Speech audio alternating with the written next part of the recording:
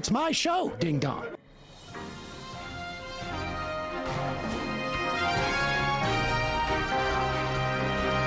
Hello!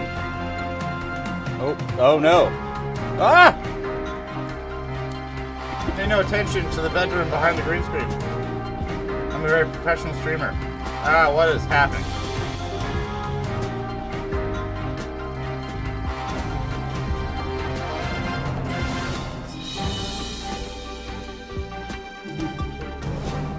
Ridiculous. Well, I guess we're starting off to a great start.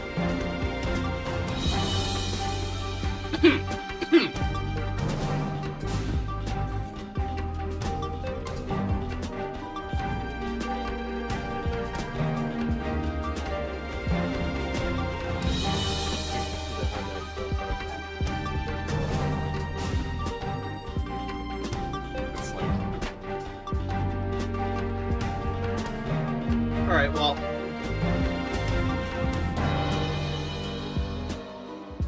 I just move it slightly over so I'm not. Alright, that's better. I bought myself a little bit more room.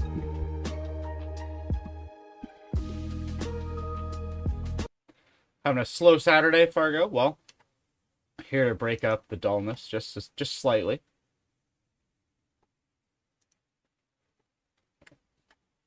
Fargo, if you haven't been paying attention this week in politics, in Canadian politics specifically, our boy Pierre Poilievre, leader of the Conservative Party, has gotten himself into a bit of a kerfuffle over some statements he made on a podcast earlier this week, specifically the Northern Perspective podcast. When was this released? This was released October 3rd. Oh, so it was like, did we already watch this on stream?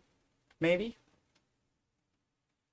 I don't know if we already watched this. Did we already watch this? I feel like we did. We sort of... Yeah, no, that was definitely one of the biggest difficulties when I was trying to pick out glasses, is like, which ones don't make me look like I'm like at teaching woodshop, especially with headphones on. And I don't think I really succeeded in that. Basically all glasses make me look like a woodshop teacher. But Fargo, you would have been here. Thank you. I thought these were the nicest ones of the ones I looked at.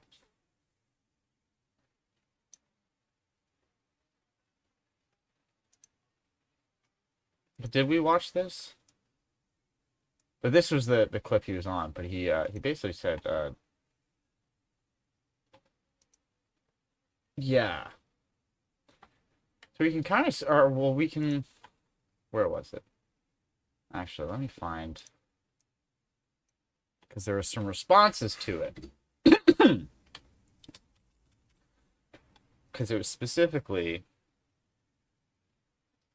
We'll just refresh everyone's memories. Oh yeah, no, we did watch this on stream. But what I need to find, just so I can find the clip, the thing everyone's upset about. All right, here it is.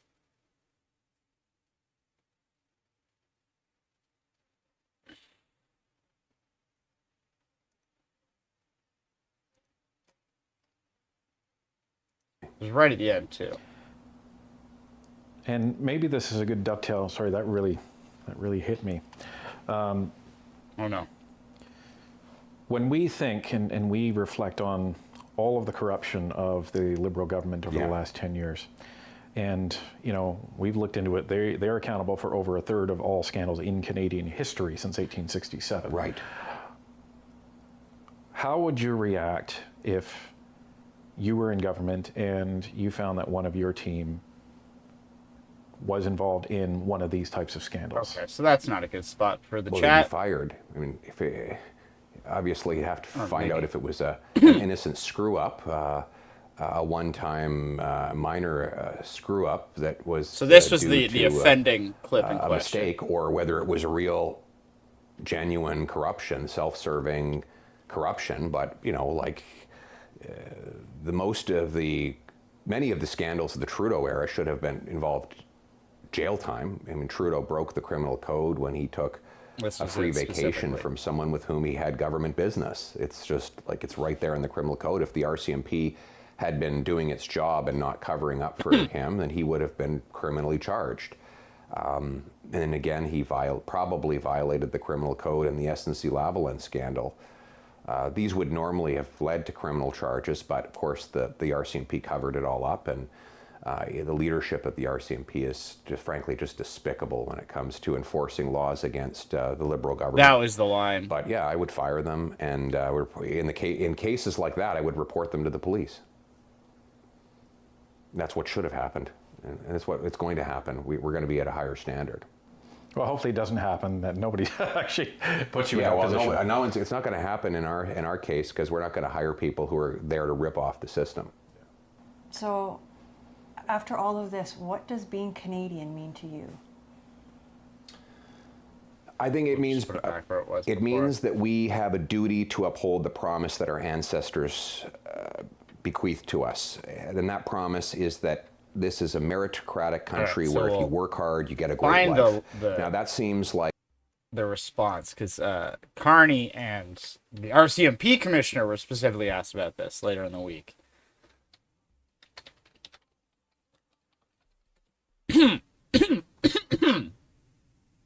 God damn.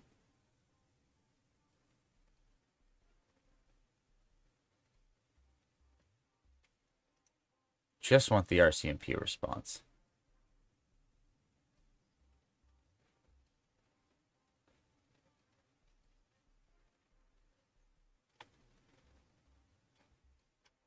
Here it is. That you'll have it. Oh. Prime Minister's announcement of long-promised bail reform aimed at cracking down on repeat offenders. He says it'll be introduced within a week, but the Conservatives say, as you heard there, it won't go far enough toward addressing crime rates in this country. Our front bench is back to talk about that. Brian Gallant, James Moore, and Nathan Cullen. James, I'll start with you. I think besides the substance of what was announced today, pardon me, the visual, the fact that this announcement was made in the Greater Toronto area, area that was, basically, I know people who ran the Liberal campaign thought cost them their majority on the issue of. Or they're not going to play the clip. That, surrounded by. Come on, Vashy.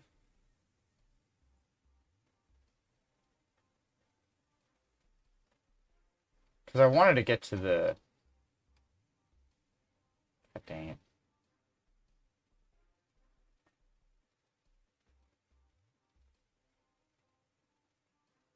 This has his follow-up, but it doesn't have his actual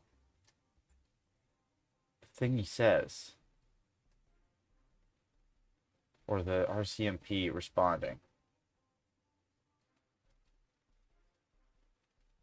Oh my god. How hard is it to have the RCMP response?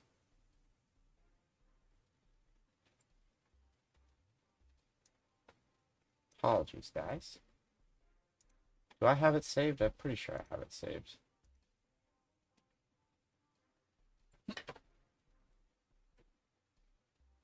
Oh, here it is. Here it is.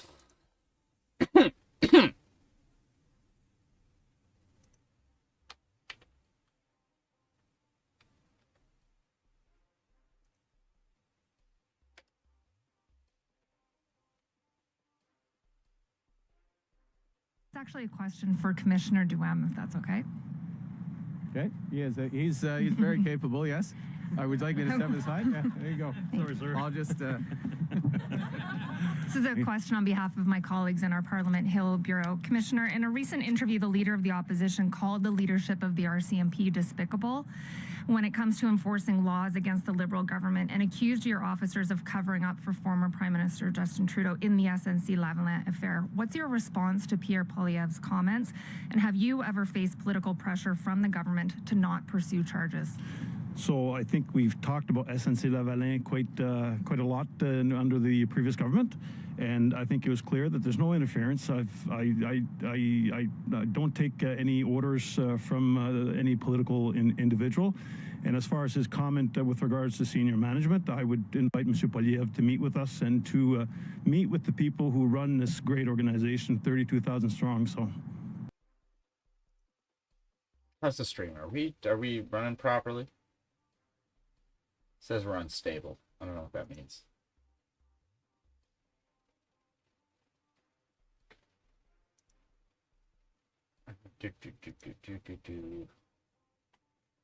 Seem like we're okay. Yes. Hey, St. John. How's it going? Happy Saturday.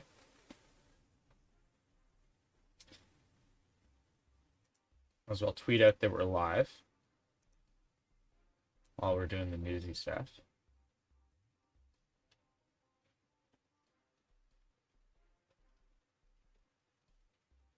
That's nice.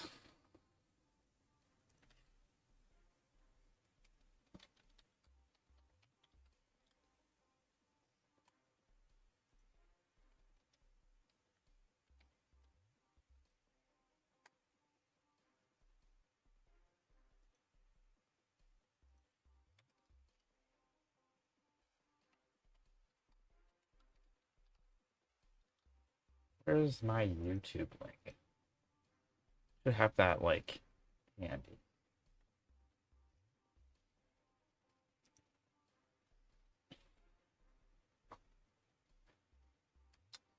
So I should add a command so I can just link it.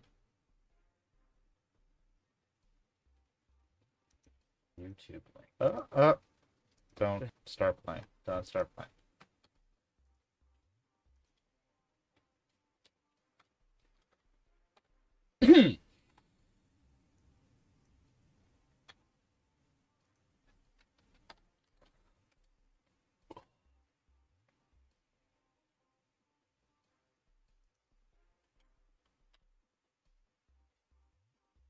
There we go.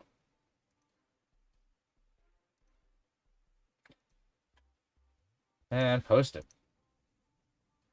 Now we play the waiting game. Also, I had to stop because I almost threw out my McDonald's Monopoly coupons. I got Bay of Fundy, Robeson Street, and yes, to the Americans watching, Canadian McDonald's Monopoly does have Canadian like versions because there is a Canada Monopoly. Also have Lake Athabasca.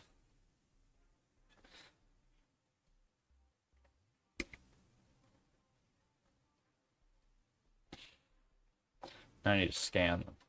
All right, so that was the response, and this has caused a bit of a firestorm in the news and commentary. Oh no, I didn't mean to close that. Because that had. You were in government, and there's a response. They have a response clip to this.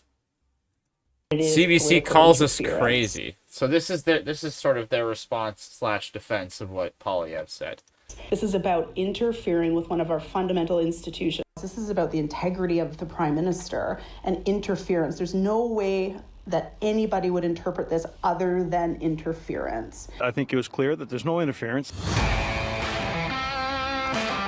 Those were two different things. But, I mean, point taken.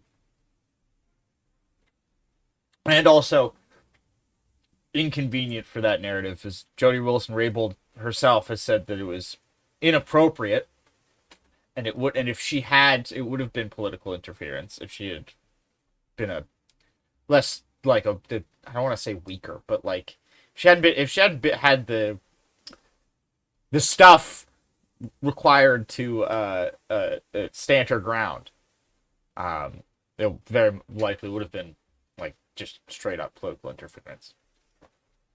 I guess attempted political interference, but it's like I don't know if that's specifically in the criminal code. But also she said herself it was inappropriate but not illegal what happened. So, all right, I'm gonna play this while I scan my my Monopoly properties.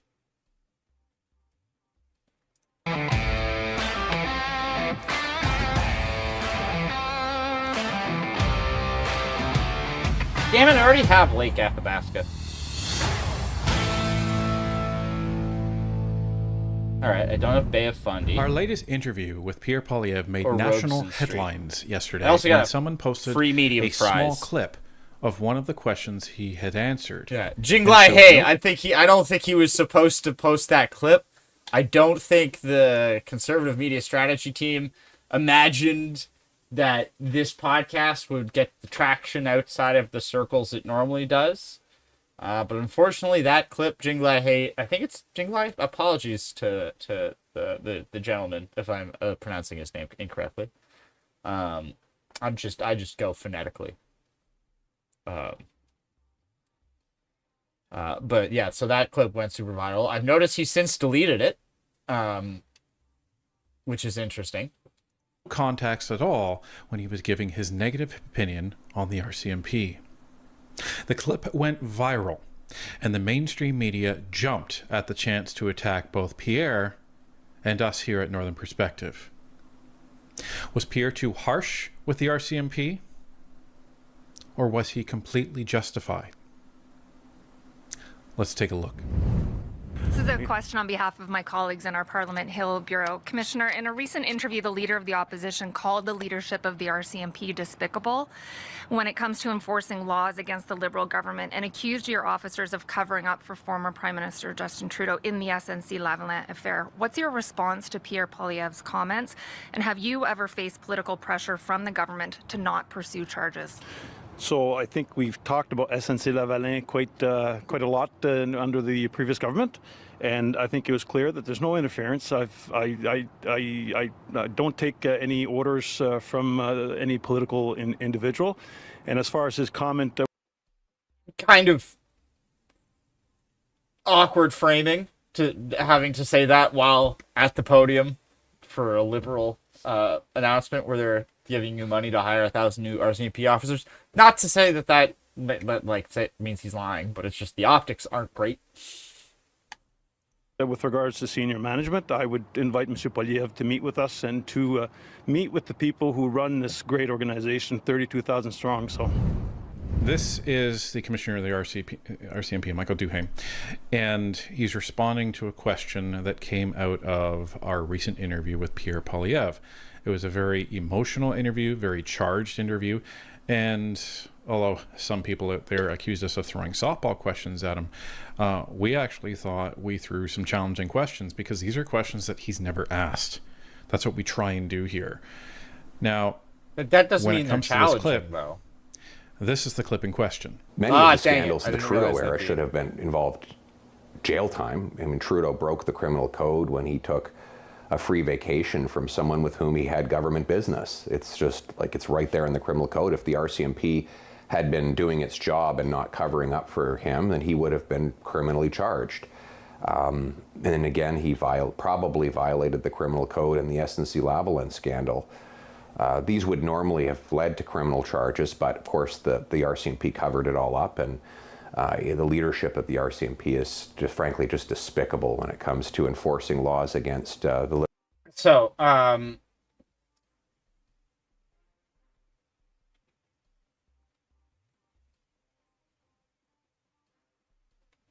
yeah, the Act prohibits public office holders and their family members from accepting any gift that might reasonably be seen to have been given to influence the public office holders, with certain exceptions. Now, I'm in no way trying to defend this specific exception, but one of the exceptions is that you can accept the gift if it is approved by the head of the department of government for which you work in. Now, unfortunately, as Prime Minister, he is the head of the government for which he works. So one of the exceptions to the rule is the Prime Minister can, in fact, accept gifts if he asks himself permission. Which is just... That's just the rules, baby. Liberal government. Love them or hate them. Do you disagree with Poilievre? Before you make your decision, we want to show you the context in which his answer is actually based, because mainstream media keeps saying, well, he has no evidence. He's offered no evidence. He doesn't need to, folks. It's already on public record. If you don't believe me, take a look. the principal person of interest in the SNC scandal was at all material times the Prime Minister, Justin Trudeau. To you, Commissioner, the scandal is now over 5 years old. When did the RCMP interview Justin Trudeau? He was not interviewed. No, he got like a free vacation to, I think, the Aga Khan's island, which, I'm not fully sure what the Aga Khan is. It's one of those things that yes, I always have to keep Googling it, because I was like, what is, it's the hereditary title of the spiritual leader and imam of the Nizari Isma Ilishas, a branch of Islam with approximately 12 to 15 million followers worldwide. The Aga Khan serves as both the religious head and temporal leader of the Ismaili community. No, I know it was a joke about Trump. I'm just saying it was kind of a...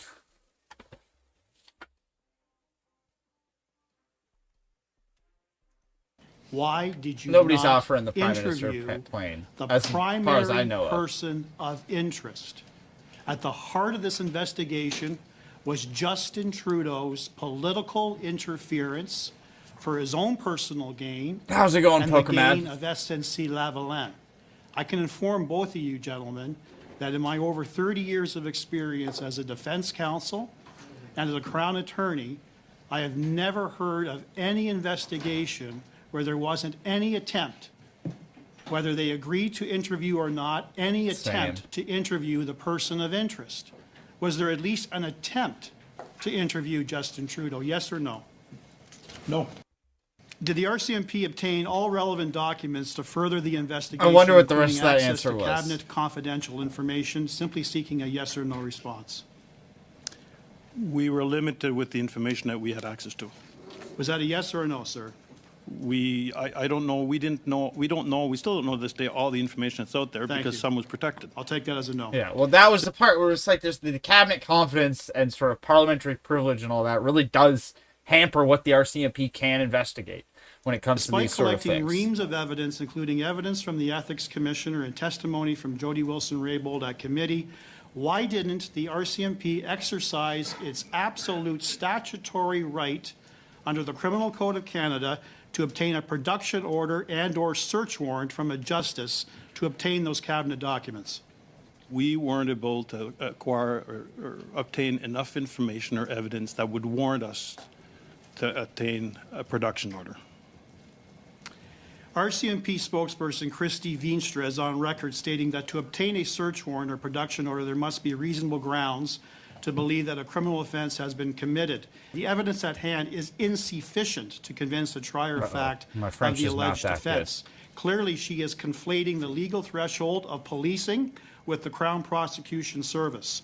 Both of you, sirs, will agree that your sole responsibility is to determine whether there are reasonable and probable grounds to lay a charge. It is not your mandate to prove the charge beyond a reasonable doubt, which is the independent prosecution service. Would you agree with that?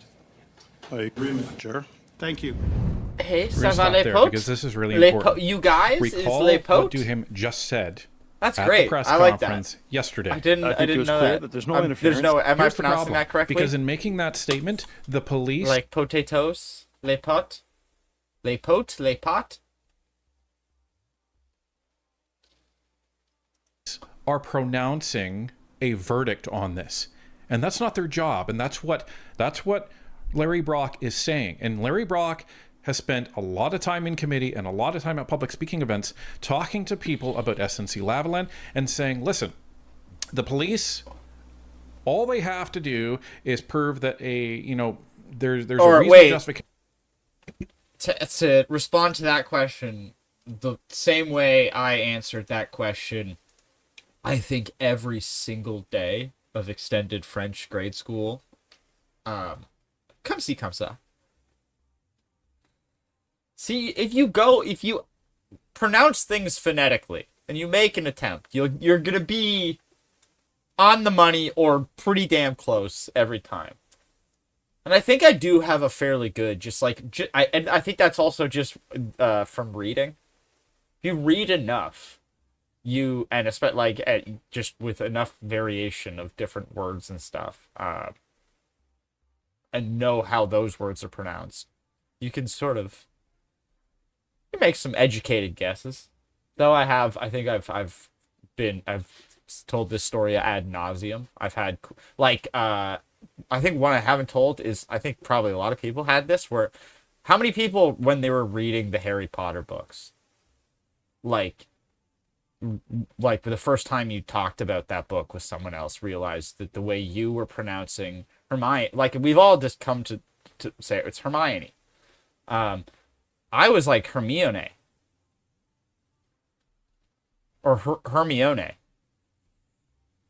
and like also, but I feel like I've been vindicated because it is Greek, and I've heard it pronounced in the Greek, and that is probably closer to how it would be pronounced if it was Greek. It is the Greek hero's tale, though Ron would be Hermes, and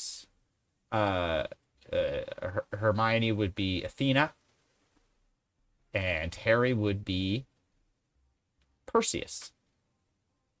Because what are the three gifts that Perseus is get? It's pop quiz time. What are the three gifts that Perseus? Yes, because Theseus is the golden fleece, right? Perseus is the one. I always get Theseus and Perseus. Yeah, Perseus. Yeah, the three gifts that Perseus gets. God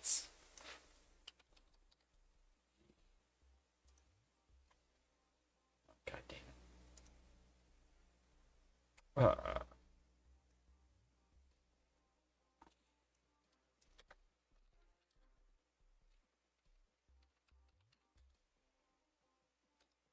So the three gifts he gets is he gets basically a bag of holding. He gets the winged sandals, which can either be the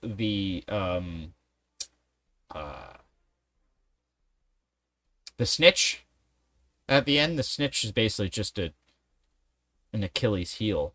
Like if you took out the Achilles, like Hermes is a Achilles heel with the wings and all, it'd be a snitch, or his broomstick, and then also Perseus gets a big sword that can cut through anything, and that's the sword of Gryffindor. There's basically no original ideas anywhere in Harry Potter. You know enough Greek and Roman myth, and as my mom loves to point out every time that the movie is on TV, is that how much the school grounds look like the school she went to, and how crimson and gold were her school colors and all that.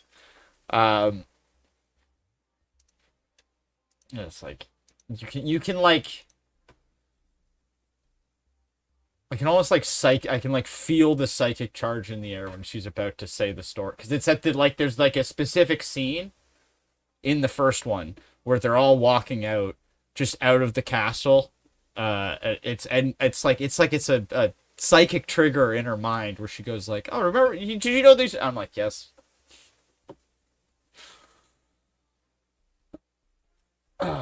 Reminded of which, just all the stuff that like all of the Hogwarts teachers are basically just the Greek pantheon.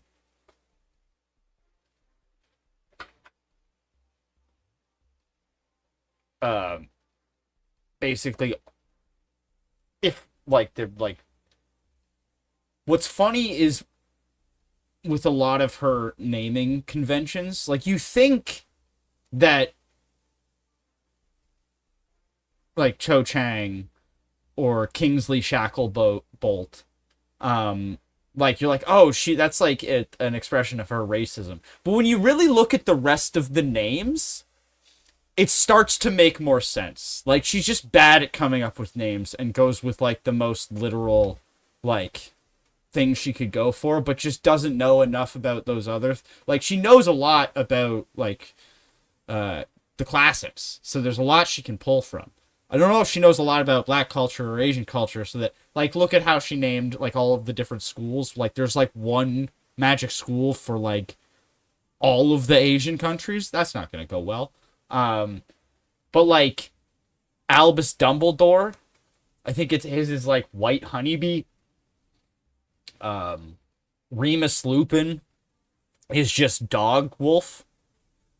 His name is Dog Wolf. No, well, actually, technically, it's just Wolf, because Remus is Romulus's brother, who were both raised by wolves. What else?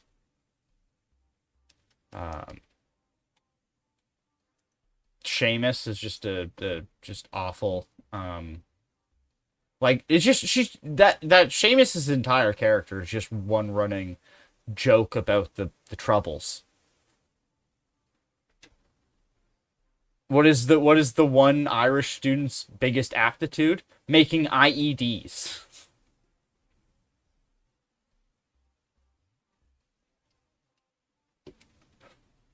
That a crime had been committed. Sorry, we'll That's get back their to burden this. of proof. And if they have the mens Small rea JK Rowling detour in terms of the person knew that they were doing it, and the actus rea, they had the ability to do that, then that's all they need, and then they can lay a charge. Then when they hand that over to the Crown prosecutor, they have to go up to here and say, okay, so is there a probability that we can actually get this convicted? That's not what the police, that's not their job.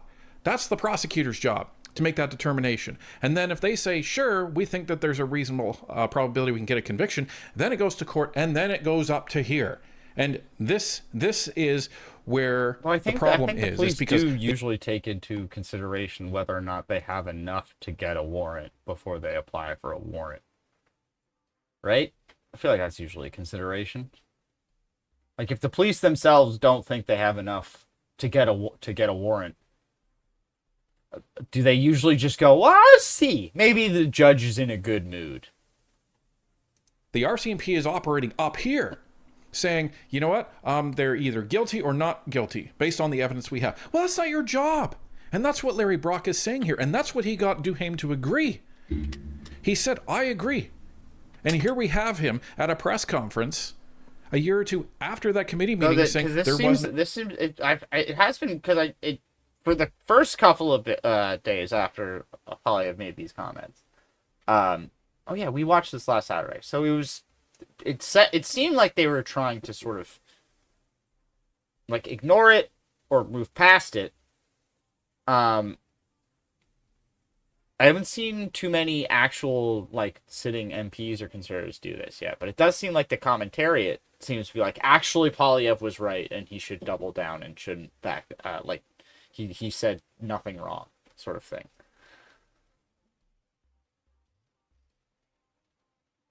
To pals? Okay, that makes more sense, but no interference. Well, you didn't interview Justin Trudeau. You didn't try to interview Justin Trudeau. What do you said, in committee, trying to keep you entertained while you work? So you cannot, beyond a reasonable doubt, make that determination at all because it actually hasn't gone through a court of law. The only thing you could have said is, we didn't find evidence. That's all you could have said. But here's the head of the RCMP pronouncing a verdict which is not in his job description. This one's very straightforward. It's a decision tree on Section 121(1)(c) of the Criminal Code, fraud on government. It's by the RCMP, and they've populated information on the document. Was Mr. Trudeau a government official at the time? And it says yes. This is the...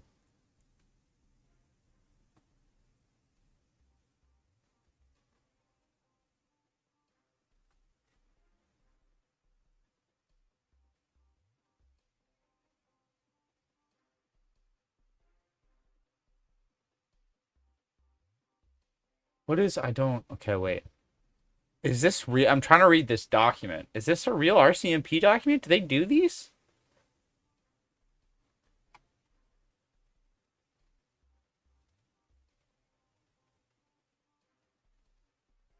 Huh. Okay. Did Mr. Trudeau accept a benefit from the Aga Khan? It says yes. Did the Aga Khan have dealings with the government? It says yes. Then it says, did Mr. Trudeau have consent in writing of the head of a branch of government for whom he worked? It says unknown. Well, because it's like, who's the head of government for which he works? Because is it him, or is it the Governor General? Possibly? Like, I think that, I don't know. I mean, I don't know. I don't know what what the ruling would be on that. Did Mr. Trudeau know that what he accepted was a benefit from a person who had dealings with the government? Yes. At that point, it says, if yes, then the final verdict would be not guilty. But it goes on, if no, did Mr. Trudeau know that he accepted was a benefit from a person who had dealings with the government? Yes. And then if yes, it says, final verdict, guilty of fraud on the government. Now, we know that, in fact, Mr. Trudeau did not have a writing from the head of branch of the government for whom he worked, because that question was put to him in the House of Commons. Well, Mr. Speaker, there is no statute of limitations on fraud charges, and the Prime Minister is not above the law. Right. The criminal code is clear. The only way the Prime Minister is not guilty of fraud is if the Prime Minister gave himself consent to break the law. That is in the criminal code.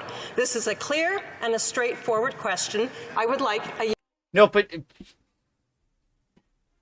if he gives himself permission, it's not right. This is such a, because this is why it's so, like, I think this is all coming flooding back to me, because it was so maddening at the time. Like, I want to be clear, this is not me defending this. This, I think, is very, this sort of exception is very dumb, I think, especially when it gets to this point, because now it's like Schrodinger's permission.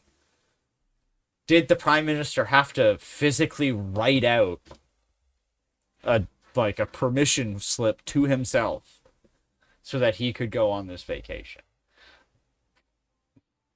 Because if he did, then he's not breaking the law because he has permission from himself. But is it if he didn't literally write out permission to himself, then is it? Like, if he went on the vacation without writing a permission slip to himself, does that then make it illegal? Like, literally just not having it in writing? Because that would... There's a part of me that appreciates that. Like, sorry, sir, you didn't write yourself a note. We're gonna have to throw you in prison. I can't help but smirk at that a little bit. yes or no answer. Did the Prime Minister give himself permission to get away with committing a criminal fraud offence? No, Mr. Speaker. He was asked again on April 26, 2022. Again, the answer was no. So Conservatives put the question to... Seems like a bit of a poison pill question. He wasn't going to say, yes, I gave myself permission to fraud on government against crime. Prime Minister Justin Trudeau in the case of his illegal vacation but, like, to Bell's Cay. Now, illegal because if he wrote himself permission, then it wouldn't be a crime. It was certainly law-breaking in that it broke if he didn't write it, then it's a crime. Conflict of Interest Act. The question is, Great. did it break Section 121(1)(c) of the Criminal Code? Commissioner, did the RCMP call Mr. Trudeau and ask him the question? Did we contact the Prime Minister in relation to this one? No. Okay, so he wasn't asked, and it was left in the document as unknown. And the only open question on whether or not it met the standard of fraud on government. I love With due it. respect, I love Commissioner, it. the only outstanding SNC question on the Lavalin, decision tree Agacon. provided in the ATIP was whether or not the Prime Minister had consent. But it's like the RCMP said it was unknown. We satisfied an answer to that question and that he did not. And based on this document, it says final verdict, guilty of fraud on government. So this is the Aga Khan issue, and this is the other issue that Pierre talked about. Based on the RCMP's own decision tree, he should have been charged. No. And later in committee, based on the commissioner and his staff sergeant. The decision tree is locked because we're in a Schrodinger's permission slip scenario. I've already explained to you.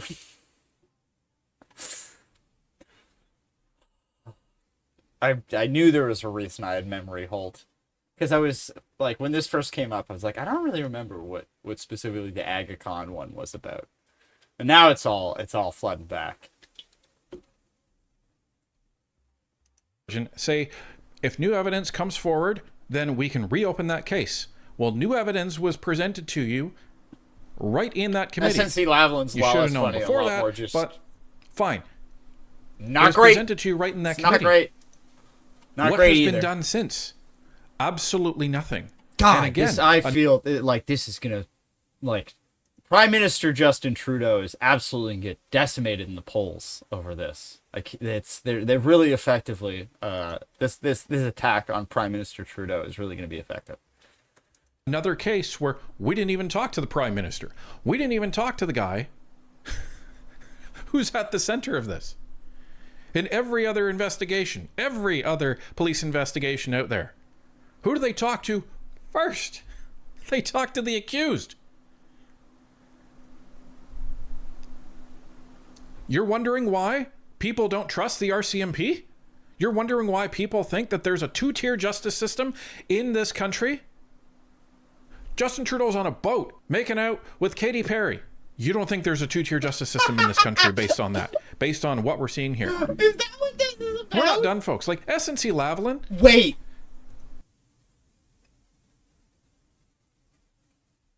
No, this interview would have come out October, because this interview came out October 3rd. So would this have been this would have been filmed before the kit? So okay, never mind. All right, but still, oh my gosh. Oh.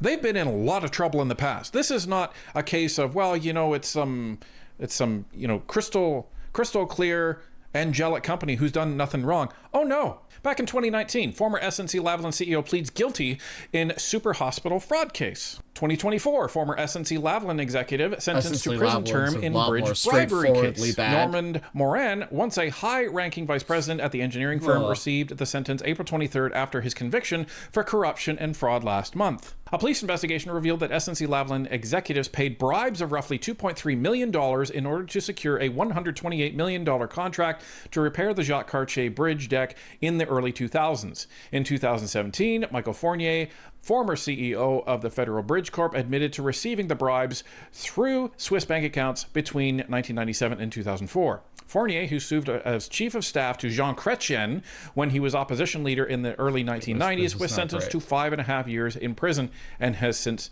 received full parole. SNC-Lavalin was previously charged with bribery and fraud in relation to its past work in Libya, which became the focal point of the high-profile 2019. But I guess the question is like, who are they attacking here? Is it just do they genuinely want to see Trudeau? Maybe they do. Maybe they do.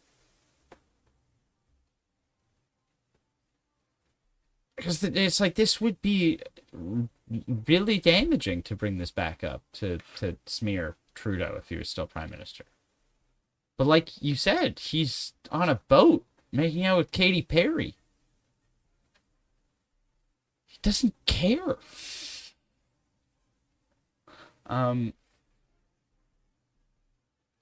So is it just to undermine the RCMP? Battle between Prime Minister Justin Trudeau and then Attorney General Jody Wilson-Raybould. In December 2019, the company reached an agreement that saw its construction division plead guilty to a single count of fraud, accompanied by a $280 million fine, while other charges related to its acts committed in Libya between 2001 and 2011 were set aside.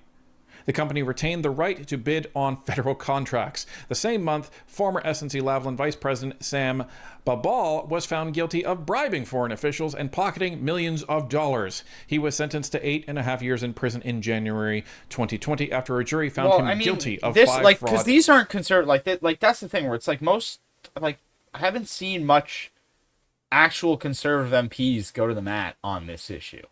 This has all been like the sort of the online sphere and the commentariat.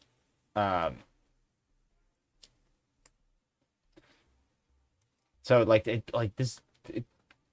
from the actual comments I saw from actual serving MPs, they all tried to.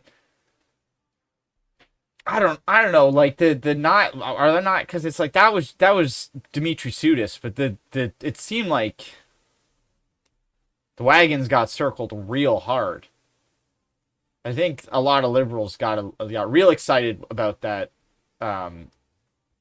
op-ed, assuming it was some sort of omerta that had been put forward. Harper was under the table putting a hit out on Polyev, but I don't think that's what happened. I think that was Dmitri's personal opinion. And yeah, they're gonna lean on the fact that he used to work for Harper as like to give like what he says more gravitas, but I don't think that means that that's what Harper said.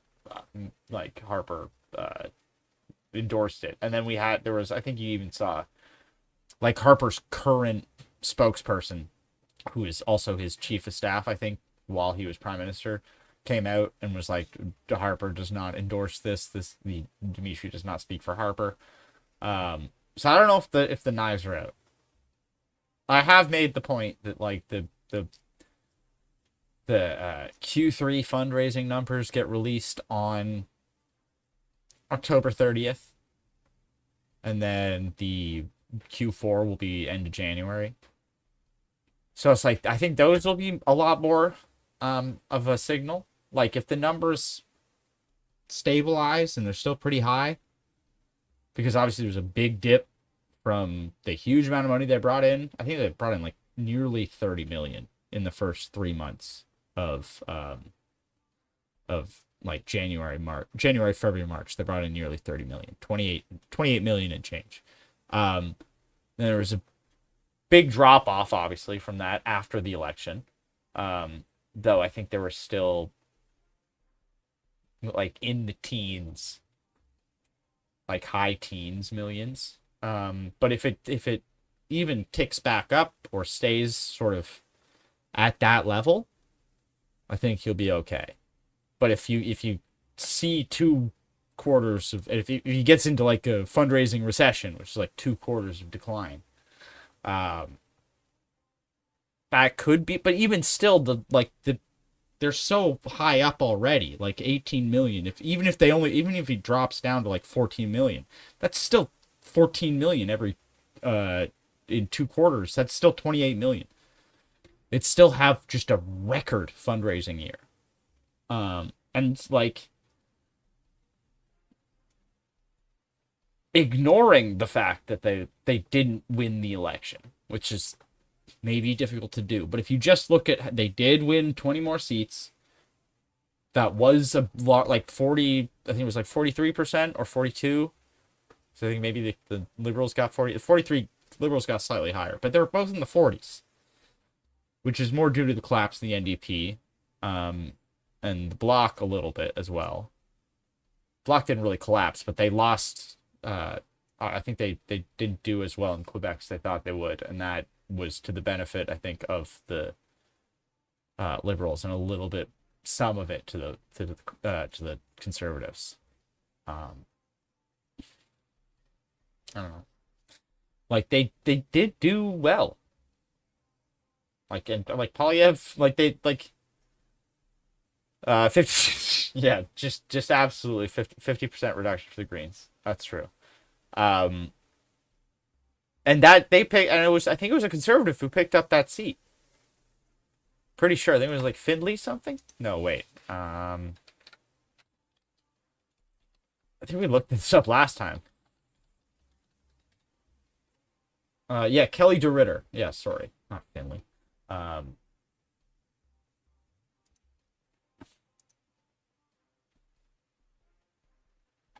So, like, if the only thing that matters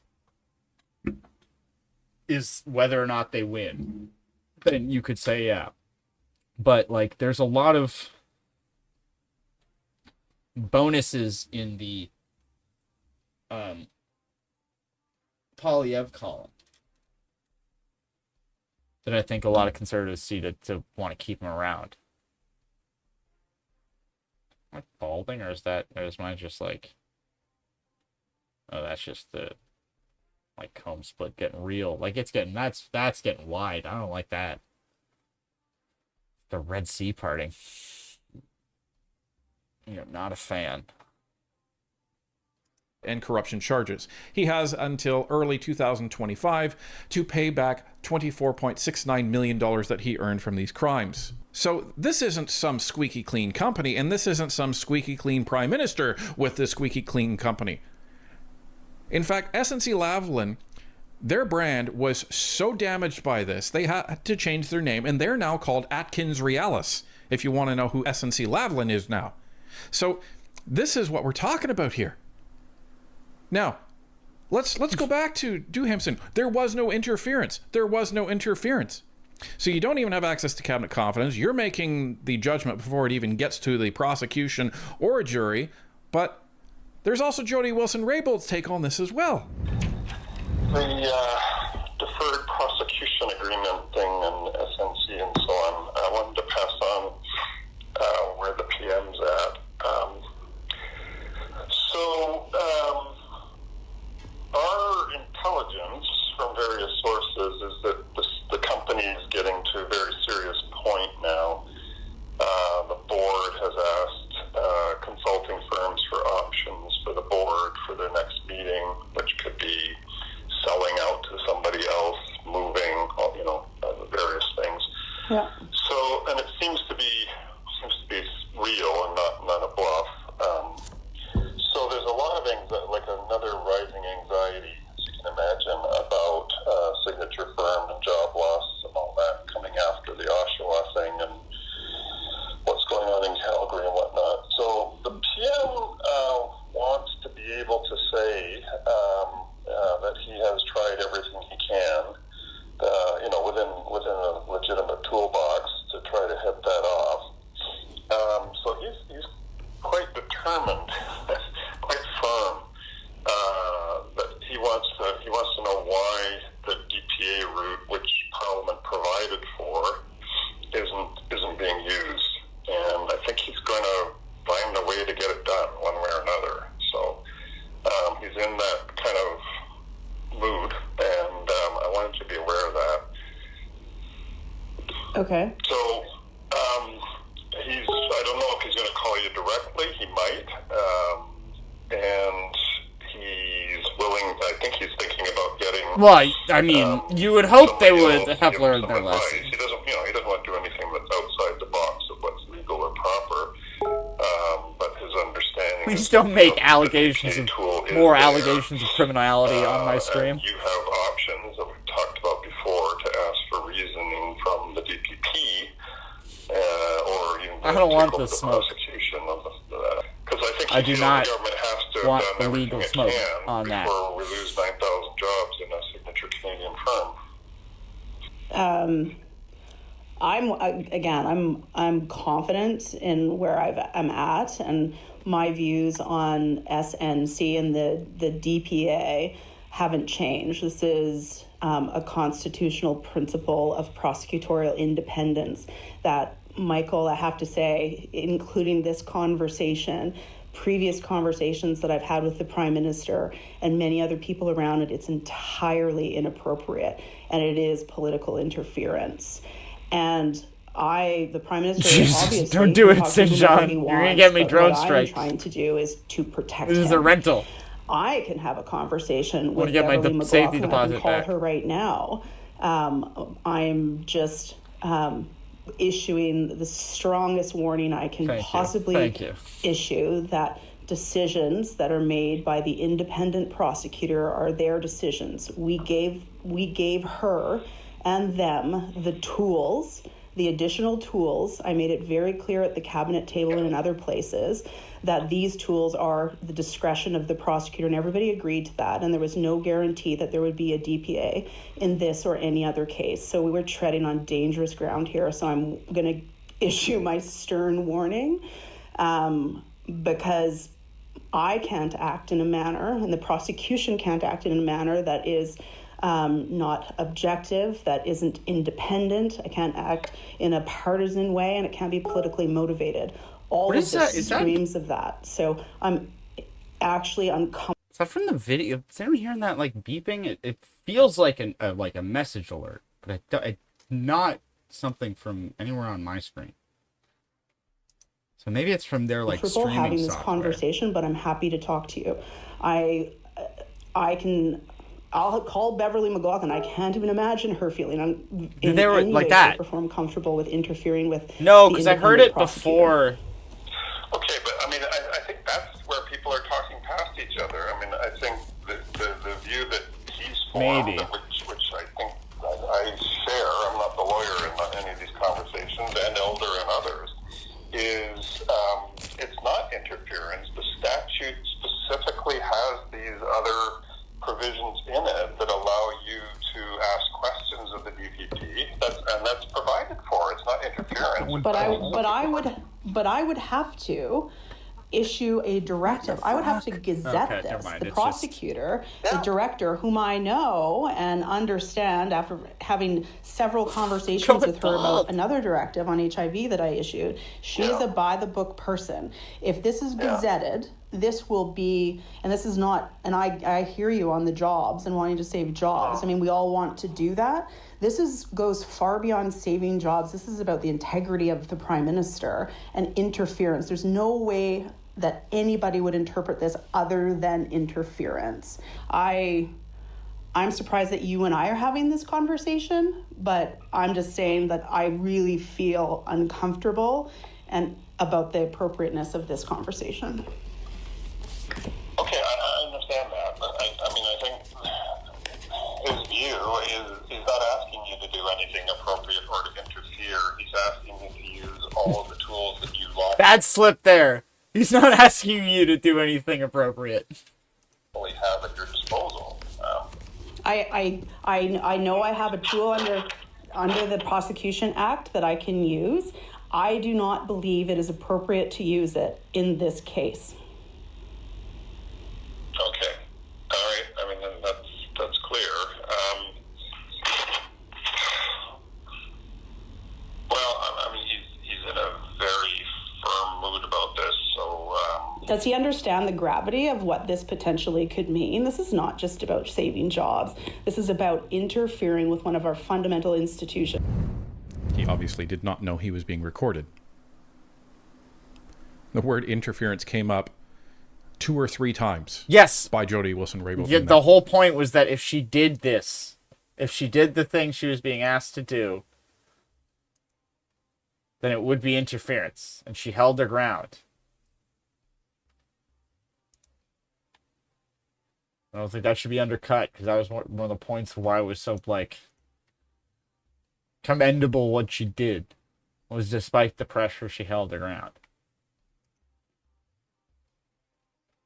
Now, I'm not a legal scholar, so maybe just the act of the pressure is enough to be a crime. Michael Duham doesn't seem to think there's any interference. He's pronounced judgment on it, despite the fact that he's not received all of the evidence in the cabinet. Hasn't received it. Why didn't he receive it? Because the person in question that was under investigation, Justin Trudeau, had the authority to say, you don't get it. Now, there is one person who had the authority to expand the parameters of that order in council, and that is the Prime Minister himself. The RCMP went and requested an expansion of the scope to obtain that evidence, to follow that evidence, correct? Before we proceeded with the assessment, yes, we did make a request for an expansion to the parameters. That request was turned down on August 30th, 2019. I would have to say, Mr. Chair, that the request for the expansion was not allowed. It was turned down, and it was turned down by the PCO, the Prime Minister's Department. But Michael Duham says there's no interference.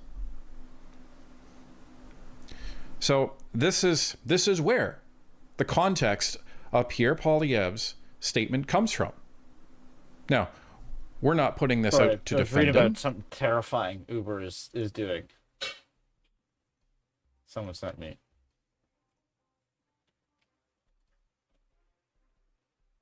I don't know why this just fills me with dread. Uber will give its drivers in the U.S. an option to make money by doing digital tasks.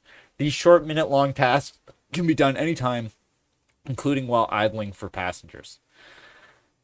Yeah, that's the only time they're going to be doing it. They're not going to be doing it while they're driving. Data labeling for AI training. Uploading restaurant menus. Recording audio samples of themselves. Why? Narrating scenarios in different languages. So they're just going to start stealing their drivers' voices for AI. The opportunity is quite large. based on fact that 2 AI data labeling startups, Scale AI, Surge AI, each reached $30 billion valuations. It's the magic word, valuations. Are they worth that much? Who knows? That's just what people say they're worth. Earlier in October, Uber, which has 1 million drivers in the U.S., had acquired Belgian data labeling startup Segments AI for an undisclosed amount. I don't know why that just feels so dystopian. We're putting this out to give context on why he said what he said. Because we happen to agree. We happen to agree, and there's a lot of Canadians out there that agree. There's a lot of Canadians out there that don't trust the RCMP for specifically these reasons.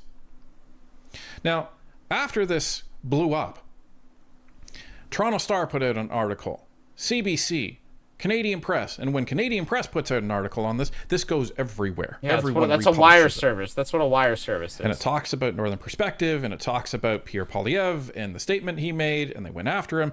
And then that led to the press conference where Duhem was asked about this by a CBC reporter. And then it was discussed on Power and Politics. Check this out. Fife is always It's great an interview for the that Pierre clips. Poilievre gave to a podcast that was This recently one's a real released, in old which man yells at he said the some internet harsh moment. things about the RCMP and suggested that former Prime Minister Justin Trudeau should be in jail and that the RCMP basically let him off the hook. You know, Bob, when that clip surfaced on social media last night, a friend of mine saw it and said, "Is this AI?" Because despicable leadership, cover up for the. I mean, what do you make of this from Pierre Poilievre? One would wonder if he's trying to go full MAGA, because this, which I've never heard of this Northern Perspective or whatever it is. Yeah. They don't even tell us who the people are. If you go on their website, They don't I've even never tell heard us of who it. the people but anyway, are. He's now on this sort of crazy right-wing.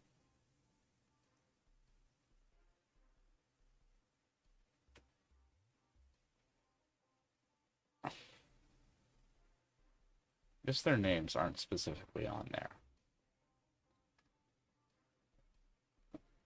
But like, I feel like it'd be pretty easy to find their names. YouTube channels spouting what he's spouting. You do a couple of Google searches. First of Fife, all, and find I think there. today that I think the RCMP commissioner did make a mistake today. He should not have shown up as a prop for the government announcement. He should stay away from the government on these things. He's supposed to be independent. Having said, on the substance of what Mr. Poilievre said, look, the RCMP had 2 criminal investigations, one on SNC-Lavalin, one was on the Prime Minister's, Mr. Trudeau's trip to the Aga Khan's luxurious resort. They did do a criminal investigation. They decided in the end not to lay charges, which they would have had to gone to the public prosecution's office in any case to get that. There were 2 investigations by the conflict of interest commissioners, different ones.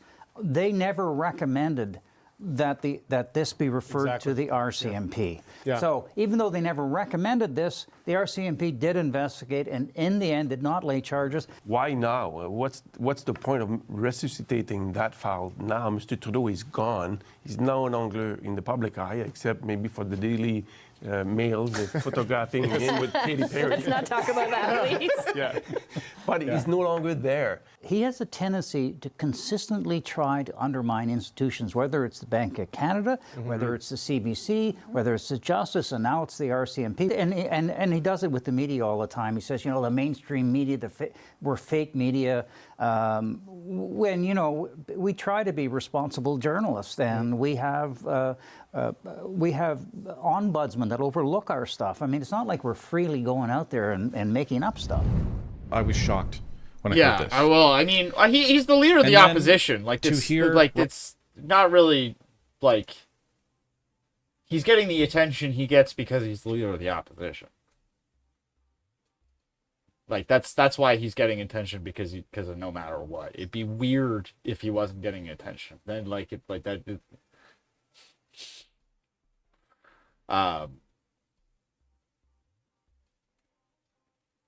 there was an election tomorrow, there's a chance he could become prime minister. So it's a certain level of attention that like is very much warranted, just by virtue of him being leader of the opposition.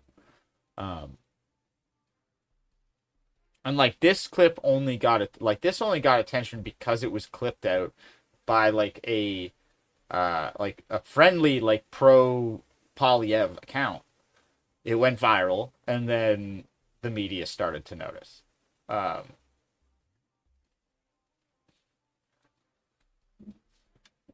Robert Fife say that we're a crazy right-wing YouTube channel, and then go on to say, well, you know, we're responsible journalists. Responsible journalists. And he says, I don't even know who these people are. You know, they don't even say who they are on their website. Yeah, well, let's just take a quick look at our website, and you tell me if this is a crazy right-wing YouTube channel.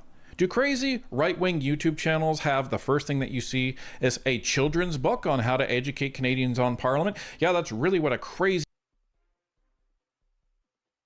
I mean, I don't know if this is discounting. It doesn't prove anything the far right-wing YouTube channel would do. Right?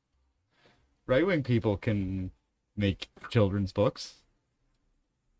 And I think there's probably some crazy people who have... I'm not saying that makes them crazy, but I don't think writing a children's book proves or disproves anything, quite frankly.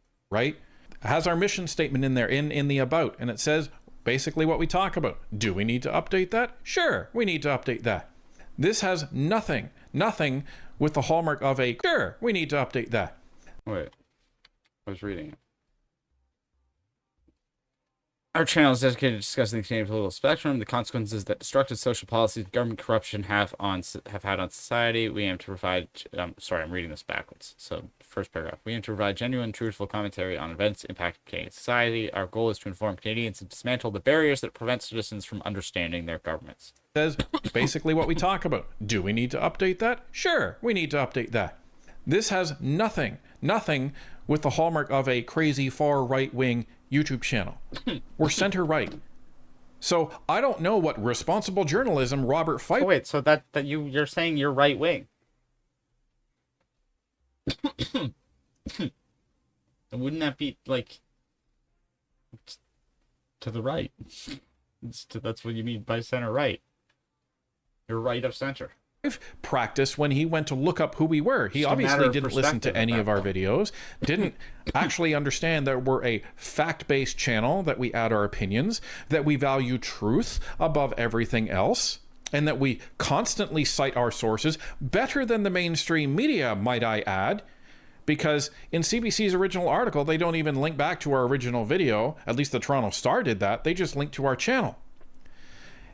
And the fact that even Robert Fife says, well, you know, this has been dealt with. The RCMP didn't lay any charges. That's what we're talking about, Mr. Fife. And we've laid out a case as to why that's very questionable and why it seems like the RCMP didn't do their job. And it took them years to actually close the SNC-Lavalin case because nothing happened. It got buried. And now they're hoping that this whole thing goes away. And then for the commentators to go on to say, well, you know, why would Pierre Poilievre go after Justin Trudeau now? He's not in politics. I'm sorry. Are you only supposed to call for the arrest of a political opponent, which you would criticize him for anyway, when they're actually in politics? Maybe if you actually stop and think about it, because they're trying to completely impugn the character of Pierre Poilievre here and try to say he's some far-right nut job, when in actual fact, he's actually saying, listen, there should not be two tiers of justice in this country. I don't care that Justin Trudeau isn't the Prime Minister. All right, he's very upset that Robert Fife was mean to him. And, I mean, Robert, that's just what you're... I think maybe he just doesn't know because Robert Fife is just, he's a prickly pear. If he thinks you done wrong, if Fife thinks you done wrong, then you're gonna get the knife. Yeah. How many tiers of justice are there? I don't know, man. At least 10. At least 2. Which was, I think, probably one of the funniest sort of jujitsu, like, deflating answer. Like, to just deflate the attack vector. When it's like, Mr. Biden, how many genders are there? And he's like, I don't know, at least 2, which is I think such a perfect answer to that. Because he can't. How can he get mad at you? Because it's like, well, if he's like, there's only 2 genders, so, well, then there you go, at least 2. Which is I think that was one of his best answers. God, where is it? Come on. Where's my there he is. No. Come on, there it man. is. There it is. Come on, man. I need to do better remembering where all of my sounds are. Okay. I gotta go to the bathroom, but I'm gonna play this video that I watched where it's pretty good video. They use a lot of I think stock video from Procurement Canada, but just sort of going through all of the renovations and construction that's going on at Center Block, and it's massive. Like it's like I thought I knew all of it, but there's some stuff in here that I'm like, oh, that's cool. Well, when we say digging, that date marks the launch of an extraordinary construction project now taking place underneath the most important building in the entire country. Another blast quickly followed, then another, and 3 years later, the result was this. A gigantic pit with Canada's answer to Big Ben looming over the precipice. It's all happening now because the future of the nation's most prized asset is on the line. A building that's overseen the last century of this nation's growth. And this mammoth excavation has only just begun. If we asked you to name the top 3 Canadian cities, what would you go for? Toronto, Montreal and Vancouver would probably feature. They do have the biggest populations by metropolitan area. But don't forget Ottawa. After all, it is the capital city and has been since the country was founded in the 1800s. Queen Victoria chose it for its position near the border of Ontario and Quebec. It's where the English and French-speaking regions meet. And because it was surrounded by forests, meaning it could be more easily defended in case of any aggression from the United States. As if that would ever happen. We're spending hundreds of billions a year to protect it. Our military is at their disposal. They should be a state. To cement their newfound federal status, Canada needed somewhere to house their parliaments. They decided to put it here, on a hill overlooking the Ottawa River. It would consist of 3 separate buildings or blocks, arranged around a large lawn with the biggest in the middle. This centre block was to be the home of the House of Commons and the Senate chambers, along with offices for MPs, ceremonial spaces and a library. Construction began in 1859 and was finished 17 years later, but it was to have a relatively short life. In 1916, the building burnt down in a huge fire, the true cause of which remains a mystery. Only the Library of Parliament survived. A new centre block was quickly commissioned. Finished in 1927, this one lasted a lot longer. In fact, it's still standing today. Like the original, it was built in the Gothic Revival style, with gargoyles, grotesques and friezes adorning the exterior. But it wasn't just a simple replica. The Peace Tower was built to commemorate those who died in the First World War, and was 70% taller than its predecessor. With 53 bells inside, it's just a few metres shorter than London's Big Ben. Don't try and beat us at parliamentary buildings, guys. Stick to the hockey. And yet, while the building might have remained intact, over the last century it has deteriorated pretty heavily. When surveyors inspected it, they found eroded concrete supports, water infiltration in several areas, and some of the structural steel beginning to rust and break down.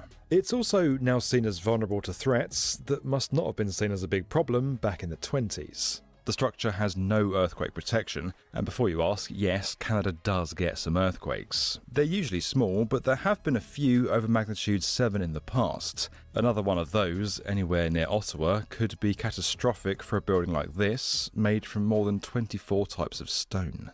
Then there's the fact that it lacks the sort of ultra-high security you'd expect from a site of this importance. And despite attracting more than 3 million visitors to Parliament Hill every year, there isn't a great deal for them to do or see, and it can get overcrowded. which is why the centre block is now midway through a $5 billion upgrade that'll see it not just fully renovated, but also structurally reinforced.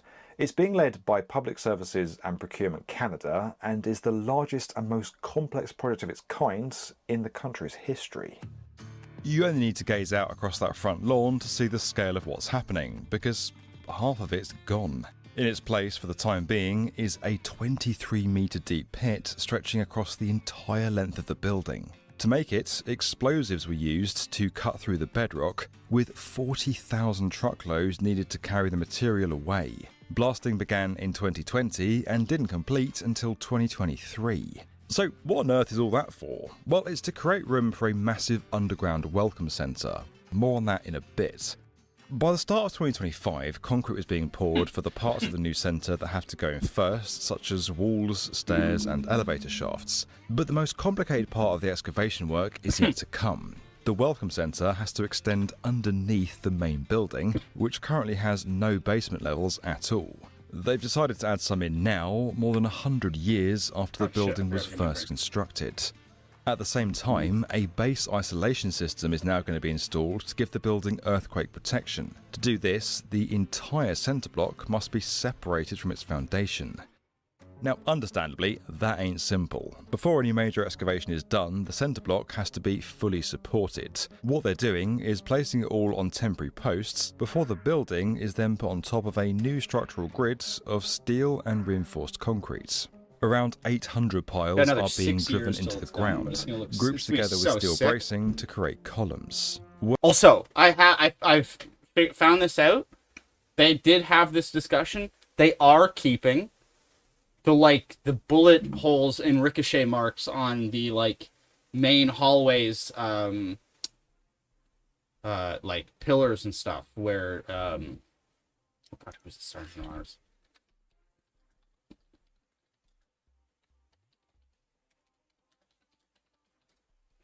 Let me make sure I get this right.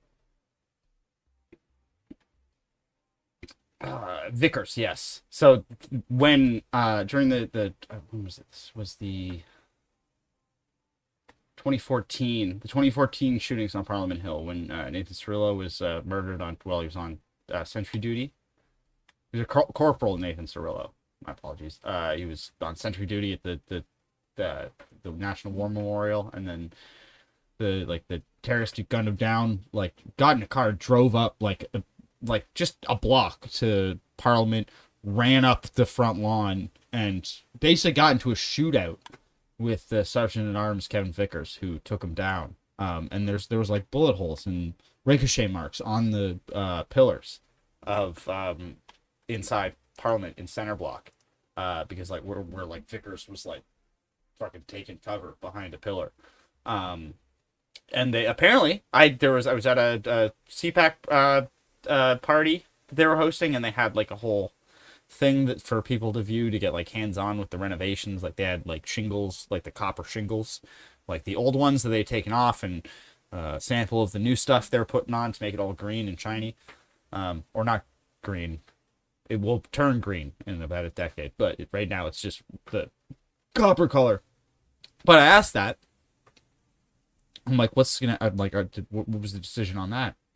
And they apparently had a discussion about it, and they're like, it's part of the history, so they're keeping it. Which my personal bias, I think that's the correct move. I think it would have been weird to get rid of it. Workers will then excavate downwards in between these columns, and after that the basement levels will begin to rise from the bottom up.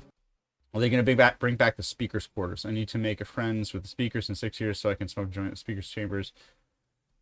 Speakers still has quarters in West Block, currently has quarters in West Block. They've miniaturized everything that would have been in Center Block is now in West Block. He has an office, but he also has quarters. I'm pretty sure. No, I think he still does. In West Block.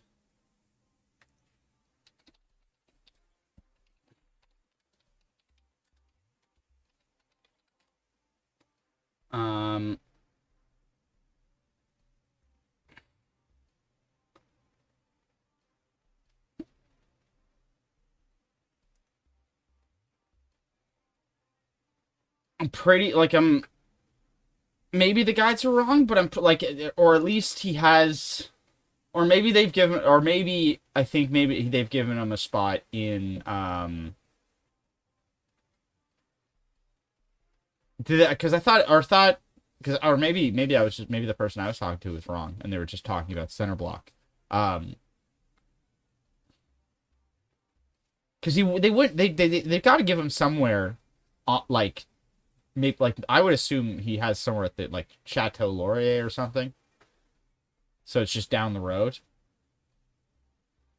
So if you're a speaker, you got some late ass nights, and you can't be expected to go all the way to the goddamn farm. That's like an hour drive.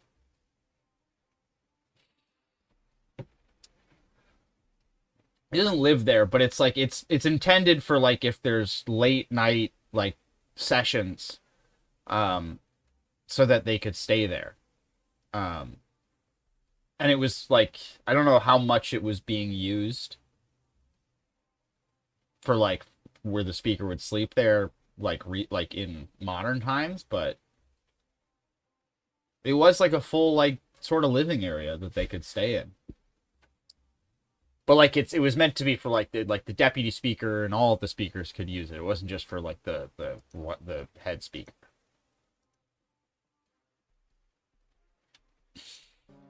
Then it's time for those base isolators, more than 500 Hello, of them. Mormon They're going to Jesus, sit in how are between you? the bottom of Welcome the to building the and the new foundation. Their job is effectively to separate the building from the planet it sits on. They act as giant shock absorbers in an earthquake. Although base isolators are not new, we've seen them fitted under nuclear fusion reactors and huge telescopes, this is the first time they've been installed in this way.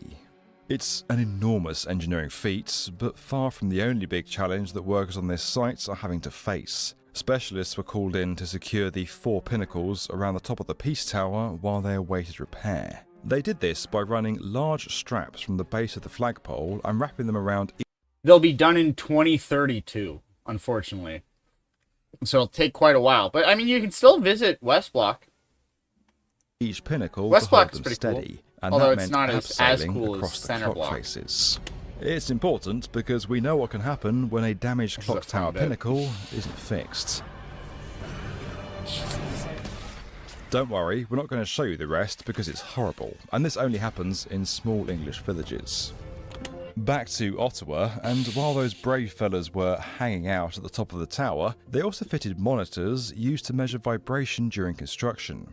Around 500 of these have been placed right across the site, because a rehabilitation project that ends up...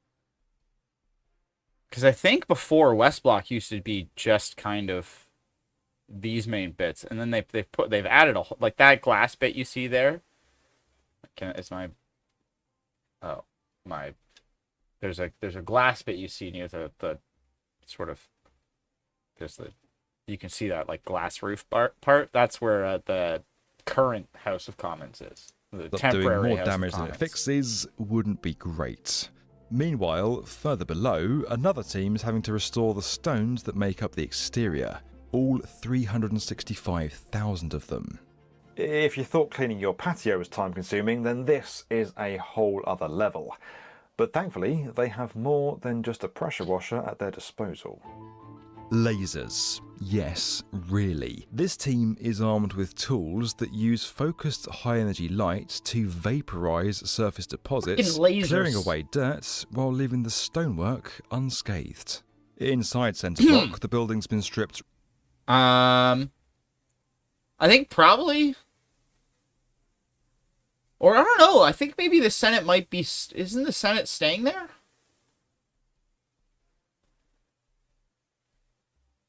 I think it's staying there in the train station. I don't think that. I don't know. Maybe they might.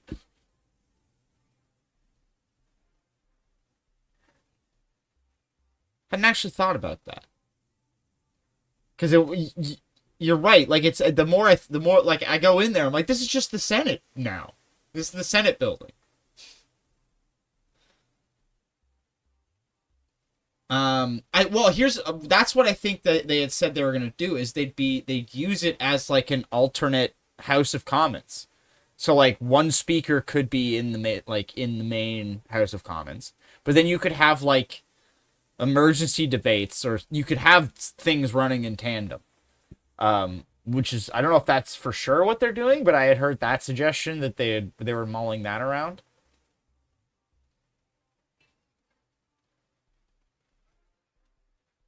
Right back to its structural elements, and efforts to restore and preserve over 20,000 heritage assets are underway. 50 rooms are being refurbished, some containing unique and irreplaceable works of art, and around 250 stained glass windows are also getting a much needed touch-up.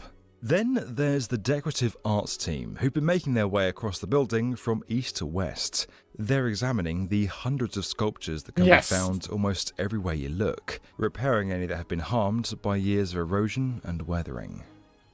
So there's an incredible amount of work going on here, from heavy drilling and reinforcement down to the most detailed artistry. But you might be wondering where the people who are normally here have got to, the MPs, senators and other high-ranking individuals who are more likely to wear suits than construction high-vis vests. Well, they've had to move out for now. While all this is going on, the House of Commons has relocated to the West Block, and the Senate it is supposed to be 2 spear lengths the building, across, which kind of makes sense. And there's a while to go until they can come back. This project is set to complete in 2031, and the centre block won't fully reopen for another year after that. When Mark Carney and his colleagues are finally let back in, they and the public will be able to admire the stunning... Carney, well, I mean, who knows what will be happening, but it's like there's a chance Carney might not even still be Prime Minister by 2031. That's a long time. New welcome centre in all its glory. Visitors and parliamentarians the will welcome enter centre under a is new going to look raised pathway sick outside the main building. After passing through a secure screening area, they'll come to the main hall, with the foundation of the Peace Tower forming part of the main design. They'll be able to see the top of it too, through the skylights that cover the new space, filling the hall with light. Yeah, that's the thing. Where I saw that post where it was like, I think it was Mark Slapinski, where it's like, CTV slips up, admits Pierre Poilievre could be Prime Minister in a matter of weeks or months. It's like, yeah, that's how a minority parliamentary democracy works. Like, if you have a minority government in parliamentary democracy, anytime you have a serious vote, you could trigger an election and lose. It's heartwarming to see people learning about democracy. Right. With connections to the West and East blocks, the centre is going to act as a secure, accessible front door to Parliament. As for the centre block itself, Canadians are going to be handed back a treasure that has been both restored and fully modernised, ready for another century of service. It's going to be so it's pretty. It's obvious why historic buildings need to be maintained, but it's not often that you see a restoration project go to the lengths of what we're currently seeing unfold in Ottawa. This isn't just about patching up a crumbling icon, it's a chance to ensure it can withstand whatever the future holds. If you enjoyed this video and you want to get more...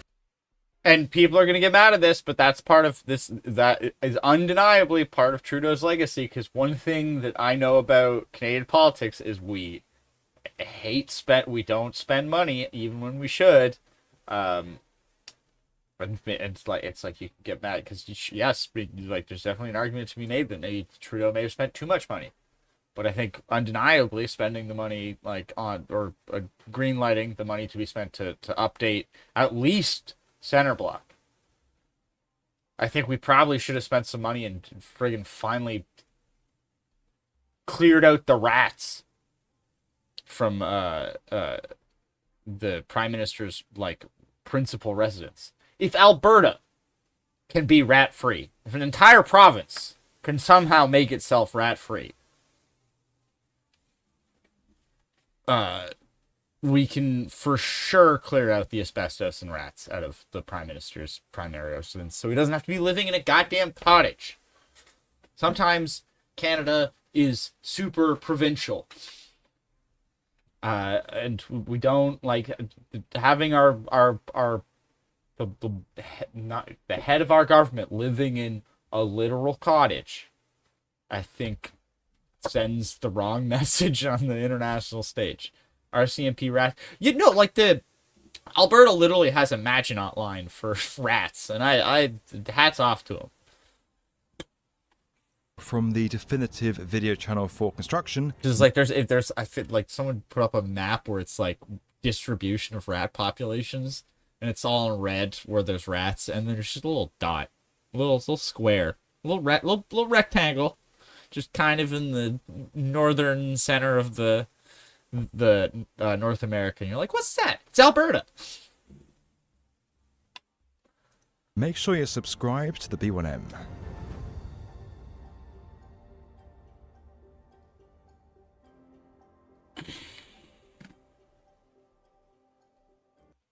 All right.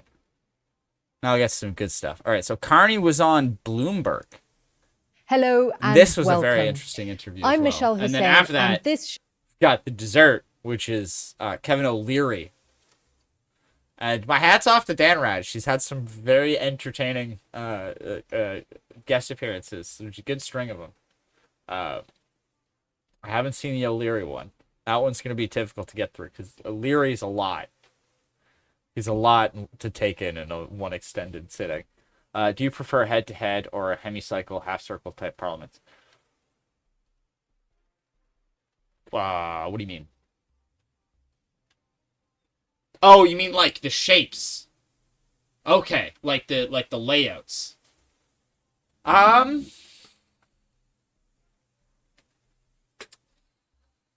like the head-to-head. Because, like, you mean, like, the hemicycle is sort of the way that, like, the U.S., like, Congress, I think, is set up, isn't it? If I'm thinking of hemicycle.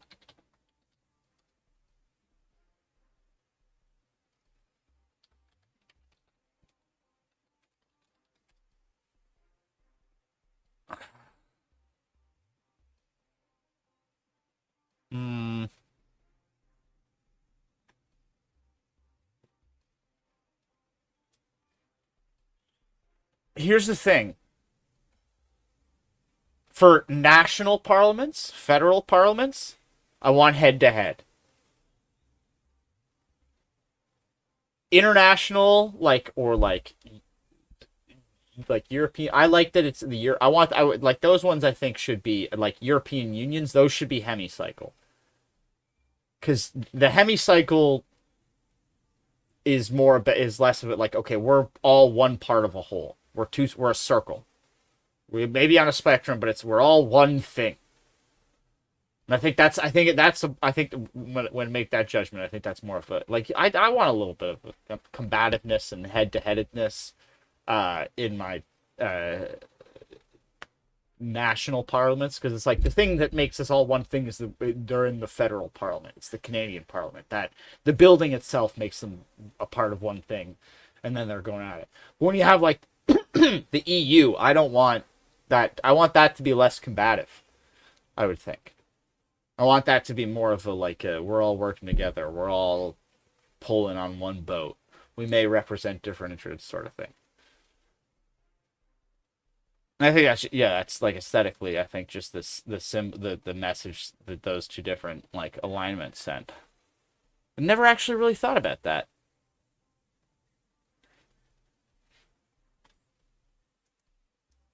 Yeah, but I wouldn't want did the French National Assembly have the sort of the hemicycle or whatever? I didn't know that.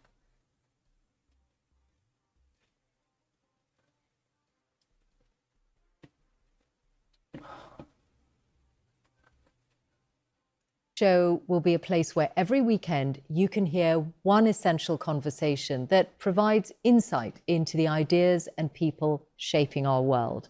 And my first is with someone who's leading a country right at the forefront of the There's also a quote in here that got some major attention from Carney as well. Global order.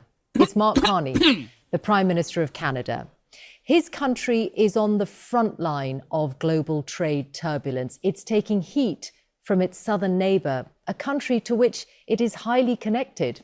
Canada and the United States, after all, share the world's longest border. And yet today, Donald Trump still believes it should be the 51st state. As a result, Canada is in the midst of a scramble to make its economy more self-sufficient. That's what Mark Carney stepped into 7 months ago when he was entirely new to politics. He's a trained economist, a former central banker, a climate champion who's now in charge of navigating a fossil fuel economy through these uncertain times. It was a weekend when we spoke. He came by Bloomberg's London studios, a place which he is familiar with as he's chaired the board here in the past. He was in London to watch Canada's women play. I was like, wonder what is the previous connection? Because I mean, Bloomberg in the UK, so it's like he was their central banker. So it's like he probably had some business, but I didn't know that. I forgot about that one. Or I probably knew that. I don't know. But that explains it. That's how you get that interview. Unfortunately for Canada, they lost. But we talked about Donald Trump, of course, about big foreign policy moves surrounding Ukraine and Gaza, and about Carney's philosophy of leadership. To get a sense of what motivates him, I started by asking him to take me back to his early years, his family, and the place where he was born, Fort Smith, in Canada's northwest. It is pretty slick to get to do that disclosure while doing his resume citation. Just get that right out while we're reciting how great his resume is. I'll just get out of the way. He used to be on our board. No, I'm sure you can do agitated hemicycles, but I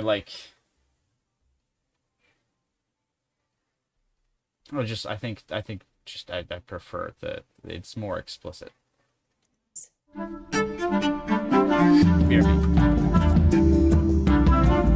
They went up to the north. I wasn't technically all the way to the Arctic, but close enough. They went up to the north as an adventure pioneering. There were young teachers going to what seemed as the frontier. Of course, there were people there already. Go bald. So there was that element. Strong sense in my family of public service. My dad was a civil servant. As I say, my parents were educators. A sense of that is the higher calling. So I've always had that element, even though I've had a private sector career. I was fortunate to be the central bank governor, as you say, in two G7 countries, and at a time when, because there were major financial problems, including here in the City of London, that job was broader than usual, major financial reforms going on, having to be negotiated around the world. So I've in that regard, I've been thinking about what next in public service. Yes. Candidly, the prospect of becoming an elected politician in Canada, let alone prime minister, I felt like was receding. And then over the course of the year and the run-up to when I stood for election, I became more and more concerned, as some others did, about the potential direction of our country, and felt that, given my background, I would have a chance to help change it. Did you get elected because of President Trump, really? I got elected, well, you'd have to ask the voters of Canada. I think... Well, you stood because of President Trump, didn't you? You made the choice just before, you announced it just before the inauguration. I did not stand because of President Trump, no. I stood because I believe that the person who was likely to become prime minister, certainly in all the polling, was not the right person for Canada, that would have been a divisive government in that case, and would have taken our country back as opposed to forward. It turned out to be the case that very quickly, once I was in the leadership campaign, before I became leader of the Liberal Party, and then before the general election campaign, it turned out that President Trump's actions in the trade war, as it's known, really intensified. And then I became more relevant. So certainly, yes, it helped that people made a judgment that I was best placed to deal with it. So you went into it with your eyes open, but what has surprised you in these 6 to 7 months? What has surprised me the most? I guess a couple of things. One is how relentless it is. So I took a decision in early January to stand for the leadership. And from that point on, it has been nonstop, as close to 24/7 as possible. I conceptually knew that. I'd had high pressure jobs before, but it's that much more so. So that's the first thing. I think that the importance of and the fluidity of international relations. I knew international relations are important, but the fluidity of those relations and the importance of those relationships, those personal relationships, with world leaders, some of which I hadn't advanced, but others I've had to develop. That has surprised me, the degree to which that is important. What do you miss about your old life? I imagine your family probably miss your old life. The big house, not yes. living in a cottage. I'm sure they do. I miss. What do I miss about it? I Big miss, ass paycheck. No, having any privacy, basically. I was thinking about something you said in 2020 about how it is easier to be a central banker in a democracy than a politician. But it feels like that's not even the half of it, right? You have become prime minister at a time when global trade is disrupted as never before. Global alliances are under pressure as never before. How has it been? I stand by my earlier statement that it was easier to be a central banker. Well, part of the reason I am in this position is because of what you just described. It's part of the reason why I put myself forward. It's possibly one of the reasons why I was elected. In some respects, I'm going to say an odd thing, in some respects, it's easier when the problems are very clearly out in front of everybody. I think all Canadians understand that our relationship with the United States has changed fundamentally, that the world is a more dangerous and divided place. And then the question becomes, what do we do about it? And sometimes, just on reflection, if you look back when times were good, quote unquote, but problems were building up, that's when it's more difficult to take the big decisions that are necessary. Whereas here you know the score. Here you know that we have to act.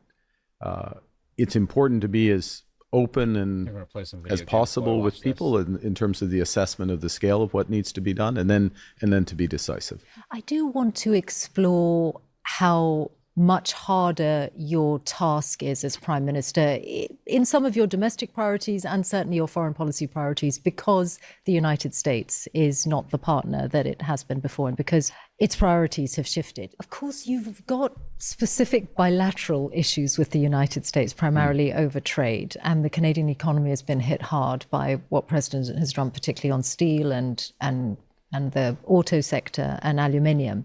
What is your strategy for when the US-Mexico-Canada trade deal is reviewed next summer? Are you hoping the US economy by that stage is in a position where President Trump takes... No!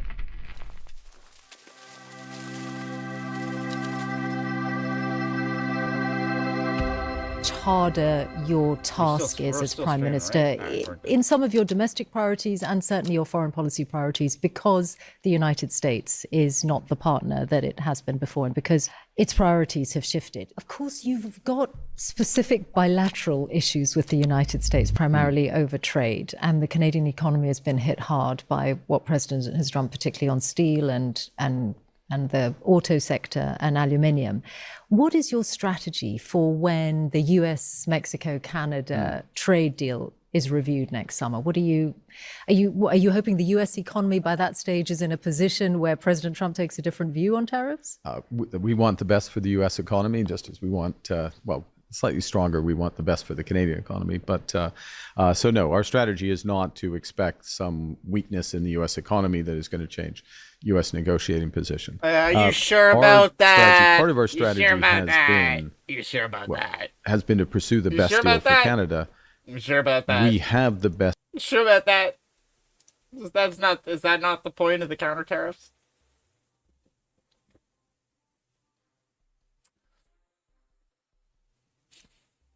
Trade deal at the moment, 85% of our trade with the United States. That would be news to Greg McEachran, because he's constantly going on about how it's starting to hurt the American economy and it'll start to affect how Trump looks at it. Which maybe, I mean, I've always thought that I don't think Trump cares. He seems perfectly content to time these tariffs with strangely timed moves on the stock market and the crypto market, which I'm sure are completely unrelated. States is tariff-free. We have the lowest average tariff against of any country with the U.S. It's 5.5%. So we're in a good position now with two important caveats. One is your question, what's going to happen with the renegotiation of what they call USMCA? And secondly, some key sectors, steel, autos, aluminium, forest products being the main ones. We'll make it increasingly clear that in certain sectors, particularly, the integration of the Canadian and US and Mexican economies is essential to US competitiveness. So in steel, in autos, as two examples, that the linkages are so tight. They're so tight such that the Canadian content, or sorry, the US content in Canadian finished automobiles is higher than the average US content in American automobiles. So we make America stronger in these sectors. And our strategy is to make sure that that is as well understood as possible. Okay, so the prosperity of both countries is at stake. Your language, though, has changed on President Trump since you came to office. Do you remember when you talked about him as a bully that needed to be stood up to? Here we go. In February when you were campaigning, we're going to stand up to a bully, we're not going to back down.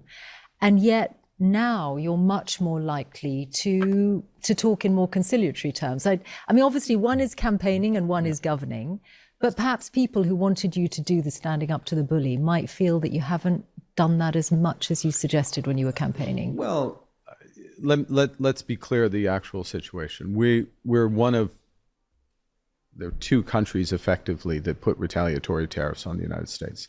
Two countries in the world. We put them on, we kept them on up to a point where they ceased to be effective. We got to a point when we took our retaliatory tariffs off, we had 85% of our trade tariff-free. When we put them on, given the steps that President Trump had taken, it was a third of our trade was tariff-free. So, strikes me that that's pretty effective. Yeah, but he has shown his power, hasn't he, over you? Like, for example, your digital services tax. You announced it, he hated it. You had to back down on that. The digital service tax was announced multiple years before. It was just effectively coming in. It was coming into effect. Look, the United States. And it couldn't, because President Trump wasn't having it. Well, we made a decision in the context. And let's what happened after we took that digital service tax off? Within weeks, the president confirmed, in writing, formally confirmed in an executive order that tariff-free status for the vast majority of our trade. So there was something broader at stake on trade. I get that, but I just wonder how you reconcile yourself to that, because it is different from the tone you struck before. Is he saying that he expected that, that was there was some signal that they were given that if they dropped the digital services tax, that he would then announce that the majority, the CUMSA compliant trade would be exempted? How you reconcile yourself to that, because it is different from the tone you... How you reconcile yourself to that, because it is different from the tone you struck before. My responsibility is to get the best possible deal for Canada. We have the best deal in the world at this point. Now, that next issue is, where is the USMCA negotiation going to land? Yeah, the trade agreement, the broader trade agreement is going to land, and that's being prepared for that and working with the U.S. and that. But let's be absolute. Because President Trump wasn't having it. Well, we made a decision. Tax was announced. You announced it. He hated it. You had to back down on that. The digital service tax was announced multiple years before. It was just effectively coming in. It was coming into effect. So is the United States, and it couldn't, because President Trump wasn't having it. Online News Act. We made a decision and the Online Streaming in the Act. context. And let's what happened after we took that digital service tax off? Within weeks, the president confirmed, in writing, formally confirmed in an executive order, that tariff-free status for the vast majority of our trade. So there was something broader at stake on trade. I get that, but I just wonder how you reconcile yourself to that, because it is different from the tone you struck before. My responsibility is to get the best possible deal for Canada. We have the best deal in the world at this point. About 10 minutes Now, in. that next issue is, where is the USMCA negotiation going to land? Yeah, the trade agreement, the broader trade agreement is going to land, and that's being prepared for that and working with the U.S. in that. But let's be absolutely clear: the United States does have tremendous leverage in the near term over Canada, over the European Union, over the United Kingdom, because our economies became linked on the basis of certain assumptions. Those assumptions have now changed, and so part of this is stabilizing that relationship. It's the U.S. right to have different priorities. We respect that they've made that choice. We look to stabilize the trading relationship. Okay, what are the new terms under the new objectives of the United States that are in the best interest of Canada?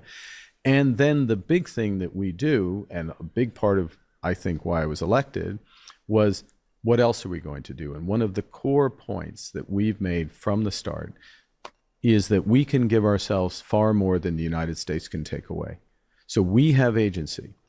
We can have one Canadian economy. We've taken major moves towards that one Canadian economy. Takes time. It takes time. It takes time, but it's worth it, because we never want to be in this position again.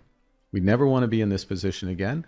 And so that's building at home, and it's diversifying it abroad. We're having this interview in London. Part of the reason I'm in London is our deepening our trade relationship with the UK and with Europe. Exactly. Yeah, because 75% of your trade is with the United States, and that now has problems. And that will change. Okay, have you learned anything from President Trump? Have I learned? Does it? Does Argentina have, like, I can't tell if that's a joke or if that's just like, if like Argentina just got a real good deal just under the radar. Oh, wait, yes. No, never mind. I forgot about it. Didn't they give them, like, didn't he give Milei, like... Isn't that... Because Milei is the head of Argentina, right? Or didn't he give him, like, billions of dollars to bail them out? I might think of a different guy. Yes, okay, yeah, you're right. Yeah, okay, I get it.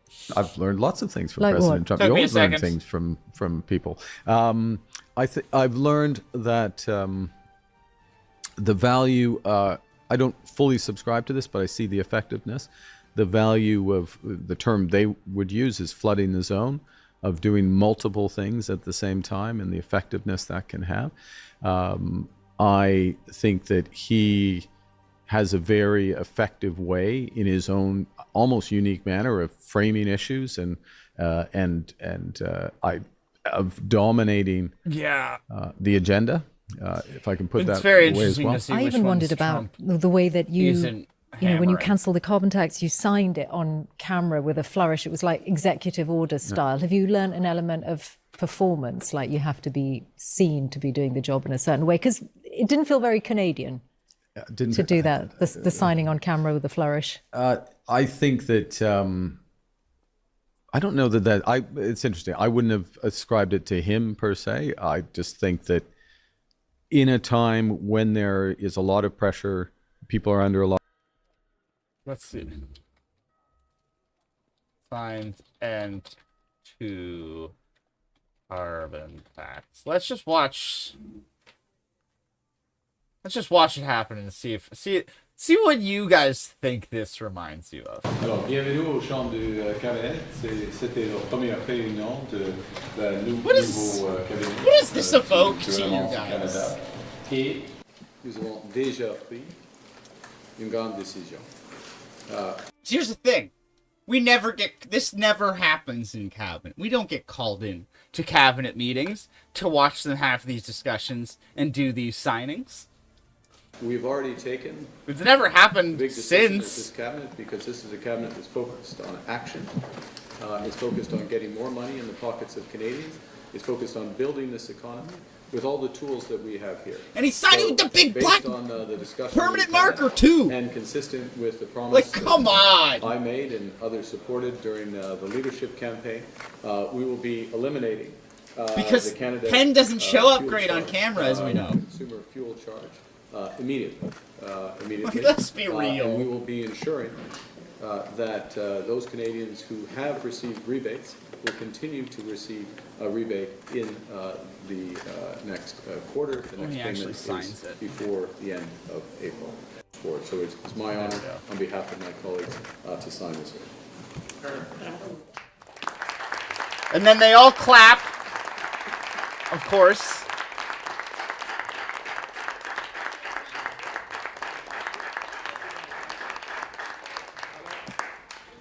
Finalement, c'est fait. C'est fait. Je viens de signer. Come on. A lot of pressure. There's a lot of uncertainty. The value of being very clear. So I'll take the example you used. That was the first day that I became prime minister. The first thing we did was to cancel that carbon tax. The next thing I did was to come to Europe, come to the UK, and to the Canadian Arctic, the three founding peoples of Canada, the French, the British, and the Indigenous Canadians, and to underscore our sovereignty, our history, but also to set up trade agreements with the first two and a major intention to invest in our Arctic in defense and security. And so both of those things had substance. We canceled the carbon tax. Those trips had substance because they were setting up trade agreements and security, but they also had, yes, symbolism, history, sovereignty, action. And when you're in, sorry, Michelle, but when you're in a crisis, particularly, sorry, Michelle. In this case, a trade crisis, an economic crisis, a crisis of sovereignty, given some of the points that President Trump is saying about the 51st state, when you're in a crisis, you need to not just act decisively, but be seen to act decisively. And that's what we were doing. Can we explore that first through Ukraine? You are part of the coalition of the willing. You have a big Ukrainian-Canadian community. So Ukraine is important to the country as a whole, as well as I'm sure to you personally. President Trump is now talking about Ukraine winning, but when he does so, he emphasizes that Ukraine, he thinks, is going to do that with Europe's help. To what extent can Ukraine win without the US being fully front and center and offering the security backstops for the future? Okay, so there's a lot in that question, and I think it's important to distinguish the components. Ukraine, with Europe's help, with Canada's help, and Canada is the largest per capita contributor to Ukraine. In dollar terms, we're contributing militarily and on a humanitarian basis as well. And we've been there from the start, and the start was 2014. The start was not 3 years ago. The start was 2014 with the illegal invasion and annexation of Crimea, attempted annexation, I guess. The U.S. is essential for a few things with respect to Ukraine. It is essential for certain military equipment, the provision of that military equipment. We are happy to, or we understand the need to buy that equipment on behalf of Ukraine or to help Ukraine finance that equipment in many cases. So it doesn't have to be directly supplied by the United States. Obviously, it would be easier if the U.S. were doing more direct provision, but that's not an insuperable issue.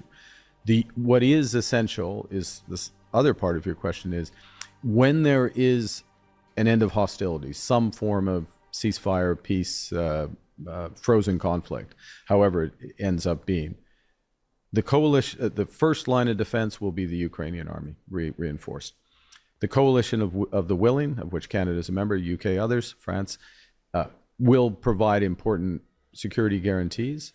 But the ultimate backstop does need to have some form of backstop, in our judgment and judgment of many others, of the United States. So the United States there's been no commitment. There to that, has been, which is why I asked you, how far can Ukraine get? There has been, well, there's winning. There's winning. We can debate how that's defined, but winning militarily on the battlefield, getting to a position where there is a peace accord, a ceasefire, a frozen conflict, some understanding.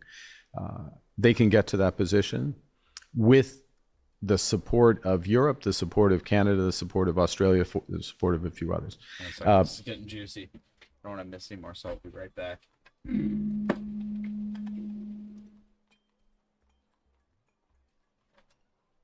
think I know what I'll play while.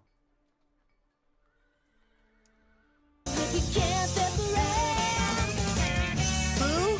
Is that girl from gym class? No, that's me. Oh. Who is she, and why does she have her own song? Did someone take my lunch? Pepper Ann, marching in her own parade. Pepper Ann, she's like one in a million. Pepper Ann, let's do cool for 7th grade. No, it's cooler than Pepper Ann. She's her own biggest fan, Pepper Ann. Look, a French poodle. Le Poivre Anne est une spectacle le plus amusant.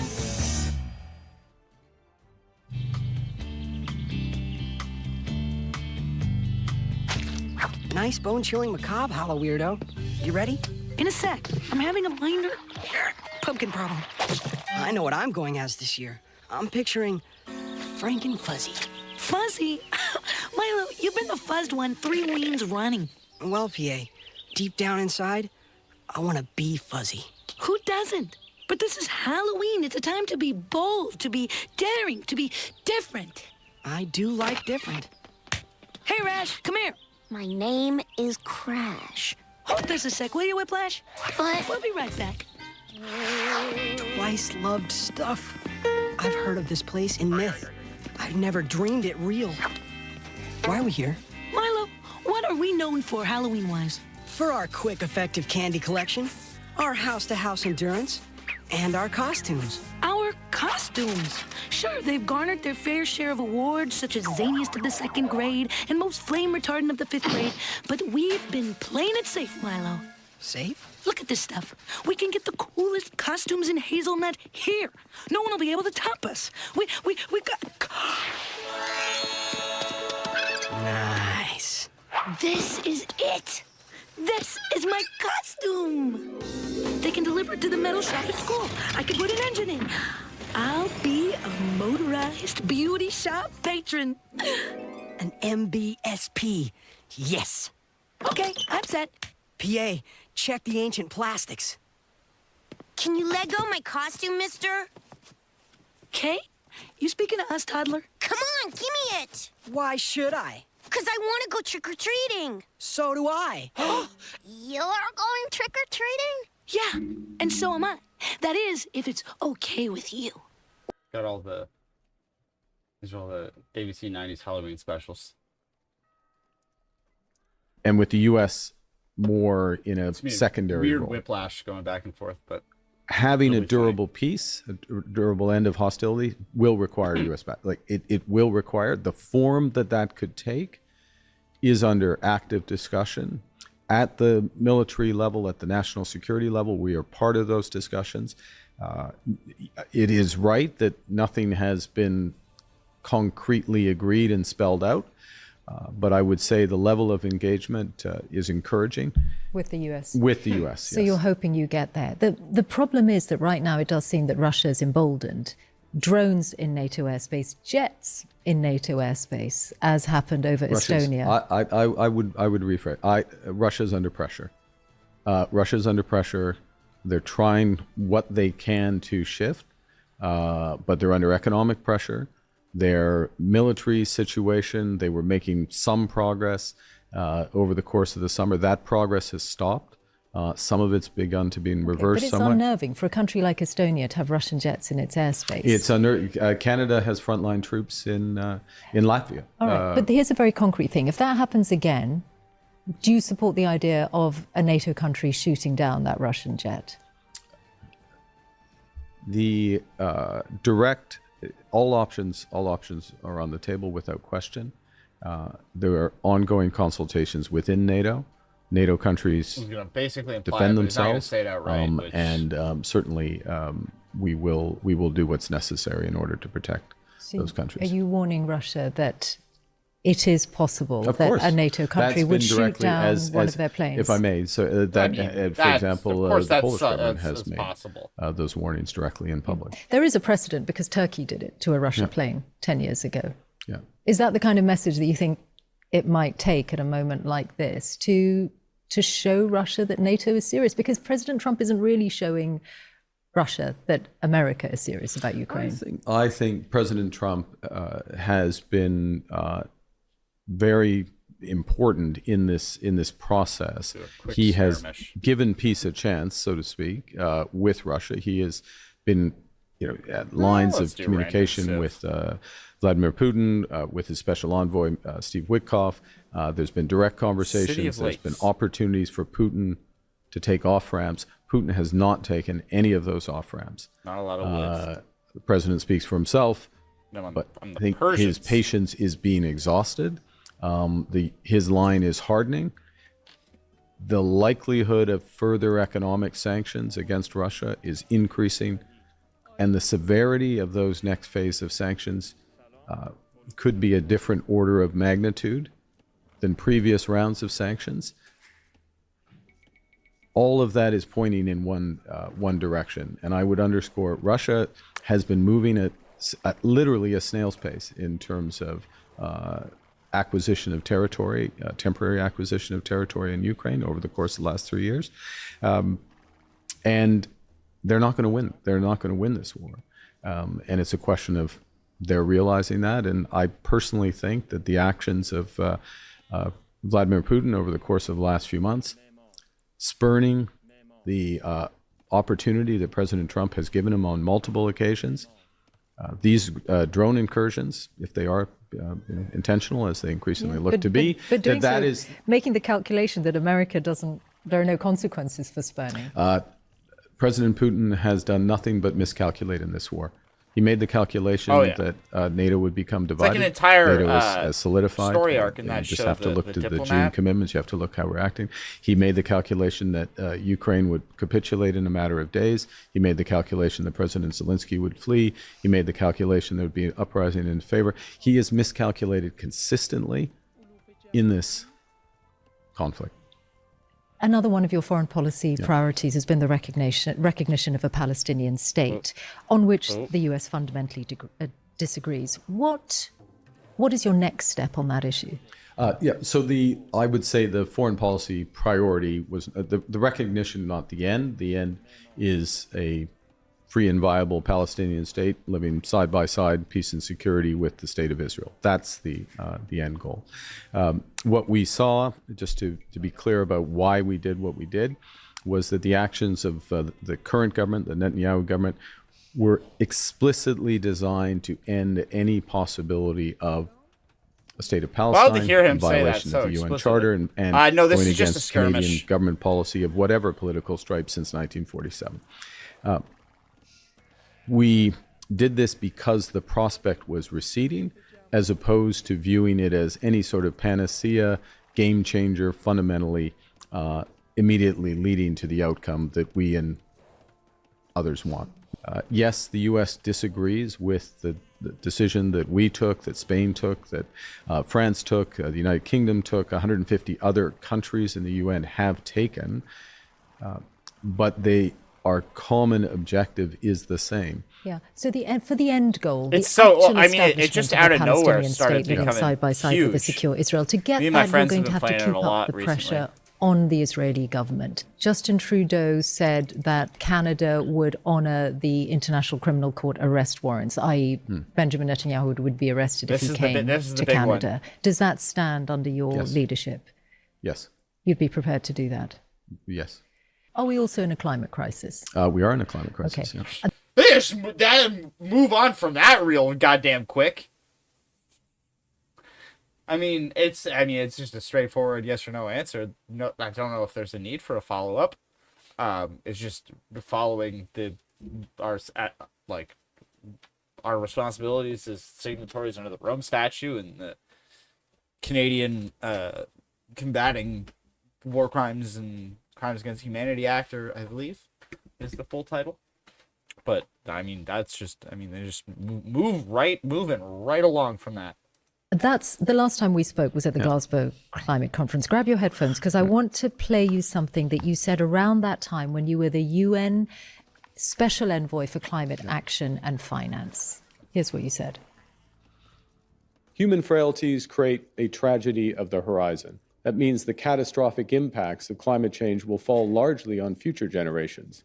The current generation, with our horizons fixated on the current news, business, and political cycles, has few direct incentives to solve the issue, even though the sooner we act, the less costly it will be.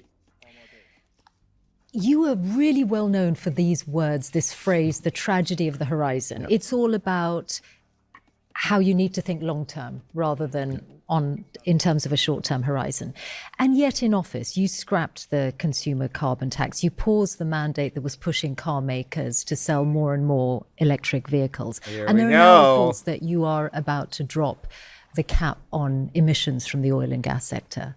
What happened to you? What happened? I'm the Damn. same me. She's I'm got focused on values the same issues. earmarked and all the up and question down is, there. how do you make like progress towards those issues? And particularly, how do you make progress in a way that is most effective?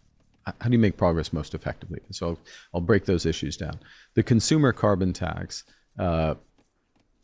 was at best going to be responsible for high single-digit proportion of emissions reductions over the course of the next 25 years. So it was something, but it was far from the most important measure that was in place. It was extremely politically divisive, and it would have contributed to a government in place that would have canceled all climate policies in effect, first point. That's the design of that that aspect of the carbon tax relative to it wasn't perfect. I get it wasn't that. perfect, but so the question is how do you use scarce government capital, government dollars, taxpayers' dollars, and political capital in order to have the maximum effect? And so the maximum effect. So let me go more directly to what we are doing. So one of the biggest, 20% of the emissions in Canada, thereabouts, comes from the building sector, from houses and commercial buildings. We've done very little in terms of reducing those emissions. We are now embarking on one of the biggest home building measures in our history, which is more than 20% lower embedded carbon in the production of these homes, more than 20% lower carbon footprint in the running of these homes. So that in itself is a housing strategy, it's an economic strategy, but it's a climate strategy at the same time. And yet, reading your book, which is all about values rather than market value, and reading the way that you emphasize that these are urgent issues, that everything you do ought to take you towards a step further towards the common good, which is keeping global temperatures as close to 1.5 degrees as you can. You're the only G7 leader who has been a UN envoy on climate action. That's and true. The world is crying out for leadership on this, right? President Trump is calling climate change a hoax. Are you in danger of squandering your reputation as a global climate champion because some of your actions are against that ultimate goal? I'd a few things in what you said. First, it's not about my role as Prime Minister is not about my reputation. My role as Prime Minister is about what's in the best interest of Canada. Canadians care about the world. They care about climate action. They care about their fellow citizens. They care about all of those things. Those values of sustainability and solidarity, fairness are fundamental to Canadians. What we need to do is to be as effective as possible in terms of addressing climate change while growing our economy. So what are you going to do about emissions from the oil and gas sector? Well, there is a cap that's supposed to come in. Is it true that you're considering dropping it? What we're focused on, look, you can say there's a cap, but saying a cap doesn't make it happen. What makes the emissions go down in the oil and gas sector, as long as Canada and America are using oil and gas, and we are, our economies are wired for that, as is the rest of the world. What makes those emissions go down will be carbon capture and storage, particularly in other efficiencies. So you are dropping it then? That's what it sounds like. We're dropping emissions from the oil and gas sector. Dropping the cap. Dropping emissions, Michelle, from the oil and gas sector. This is the point. This is about results. The climate cares about results. It doesn't care about a policy that is... An outcome is not a policy. A desired outcome is not a policy. So I'm getting the strong signals that that particular policy to have a cap on emissions from the oil and gas sector is not going to happen. An outcome is not a policy.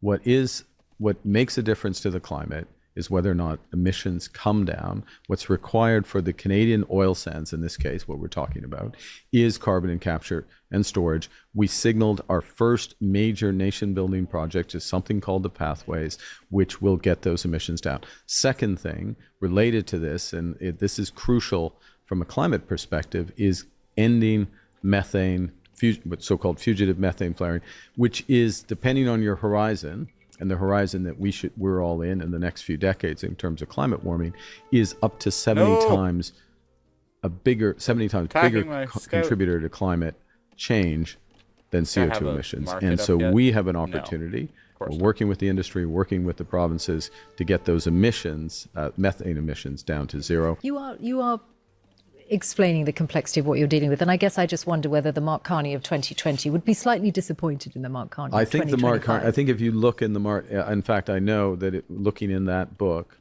that you've got your hand on, you will see two important things in there. One is a discussion of exactly what I just said, the emissions reductions, and secondly, carbon value for money, which is a fundamental point, which is using scarce public dollars to most efficiently reduce emissions. You've clearly had a really intense few months, and you've made clear what you're up against, right? Yeah. Canada prospered under the old world, and we're not going back to the old world.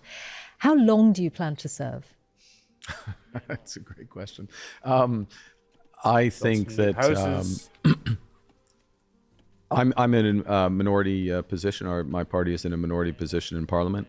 We have we ran on a very strong mandate. In other words, going to do big things that we're going to put the country build the country strong. But I think you've made such big pledges that it's hard to imagine that you could fulfill them in less than a decade. So I imagine you do want to serve 2 terms. You want to build a huge number of houses. You've made a big pledge on defense spending. You're in a tight economic framework where growth is hard to find. Well, it's a democracy, and you have to ask permission from voters for the time served. I think what's essential, again, we are in a crisis. We're in an economic crisis, this fundamental shift in the world, and we make this point, and I'll make it again. It's not a transition, it's a rupture. It's big changes in a very short period of time. And I know from all my experience that in those situations, you have to act big, you have to act bold. That is what we're going to do. The politics will favorably or unfavorably will result from that. But I don't want to be in a position, however long I serve, where I didn't do what I didn't think was necessary at the time. I need to do what I think is necessary. And what is at stake if you don't succeed? We're in an age of rising populism in many countries. In Canada, the old acceptance of immigration has changed a lot, and anti-immigrant sentiment is rising. Do you fear the spectre of populism? Because you've said populists don't know how to run economies. That's true. They know how to talk about it, but they know how to run economies down. I think I'll answer the question this way. We're doing big things. We're building the economy. And what's important is how we're building as well. We're building, for example, with Indigenous Canadians. In these major projects, there'll always be Indigenous participation in the ownership. We are building in an inclusive way with unions. We're creating hundreds of thousands of high-paying, skilled careers. So when I announced our first, when I announced our first batch of nation-building projects, we had the heads of all the major unions were there with me, representing the millions of workers that are part of those unions.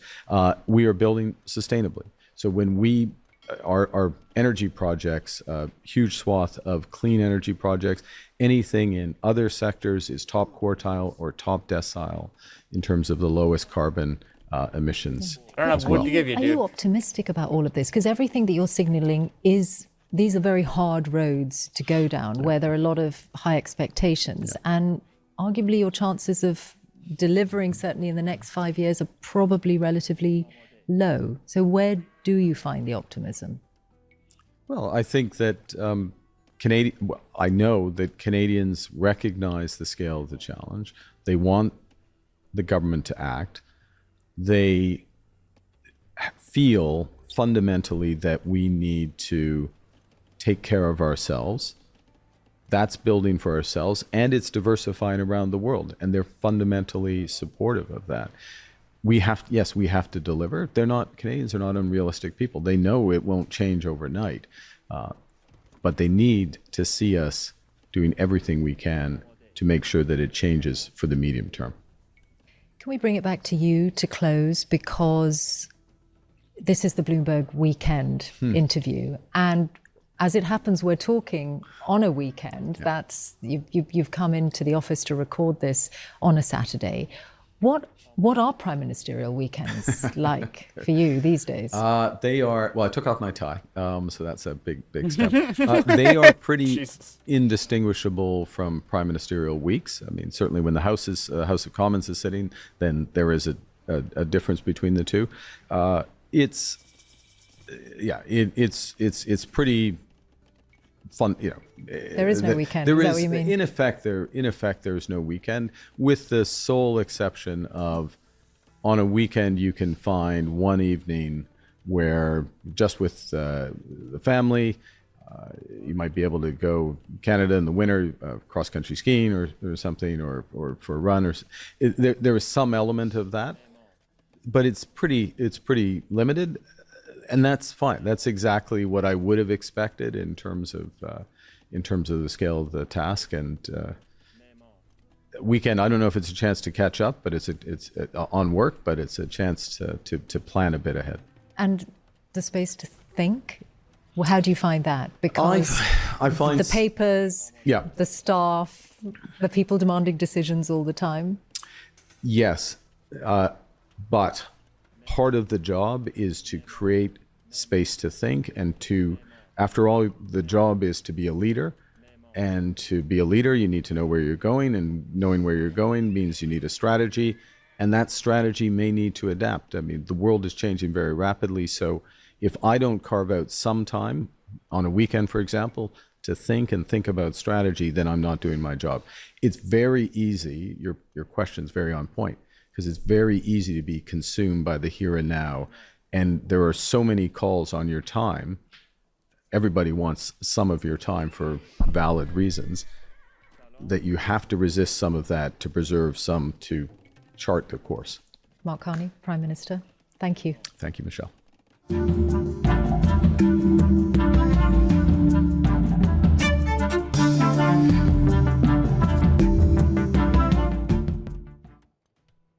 Hey. The rally point here. Great to be here. Here we go. Well, Here we go. Kevin, do we call So you we've Mr. all been Wonderful? waiting That's for where it. I would call you Mr. Wonderful, because it's true. Mr. Wonderful. There you go. Cool. Well, listen, thanks for doing this. We appreciate it, because, as we were talking off camera, this is a brand new platform. You've got a huge following, and we certainly appreciate you coming here. So now that the niceties are out of the way, I want to move to this, because I hear that you're adding actor to your resume, and the producers actually wanted kind of the perfect asshole, and they thought about you. So those were their words, not ours. those were their words. Not So what do you think about that? That when they thought about the perfect asshole, they thought about Mr. Wonderful. Well, that's not the first time I've heard that. I started on the other side of the camera in television as an editor-producer for sports. Yeah. And For real? I did a show called Don Cherry's So funny. Grapevine, which became quite famous, actually. And Don, as I You did learned Grapevine? working with him, filming him. For real? Just told the truth all the time. People didn't like it. Yeah. But he had his dog Blue, and he had a real affinity. People connected with him because of his authenticity. And I watched it happen in front of my eyes over the 3 or 4 years we produced the show. And that kind of stuck with me. And I thought, when I was a teenager, my mother said to me, look, if you always tell the truth, I had been caught in a lie, to be honest with you.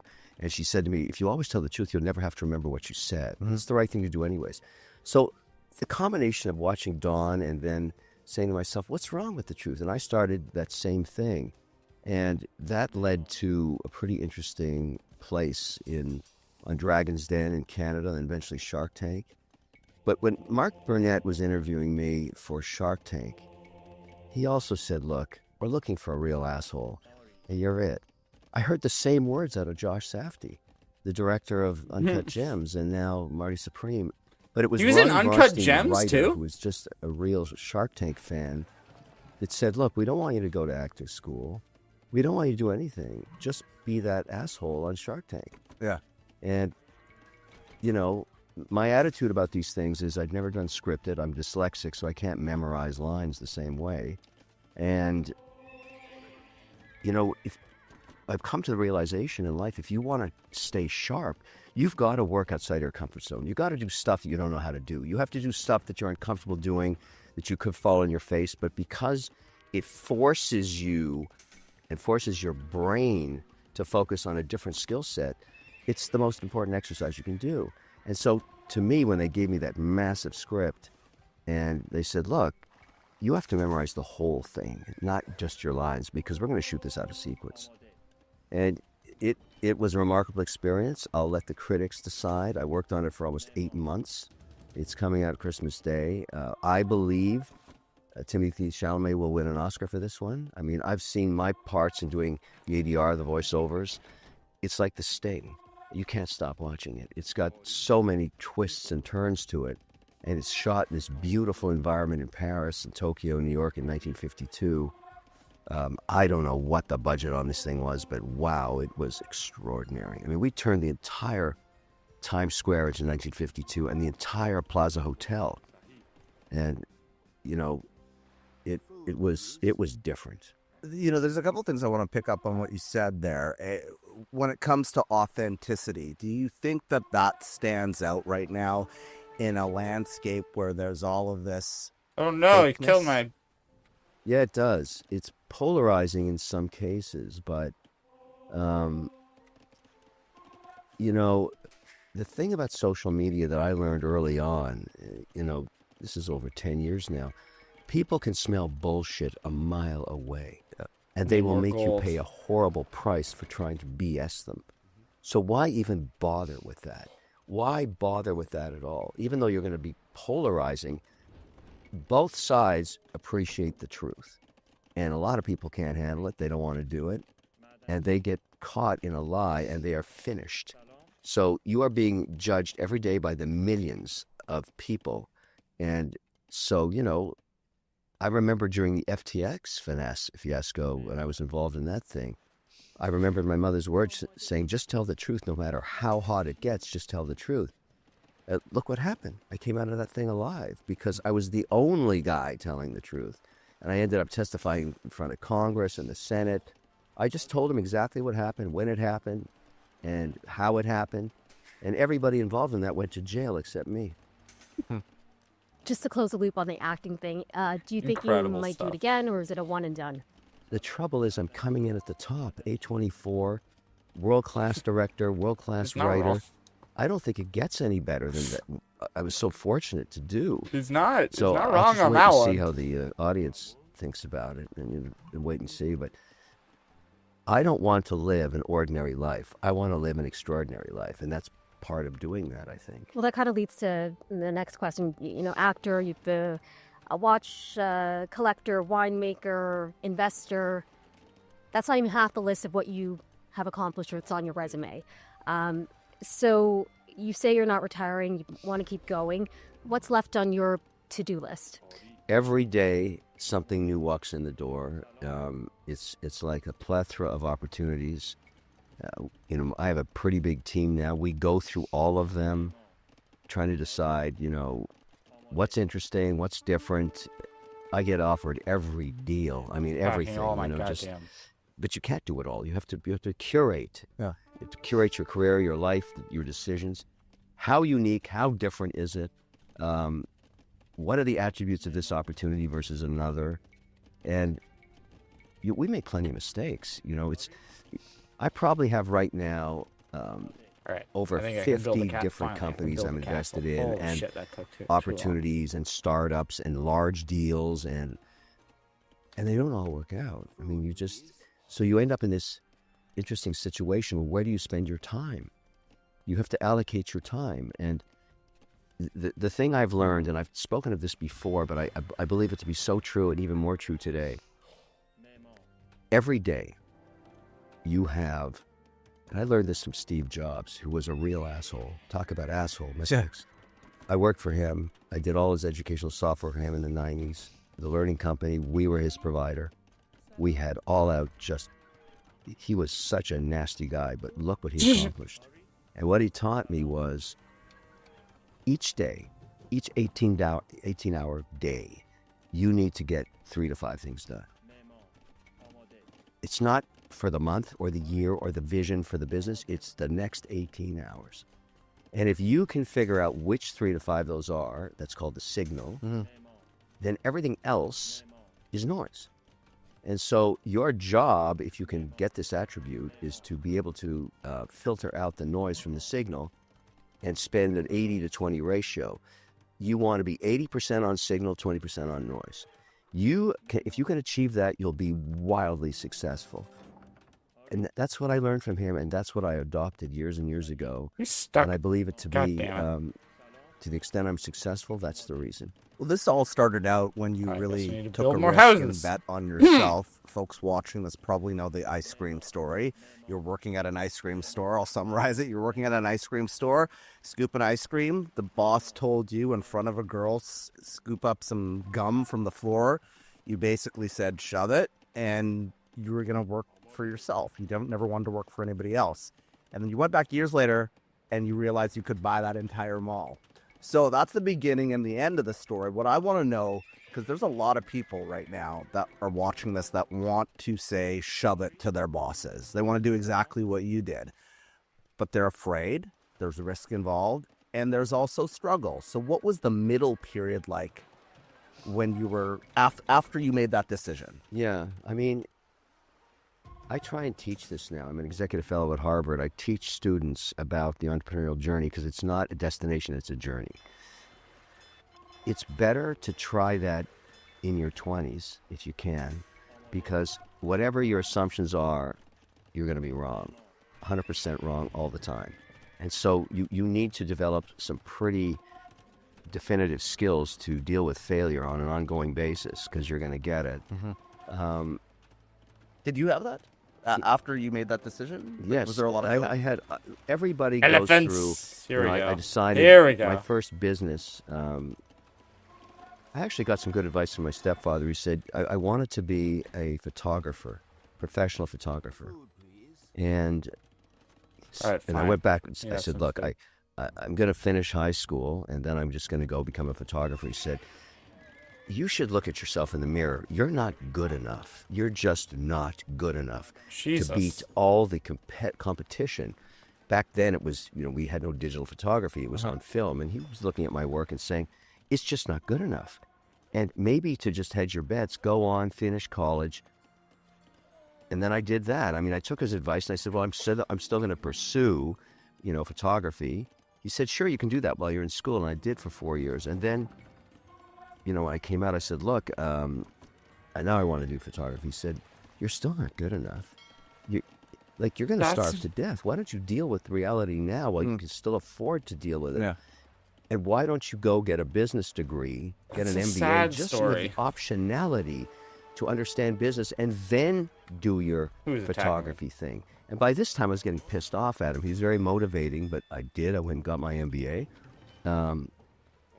And I also, now that I teach MBAs, I tell them something very difficult for the other professors to deal with. I say, look, everybody in this class, you're going to forget who I am. You're going to forget all these professors in 20 years. The only thing of value is sitting beside you. The network you're creating about these extraordinary people who've been curated from all around the world into this class. I don't care what Ivy League school or any school. When they choose people to come into these MBA courses, cohorts of 60, 80 people, and they become your network for life. They are the reason I'm successful. I have relationships all over the world in banking and politics and everything from that, but I don't remember shit from my MBA, any of it. So it's sort of, well, that doesn't go over well, but the point is the journey of entrepreneurship is really hard, and only a third of the population can do it. The other 2/3 are great employees. It's not bad. It's just the way it is. But now we're doing this, and we are entrepreneurs, not in our 20s. So Not even close. not even close.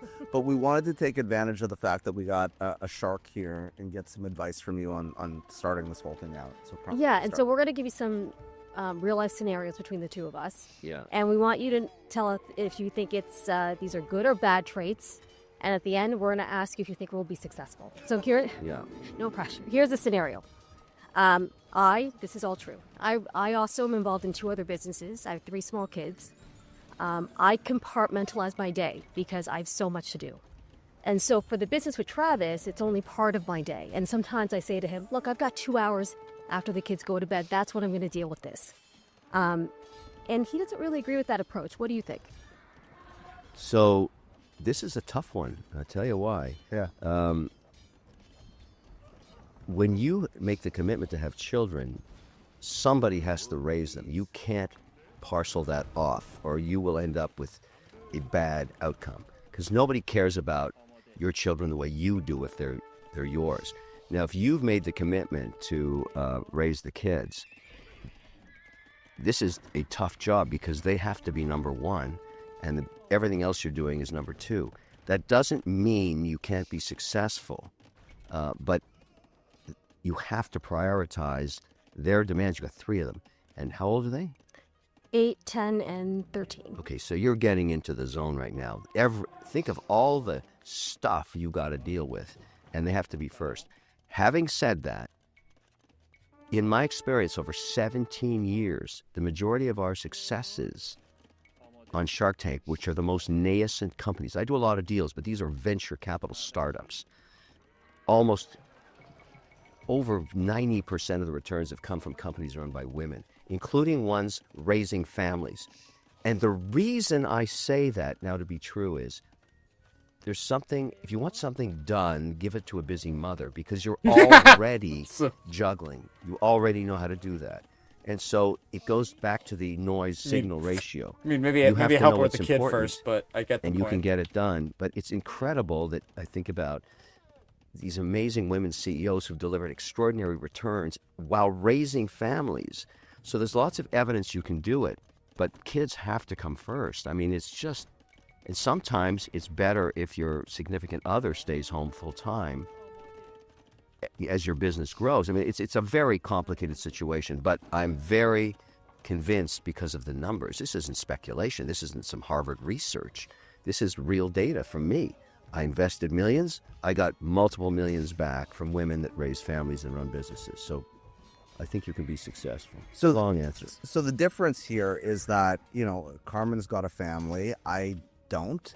And what's the matter with you? I know, right? Yeah. This is true, because I was married to my job for a very long time. Yes, that can happen. Yeah, exactly. And now here we are, right? I mean, I've left my career in television, and now I'm starting this. So this has kind of been my life for the past little while. Why don't we reverse roles for a second? Sure. Why did you leave your career on television? For Yeah, have you not been paying attention? Because I think there's always the number one reason. The mainstream media has lost the plot, and I think this is where He's not been paying attention, people are I guess. actually consuming content. Yeah. And so I don't want to be like, with the dinosaurs anymore. No, I obviously I'm watching that like everybody else, like Oh, you okay. are. The remarkable like, were you change not- worldwide of how people consume their content, and the content creator over the last decade has become some of the most powerful beacons in media. They own their audiences, and no one ever assumed that could possibly happen.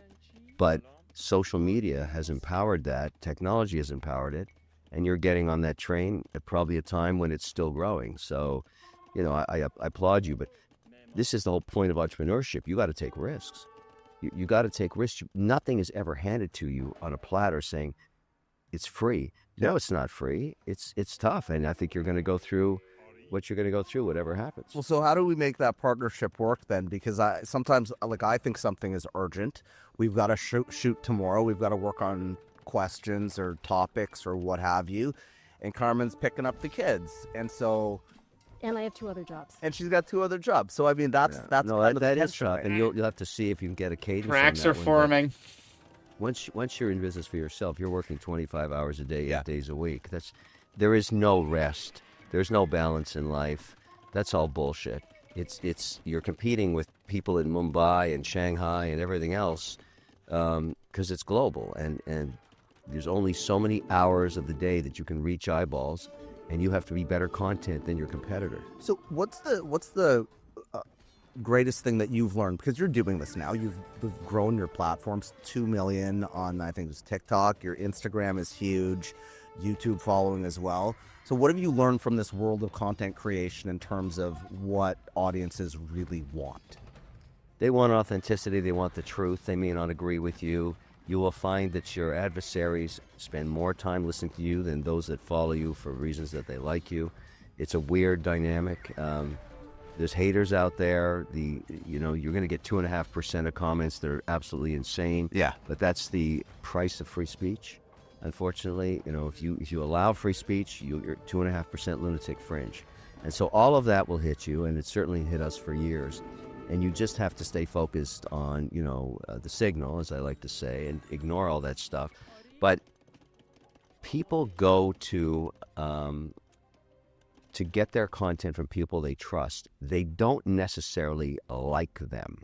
This is the mistake so many people make when they're launching into their own environment to create a following. They think they have to make everybody like them. You will fail 100%. If you try and do that. You're not going to have a problem. No, you absolutely will fail, because you have to be guided by your instinct on what is interesting for you and for your audience. But it doesn't necessarily mean that there are people that others like or you like. It doesn't matter. It's what is it about their information that's going to be interesting to your base that they haven't heard before. That's what makes it magnetic, and that's how it grows. And so people can time shift and listen to your podcast whenever they want. But if you bore the crap out of them by trying to do everything, just honeycoat everything and make it really boring that you think they're going to like you for, you'll fail so fast. It'll be unbelievable. You actually want to be authentic and controversial. Well, it's difficult sometimes, though, because I don't know if you read the comments, but there's don't read the comments. An inclination to want to be liked by everyone. That I guess what you're saying is you gotta say fuck it. I remember reading a comment. We get millions of DMs and millions of comments every day. I mean, maybe every week. I don't know. It's last week 24 million engagements just on Instagram. All people that love you, right? No, they don't. They don't. And I remember reading a comment. I think it might have been on Twitter. Maybe I can't remember which platform. Yeah. Maybe TikTok. I hate this guy, but I can't stop watching him. Yeah. That's the whole thing. That's it. So that comment says it all. They still hate me. They still watch. I mean, why? What is there that would make them do that? And just absolutely think about anybody that writes 3 paragraphs about how much they hate you, how valuable that person is to you, that they would take that much time of their day and pontificate on how horrible you are and how bad you are, and do it again and do it again. That's your most important follower right there. Like that healthy way to look at it. You've hit a nerve, that you've done something that's interesting, and they keep coming back to hate you even more. Congratulations if you can get there. We were talking about kids a little while ago and how Carmen kind of balances things. I wonder, financially, when it comes to children, what's your advice to parents? Did your parents ever bail you out financially at any point? And when kids want to be bailed out financially, do you advise parents that's a good idea? Yeah, well, my experience was, I learned this after my mother's passing, but she basically, and for my brother, supported us right through our entire educational journey, right to the last day of college. And after that, she said, I'm done, nothing more. And I was shocked because, I didn't have a job or anything. But gold creation. She hated entitlement. And she believed if you de-risk somebody, that they have no reason to launch. They have no risk. They don't pursue anything. You for sure know rich screwed up kids. That's exactly what happened to them. They just feel entitled. They don't have to do anything, and their lives are wasted. So she hated that, and I took that and built a. When I had my first liquidity event in Boston, I created a generational skipping trust that provided for any kid in my family long after I'm gone, from day of birth to last day of education, full freight, everything paid for, everything, and then nothing. They get nothing. And so when I set that up, I went home and explained the structure to my 4 and 6-year-old kids, and they didn't get it. But years later, when my son was failing in high school in Boston, he came home one day and said, look, my friend has a trust, and he was telling me all about it, and I have one too. Explain how mine works. I said, well, Trev, if Mom and I get run over tonight, we always went out for movies in Chestnut Hill on Wednesday night, you can finish high school, but because of your marks, it doesn't look like you're going to get into college. And he said, well, I don't care. I got a trust. I said, gee, this trust only pays while you're in school. Yeah. He said, what are you talking about? I said, I'm sorry. It's out of my hands. It's run by trustees. It's not even my money anymore. It's your money while you're in school. He said, are you out of your mind? What happens if I don't get into college? I said, wow, I'm dead and you're broke. And that was tough love. Tough love, yeah, for tough sure. love, and he actually. I'm dead and you're broke. And he figured out, shit, I'm in trouble. And he got down to it, put his nose to the grindstone, graduated, got into college, became an electrical engineer, got hired by Elon Musk at Tesla. Hey, in the early days. Hello very from well YouTube. There. Applied to MIT and Is Harvard. DT Got a letter from the populist? trustees at Tesla. Got into both. He said, I think probably of the two, I would say Carney's more likely to do it.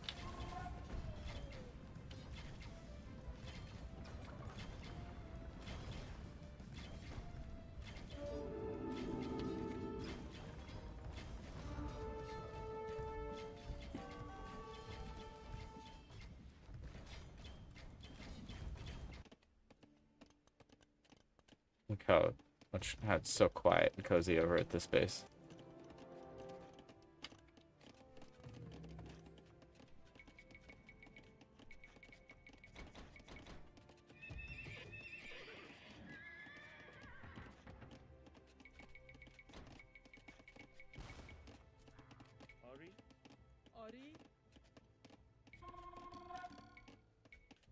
Another castle right here.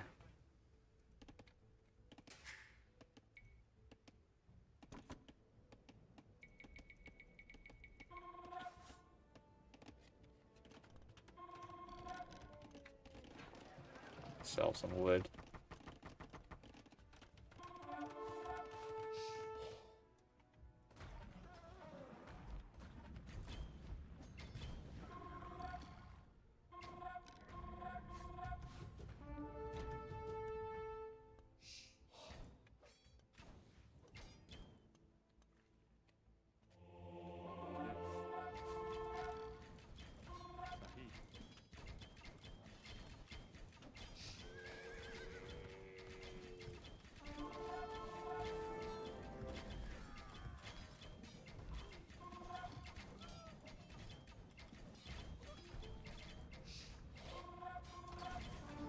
Must let them build a new town center.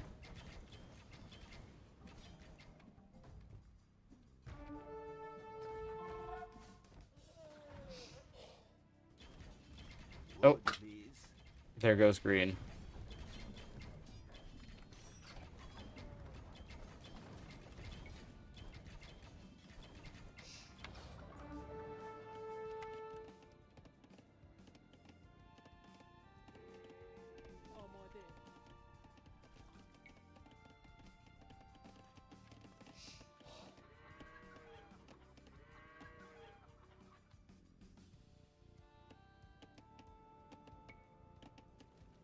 We need more food.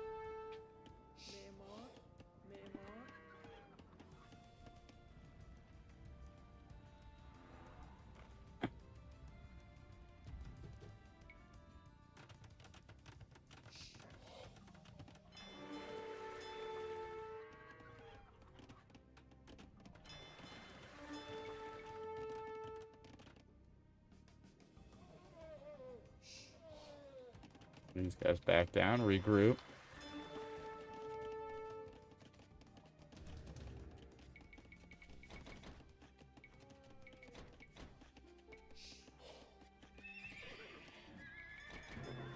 Ah, that's victory.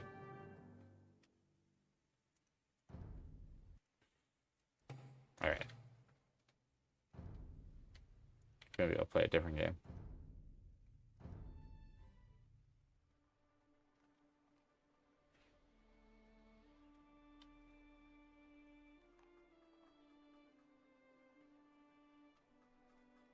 One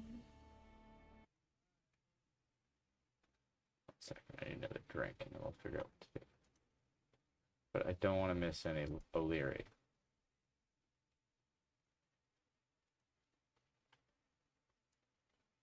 So we'll put the 90s cartoons back on.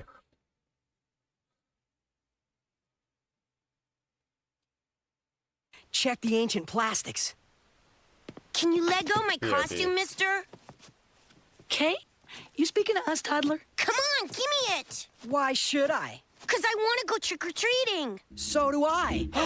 You're going trick-or-treating? Yeah, and so am I. That is, if it's okay with you. Well, it's just, aren't you guys way too old? Ha! Too old? PA, you were so right about Twice Love stuff. Oh, can you believe the nerve of that little niblet saying we're too old to go trick-or-treating? We're not too old. Are we, Milo? PA, I can't believe you're letting some fourth grader get in your head. I don't care if I'm the oldest trick-or-treater in the metropolitan area. I found a Kill Antique Dehydrated Papaya costume, and I intend to use it.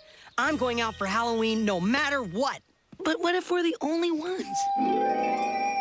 Trick or treat! Trick or losers. Like, TOTing is for wee tots. Gotta get out of here. Like, she just wrapped her bouffantmobile around your mom's Chinese elm? Milo can do it. Yes, he can. He's 2 parts papaya and 1 part man. Nikki, how old is too old to go trick-or-treating? Any age is too old, Pepper Ann. Oh. Refined sugars wreak havoc on both our dental enamel and metabolic rates.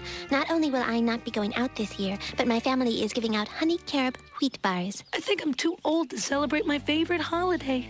Pepper Ann, mine is not necessarily the mainstream view. Why not ask Milo? He's better at gauging the fleeting sentiments of our peers. Why waste it on one day? I say, let's make it Halloween.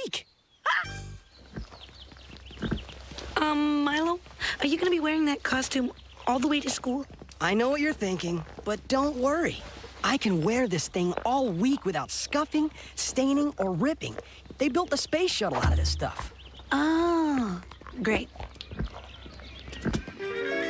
What up, PA? Why have we stopped? I have to collect leaves for home ec. Cool, I'll help. Trinket's mom has an amazing Chinese elm. Alone? Very noble. See you in there. Jeez, you totally fridged Milo. Do you think I like lying to my friend? I have no choice. He looks like fruit roadkill. Why don't you just be straight with him? At least he's doing what he wants. Dressing up and trick-or-treating without trying to find out if it's cool or not. That's it. Hi, I'm taking a poll for RINGA, the Rhode Island Nougat Growers Association. Question, are you going trick-or-treating this year? My answer is no. Why? What have you heard? Well, no. Unless, no. Are you kidding me? Trick-or-treating? Sorry, I'll be too busy playing with dolls. No one is going out. Halloween, as I know it, is over. Dig the sassy chassis. Ready to cruise lunch? I can't. I'm on a cleansing fast. Finally. Enjoy the cleanse.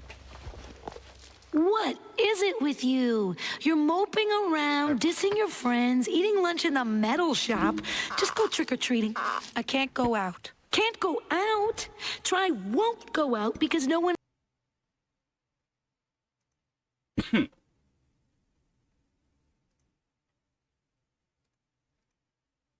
Harvard now. Why, He something won't come to my cozier. class when I teach.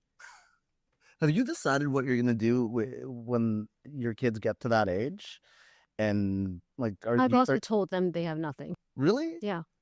And so what's wow? Do you have very good advice? Yeah. Because that motivates them to achieve something in their lives. That's the reason for that story is now he's back on the trust tit, so to speak, because he's back in school. So he's drawing down again. Right. He's not stupid. Right. He said, you know, the trust will pay for this. Right, Dad? I said, yeah, it will, because that's the mandate. You just call them up, tell them you got into school. They start writing checks again. Pretty good idea for people, but don't give them anything for free. So parents are doing disservice if they're just huge disservice, and they can see the outcome with their own friends and family. Another issue around liquidity and money. Builder, I think. As soon as you make money, your family will become knocking on the door, asking you for loans. Yeah, I heard you talk about this, and you said you gift family, and that's it. Well, you know, I don't want to have Thanksgiving dinner a wedge of debt between us. So my strategy has always been, you come knocking. It's always the same story. I want to open a bowling alley or a restaurant or whatever it is, and I just need a loan for $100,000. This happened to me recently. And I said, you know, I don't want to invest in a restaurant or whatever your idea is. And they said, no, it's not an investment. It's just a loan. I'll pay you back. It's going to be very successful. I said, how about this deal? I'll give you the $100,000 as a gift. We never talk about it again. On one covenant, one condition: you never ask for another dollar from me again, or anybody in your family. And he said, "Shit, I wish I'd asked for $250." What? Why though? Why never loan family money? It will end badly. It will end badly. What about friends? Well, here the problem is venture capital itself, which very often these loans are for venture deals. 8 out of 10 times fail. And then all of a sudden they owe you money they can never afford to pay you back. It becomes a huge wedge. There's a breaking up in the family. They won't talk to each other. Show me one case anywhere where lending this money is a decent to a family rule. Like, member if you're going to ended up give money, in a just gift. Just like, I mean, like if I've ever like let someone borrow money, I usually am like, I'm giving this to you. And if they pay it back, cool, that's a bonus. But like, if you're going to give friends or family money, it's probably best to just like not have any expectation that they return it. And if they do, that's a bonus. This is probably a smart move where you just don't want that sort of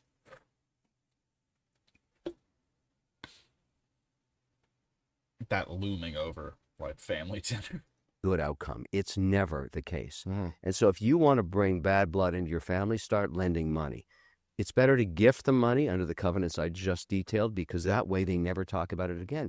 And, you know, I remember even from my wife's side, somebody said, hey, listen, I really need to borrow again. I said, we made a deal. We made a deal. There is zero probability this is going to happen. We did this once. It's over. And it worked. It worked. And I feel good about it. And it just, you know, I've got lots of pressures of my own to deal with and everything else. But I can't imagine what it would be like to sit around, you know, the Christmas dinner and be fighting about money. That would just suck. Yeah, so I think because we have you and you're so outspoken about so many issues, we talked to you a bit about some of the hot topics of the day. So the first one we have is about the U.S. You're one of the few Canadians who seems to have a direct line into the White House at times. Do you think that that's for damn the sure. pursuit of the 51st state, that's over? Or are we going to get back on that at some point? What's your view? You know, let me just preface my comments with this statement, because you are right. I work on both sides of the border. I'm proud of my Canadian passport, my Irish passport, my Emirati, residency card. All these things matter to me. These are countries I do business in, and I do a lot of business in the U.S. So to understand what happened in the last 10 months between the relationship, and I actually witnessed it happening, between the U.S. and Canada, which have been allies since the beginning of time, for good reasons. You have to understand the nature of Donald Trump and what happened with two people in Canada. Justin Trudeau, who I call the Idiot King, and Freeland. Freeland. When they came down before Friedland. the inauguration I don't remember. to Wait. Mar-a-Lago, Yeah, no, it's Christopher I was Freeland, there. not Adam Friedland. Sorry, my bad. I didn't realize how toxic that relationship is. And I thought it was mostly Trudeau. I was wrong. It was Freeland. Trump hates her. And Why? Why? Because if you recall in his first mandate, she started throwing barbs, and it was also with Trudeau at him 2 years into his first term, all over the world, when there was tensions, little tensions, but they started, and he is like an elephant, he doesn't forget. But she also is radioactive waste in Mexico, Egypt, India, and China. She is the most incompetent politician that we've ever had in Canada. She had no executional skills, didn't understand policy whatsoever. And remember, she had pretty broad mandates. The She most? had, deputy prime minister. She was finance minister. The reason we lost billions in investment was when she proposed a capital gains tax, which was absurd in the G7, because she had no idea what she was doing. But when Carney went down to the White House for the first meeting, Trump specifically fingered her out and said, he said some wild. "Don't bring her back here." And What was the thing he said? He said it some like very sort of backhanded comment. I remember that first meeting. Forget what it was, but it was very clearly about Freeland. she was still in cabinet. Now, luckily, he whacked her, and that's so important for Canadians to understand that that's the right signal to send to Mexico, to India, to Egypt, to everywhere. She is the most disliked Canadian on earth. I mean, I'm sorry I have to tell you the truth, but Canadians have to understand how bad she was and how good things can get now that she's gone. But Trudeau was just as bad, and you don't have to This is the question first this I'm from hearing my of this. perspective or not. Look at the numbers. Look what happened to the I think Canadian maybe that economy. may be in the Look at debt circles per that, capita. Look at uh, GDP uh, growth. Look at O'Leary foreign hangs out investment. in, but- Even our own pension plans don't invest in our country because of the policy that Freeland and Trudeau brought together. If he was the idiot king, she was the idiot queen. C-69 devastated our ability to draw foreign capital to invest in our economy, destroyed us. And so we're in a new day. I didn't vote for Carney, but I want him to win. And I'm going to go on a limb here and tell you what I think should happen. Sure. I think he should actually call another election and give one of these guys a majority mandate. Because in Canada, you need to give the prime minister a majority mandate. That's how they get stuff done. If you look at the decline of Canada, it happened in the last 6 years of the idiot king's reign because he did not have a majority mandate. And he acquiesced to every whim for everybody, trying to make everybody happy, and destroyed the economy. And Freeland was doing the same thing. That's what Trudeau did in 2021. It's because he just needed the mandate so bad that they had to have the election. And the Canadians were like, we just did this. Get back to work. And voted basically almost identical to how they voted just 2 years before. I think he wasn't even a full 24 months between the two elections.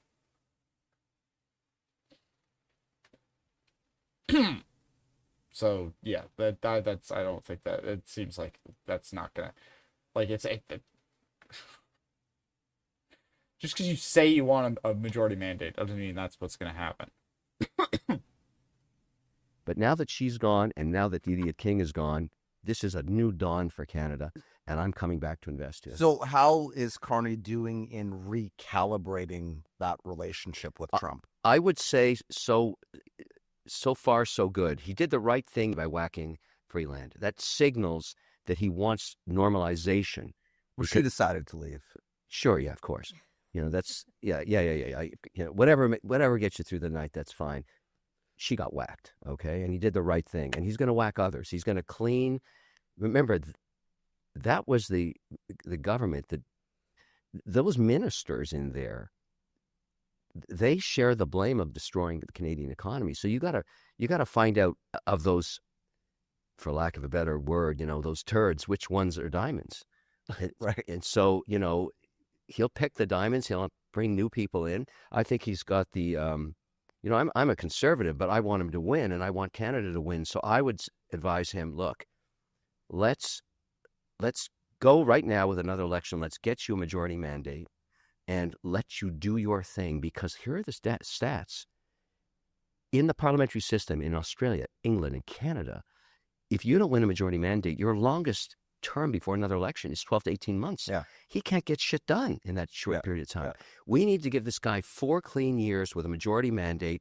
Go get it done. And if he fails, it's on him. I want to pick up on something I heard you say. Think you that's said, gonna happen. I'm going to be investing in Canada again.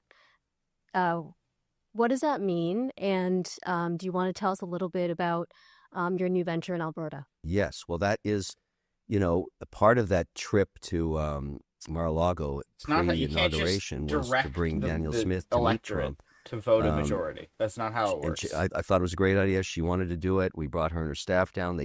We stayed for 3 days, or maybe it was 2 days, but they met. She got special time with Trump on the Sunday morning where he holds council at the golf course. Did he like her? Do you think they got along? Look, she took a lot of shit for it, if you remember what happened. I remember. Yeah. But she was so smart because she has 0 tariffs on her oil now. Yeah. So, I mean, she went and made her own deal early, and she's very, very, I'm very impressed with that woman. And so I'm in the business of building data centers, and that's a very complicated, real estate's one of my biggest holdings. And so data center development is very complex, but it's all based on energy. And Canada has so much energy. The way we can win is to get energy going. And so Alberta has the lowest cost of nat gas in North America, and 6 times more than the entire United States in one province. She should lead in data center development because she has the lowest cost of power. She's got land. It's not in flood zones. She's got fiber. She's got talented people. She's got cities with hospitals that you need and schools for the people to work at. So I thought because of the idiot king that I wasn't able to do it. And I was looking North Dakota, South Dakota, Mississippi, Oklahoma, West Virginia, as everybody is in this business. And I got a phone call from one of her staffers and said, or somebody in the party said, why aren't you talking to us in Alberta? I said, everybody knows you can't do a deal. The idiot king won't allow it. It's the no pipeline rule, no energy rule, no anything rule. And she said, or this guy said to me, no, Danielle Smith sued Trudeau in October of 2023 and got sovereign rights for her energy within her borders. And I said, no shit. Well, how come I don't know this? And he said, nobody knows this. So he set up a call. I talked to her, and the guy that I have, Carl Agron, on my team, who's the grandfather of data center development all around the world. He's an ex-Army engineer. We sent him up there, got on a helicopter. He flew all over Alberta over 2 days, and he found this place in Grand Prairie. Yep. And when he landed, I can't get on your cell phone when the choppers are rolling, and he's stepping away from I can hear the whop, whop, whop in the background, and he says, Kevin, buy it all. Buy it all. Buy everything. And that's exactly what we did. Because Carl said, this is a unicorn on Earth, what you have here. There's nothing like it on Earth. And he goes everywhere. Danielle Smith is sitting on an opportunity of a lifetime for Canada. She's going to lead. She'll have the world's largest data center in Alberta by the time this is over. It's massive. She could be as high as, right now, the demand globally is 200 gigawatts. In North America, it's 45 gigawatts, only 5 under construction. She can build 12 of those. The coziest faction, the folk tales. Huge. So it takes time, and there's a lot of permitting yet ahead and everything else, but Alberta is going to rule, and this is a $770 billion project. That's what I'm talking about for Canada. That's the kind of money we're going to bring back here. So Carney has to deliver his part. But I can bring the $70 billion here. We're talking about Alberta. I'm from Alberta. There is this movement right now, and I wonder what your thoughts are on this, if you've ever spoken on this before, on this movement to make Alberta independent. It's grassroots right now, but people are talking about it. What do you think about that, the Republic of Alberta? People are talking about it. having been born in Montreal, understanding the Quebec mindset, and also working now with Daniel Smith in Alberta, here's a dilemma for every Canadian to think about. Alberta is the cash cow of Canada. You think about how much in redistribution of wealth Albertans have to provide for, and I'm just pointing out the dilemma that people don't think about. Let's say you're sitting in Quebec, and you're waiting for your billions from Alberta every year, and you're sitting on as much nat gas and natural resources or close to as Alberta has, and you elect not to develop them. You let it sit in the ground, and Alberta's killing itself to produce cash by selling that gas, selling oil, mining, whatever. And there you are in Quebec just saying, send me the cash, and you're not developing resources. At some point, you think someone in Alberta would say, excuse me, why is it that we have to take all of our resources and pay you on programs that have virtually no return, like the Dairy Subsidy Board or whatever the hell it's called, and you don't develop your own resources? How about a New Deal? How about no? And you simply borrow money from the open world market against the reserves in the ground. Every time you need $1 billion, just borrow it.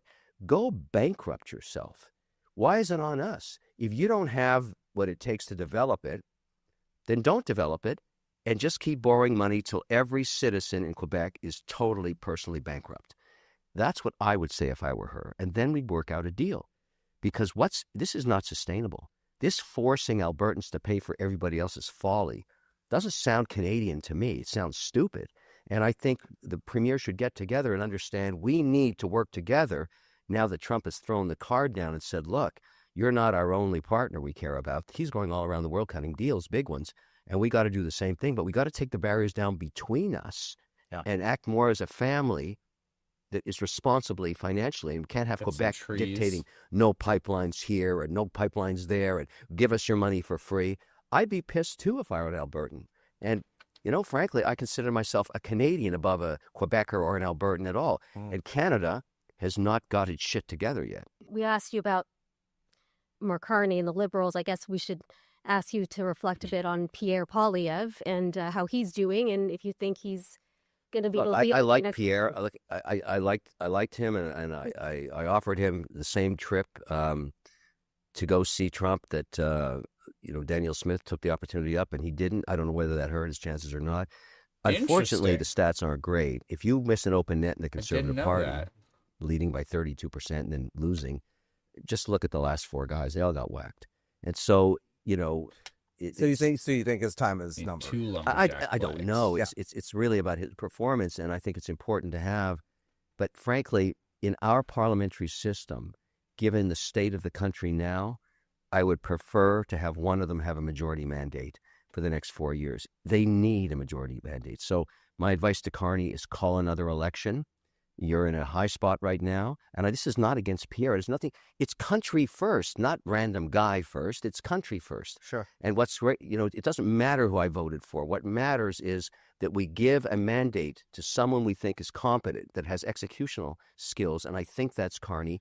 And give him a mandate where he doesn't have to, bow to opposition parties that may have different agenda. The agenda is Canada right now for the next 4 years. If he fails on that mandate, doesn't get capital back in the country, and I'm just one advocate for bringing it back, and believe me, all the sovereign wealth funds that used to invest 2.5% of their mandate in Canada have stopped doing that. We'll know when they feel comfortable, because it's 10 years of brain damage from the idiot king and queen.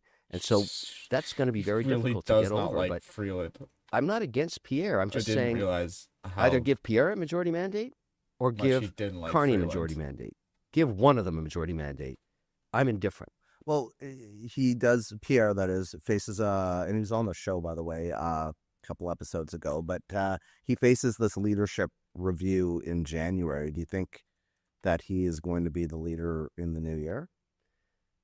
Well, history's not good for him. I mean, just think back to Andrew Scheer and some of the other guys. They all get whacked if they don't. You can't miss an open net. The analogy is great for Canada. You got a 32% lead, and you fuck that up? Yeah. Of course you get whacked. What do you expect's going to happen? So how do you think that happened, though? Because, there's been so much analysis over this, to whether or not it was just kind of messaging. They didn't pivot quickly enough to Trump. When you look back at what happened in this election, That's where we're gonna put the where did babies. things go wrong for the Conservative Party? Because he will tell you, and he has told us, that they made significant gains with demographics that they weren't necessarily successful for years. You know, you sound like a CEO I recently whacked. Perfect. You either win or you lose. Yeah. It's that simple. I don't give a shit what the excuse is. You had a mandate, you failed, you get whacked. That's how it's a very Darwinian world that way. And I'm sorry, politics is even worse. But in business, when I invest in a CEO, as I did recently, I came to the conclusion that they couldn't execute. It didn't matter why. Yeah. I whacked him. And it was the right thing. As soon as we whacked him, the organization came back together, and I think this could be one of my most successful companies. I don't want to name the company because there's so much, baggage around all the whacking and everything. I don't care. It's just, I couldn't give a damn. The excuses don't matter. What matters is you either won or you lost. Period. I hate that. Okay, he's so winning. looking at that party I'm now, growing to enjoy. if, the future, in your opinion, might not be assholery. so bright for him. He might have to look for another gig. Is there anybody in that party that you see as kind of a up and coming star that could take the reins here? If there is another election that could go up against Carney in a meaningful way, or in the NDP, or in the Greens, or in the Bloc? I want Danielle Smith to be Prime Minister of Canada. Really? I'm open about it. I work with her. Does she want that job? I have no idea. I mean, she's going to play her cards and say that, she's working for Alberta, and she is. But there's no woman like that in Canada. She has the ability to distinguish between noise and signal. And she gets a lot of noise, and she just keeps plowing through. My personal experience has been very positive. I would say the Canadian people, give her a mandate one day, 100%. We need a woman CEO in this country, and she would be perfect. I see a lot of promise in Doug Ford. I'm a huge fan. Kikira, how's it going? Yeah, this is Timberborn. It's but like here's the a thing beaver that every city Canadian should builder. realize. It's great. We're the richest country on earth in terms of what we all own, and your passport is a stock certificate.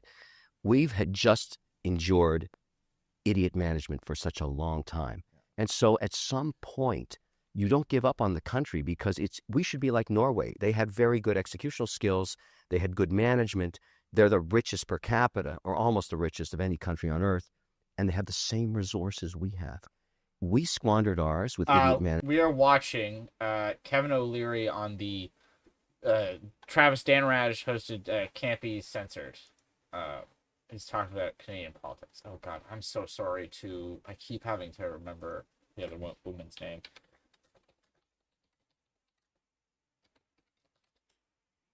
Yeah, but what's her name? Carmen Wong. Let's hope that the next time I have to remember what her name is, I don't forget it. So apologies to Carmen. Management, and they didn't. So they got the multi-trillion-dollar sovereign wealth fund that every management. I would say, I'm going out on a limb here, but I'm just my own lead, the Conservative and better management. If I had, Norwegian owns a piece of the multi-trillion-dollar sovereign. We squandered ours with idiot management, and they didn't. Here we go. So they got the multi-trillion-dollar sovereign wealth fund that every single, Norwegian owns a piece of, and we can do the same thing in Canada. We just have to find better management.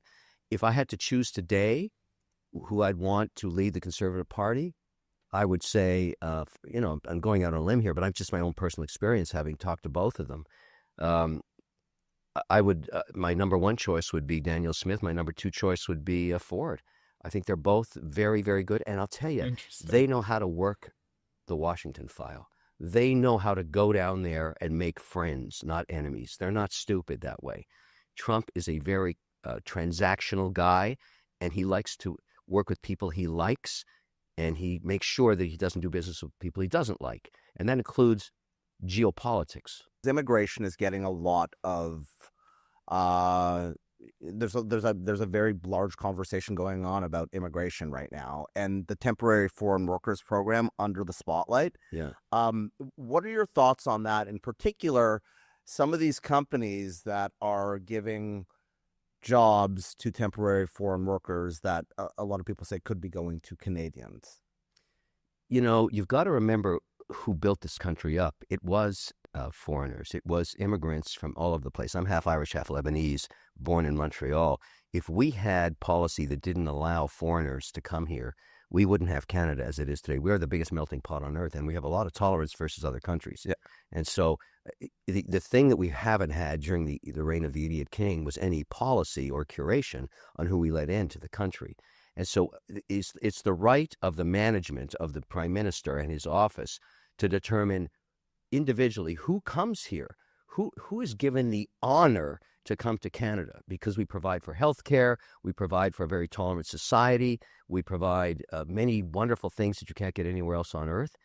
There should be somebody curating who comes in that makes sure that the people that come here come to support what we've built together for generations. It's very simple. You know, I remember dealing with this when I was running in 2016 for leadership in the Conservative Party. I never found anybody that was against curating who came. And you know, I don't care what race, what religion, what, you know, your background is, as long as you have the same, you know, understanding of what you're coming into, what gift we're giving you, and you're not against us. We need the leadership of Canada now to say, look, immigration is really important. Right now, what we need to employ and bring into this country to be competitive is more engineers around power and AI. We could lead in AI because we have the power. I'm talking about Alberta, Manitoba, Quebec, hydropower. Bring in the talent from around the world.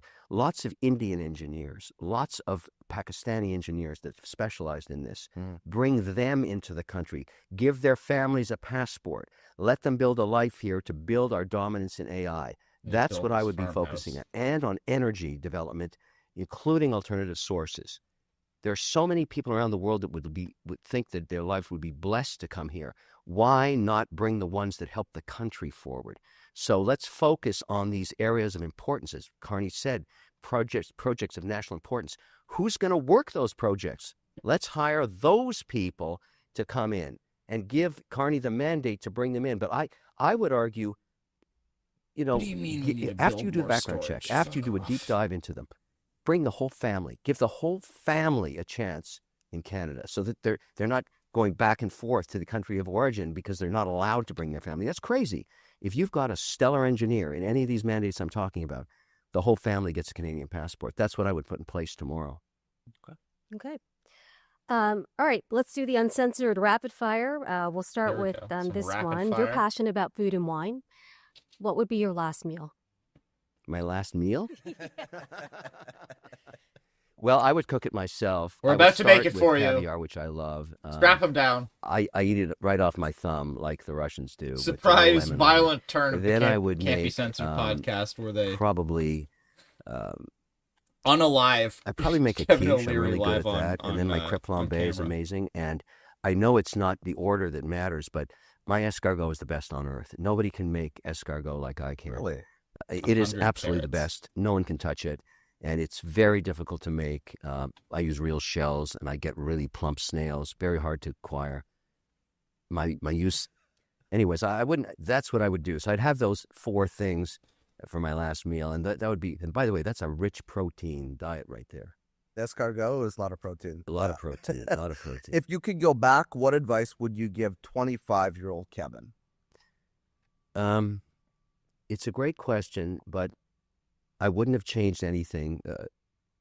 I wouldn't give him advice to do anything other than what he did, because it was the failures that led to the successes. And so I wouldn't want to go back and do that. I had some catastrophic failures, but I recovered from them. And so for me, you need the failures, and you're going to fail a lot, but you only need one win, and you set yourself free. It's not about the pursuit of money. It's about the pursuit of, freedom. I can do anything I want. I don't have to be here. I want to be here. I'm very, very excited about this. But I don't have to do anything anymore, and yet I work harder than I ever have because I pursue the things that matter to me with the time I have left. If there's anything I want is more time, which is why I pursue longevity. And so I'm so crazy about diet and exercise and all that stuff now, because I want to stay sharp right to the end. And wherever I'm going afterwards, I'm going to keep working. Worst business decision you ever made? Yes, I remember it specifically. Get 5 out of it? No. I'd made money with an entrepreneur, and he came back to me and said, "Look, give me $250,000. I'm starting a new business." And because of the camaraderie and the period, it was just months after we'd had a huge win. In my gut, it didn't feel right. It didn't feel There's right. just not enough wood to do I wrote the this. check, What $250. the hell? And then within 90 days, he burned through that and a bunch of other investors' money too. This was not working. And he came back and said, "I only need another $250 and that's it." That's $500,000. Yeah, it's a lot of money. So, and by this point, my gut was roiling. It just didn't feel right. But I did it anyways. It's the only time in my life I didn't listen to my intuition. What the hell, man? And I got totally fucked. I mean, I went to zero with that. And I'll never, ever do that again. If my gut doesn't feel right, even if it's the moment I'm signing the check, if something changed. I remember I was closing a deal with Robert Hershevik, a buddy of mine that we met in Canada, and we did Shark Tank together. And we were closing a deal together, and we were taping it like this. And I think we were each writing a check for, can't remember, I don't know, $200,000, $300,000, $400,000 venture deal each. And the guy said something to Robert. I'll never forget this. And he just looked at him and said, "Fuck you. I'm not signing this. Go fuck yourself." Robert said that for the guy? Robert did. Yeah. Were you surprised? I was, and I said, "Robert, what are we doing here? Tape's rolling. This tape is out there somewhere." And he said, "I don't have a good feeling about this." I didn't catch that, but I remember it's not. Don't you just boil them or fry them? Robert, I'm out. And it was like Actually, that. how do you make He had the same thing that I had. Over time, you get an intuition. It's called it's your experience. Yeah. And you can't buy it. You have to go through it. Oh, you bake them. That I don't make those mistakes anymore. Okay, so obviously the next question is we're best out of business food. decision you ever made. Yeah. Best IRR in my life, deal I've never called had Base snails. Anaskaya, ferocious female entrepreneur. Garlic butter and absolute cheese just made me monster. like the garlic butter. Just like, unbelievable. Garlic butter, Russian garlic model, butter and beautiful oysters girl, would be like- tall, now married to a Canadian lumberjack. Comes on the set of Shark Tank with the stupidest idea I've ever heard. Interesting. Just I'd She have to says, get it. I'd have to go somewhere $29.95. fancy. Just I have a cat 'cause I DNA wouldn't test. trust You it stick otherwise. this swab I'd in have the to get it cat's- from I think you had the served to me by a French waiter that clearly doesn't respect me. That's the only way I'd trust escargot. Choice of the rear end of the mouth, and you put A it waiter in the who's package, just been and mean you to me send the it in, entire time and we give I've you been back at a the report restaurant. on what to feed your cat to extend its life by 30%. And I said, "Anna, I can I buy mean, a new once cat I've for tried $5. it, Why the probably hell would I I'd spend be more likely $29 more on a inclined test? to enjoy it, Are you but- out of your mind? This is going to fail." O'Leary? And she wouldn't leave. She was just unbelievably determined. Just to get rid of her, I gave her $250,000. And it was we sold that company 36 months later for such a large amount of cash that the acquiring fair pharma enough. company made us sign an NDA that the show But could still, never disclose just the like, purchase amount. I don't know. It was huge. So was it It the would just product be or was the- it the the- person? the It mental was the data aspect of it. She understood that the world was moving to AI, and I where don't you, know, if you drought had enough approaching, cat of data, you course. could create medicines for all kinds of animals. This idea of getting the data, it wasn't about a cat test. And then we went into the pandemic, and there's 110 million cats in America and only 80 million dogs. She knew all this stuff. And she said, "You don't get it. It's a data play."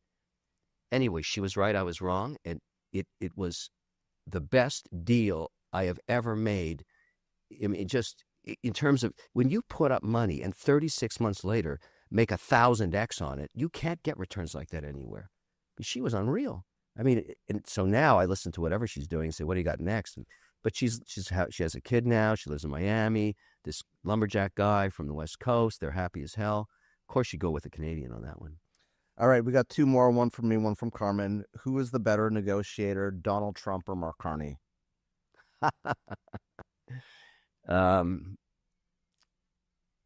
Spinach will give you, You know, salmonella. And, that's a tough one. And I would say that, here's my answer. They both proven to have adaptive skills. Carney could have blown that meeting with the cameras on like Zawinski did when he had his shot the first time with Trump in the Ukraine thing. He got his ass fried. Carney didn't. He knew exactly what to say. He adapted himself for his role that he's going to have with Trump for the next 4 years, and or at least during Trump's mandate. Oh, for fuck's sakes. That's when I thought, wow, this guy's pretty good. You know, I didn't know him and I didn't vote for him because I just thought he was just more of Trudeau. That's not the case. This guy's different, and Trudeau could have never pulled that off. He didn't have those executional skills, but what Carney did there is set up for a new relationship with the U.S. May not be the same, but I'm going to give them, you know, I've dealt with Trump myself. I have to restart. Those two are going to work it out, and I feel confident.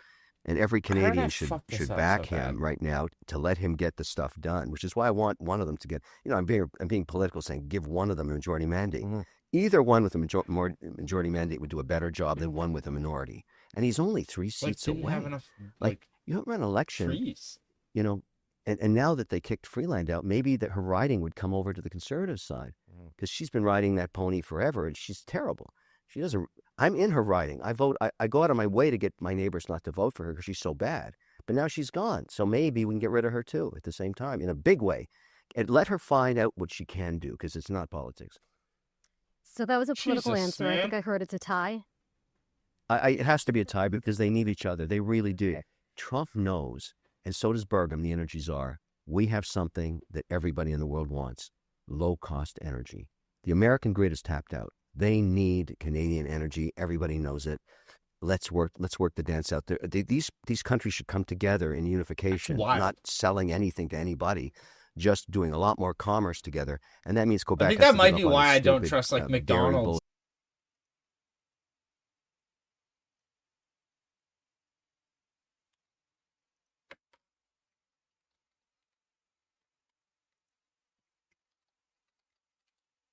Should be back.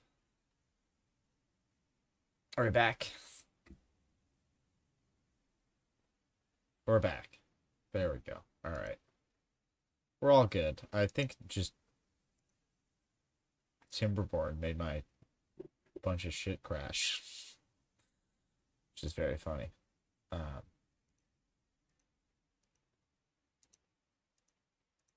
don't look at that.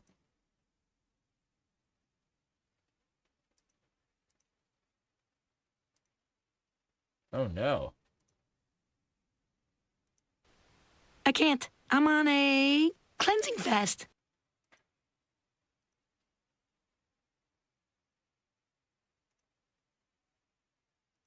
Pepper and Hey. pepper. Oh no. Hey, Kevin. Where were Great we? to be here. Thanks Thanks for for doing it. joining Well, us. do we call you Kevin? Do we call you Mr. Wonderful?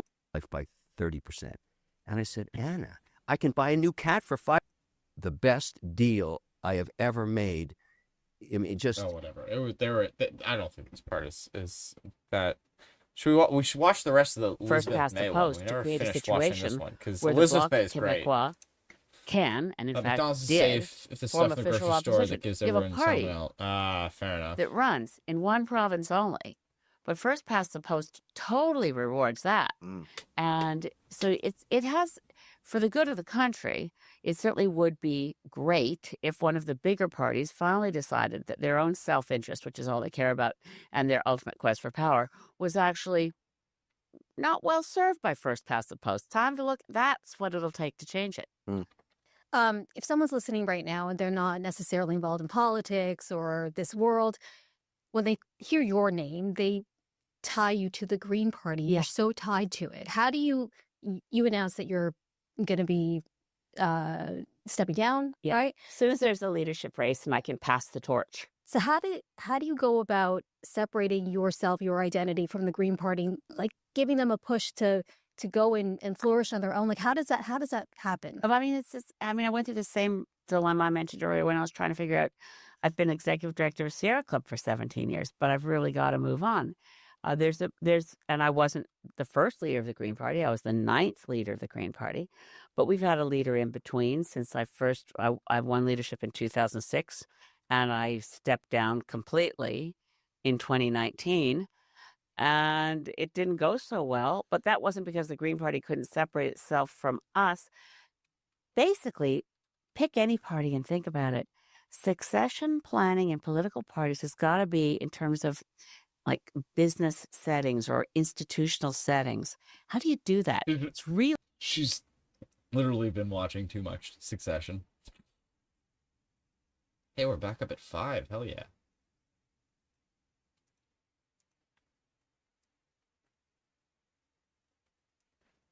Really hard. And it's particularly hard when you're going to have a small caucus pretty much inevitably. I asked Pierre Poilievre this as well, because he's facing a leadership review in January, but there's different factions of the Conservative Party. Oh, yes. There's different factions of the Green Party. How do you, or the next leader, how do you unite the party to all come together as Greens? Well, I mean, we don't have the problem. The Conservative Party, after all, has been wrenched by really large divides. So the Progressive Conservative Party of Joe Clark and Brian Moore. No. We've never had a branch of the party say, we're splitting off and forming a new party because you guys are terrible and you're kind of not really green. You're kind of this putridy, mossy color. So that doesn't happen to us, right? I mean, you get people talking because we're democracy, right? Yeah. We believe in grassroots democracy. But when I think back to what All right, I know this is probably creepy, but I was just looking at, because we were back up at 5, so I'm like, oh, who's still here? So I was looking at the name, and shout out Yell Hooks, great name.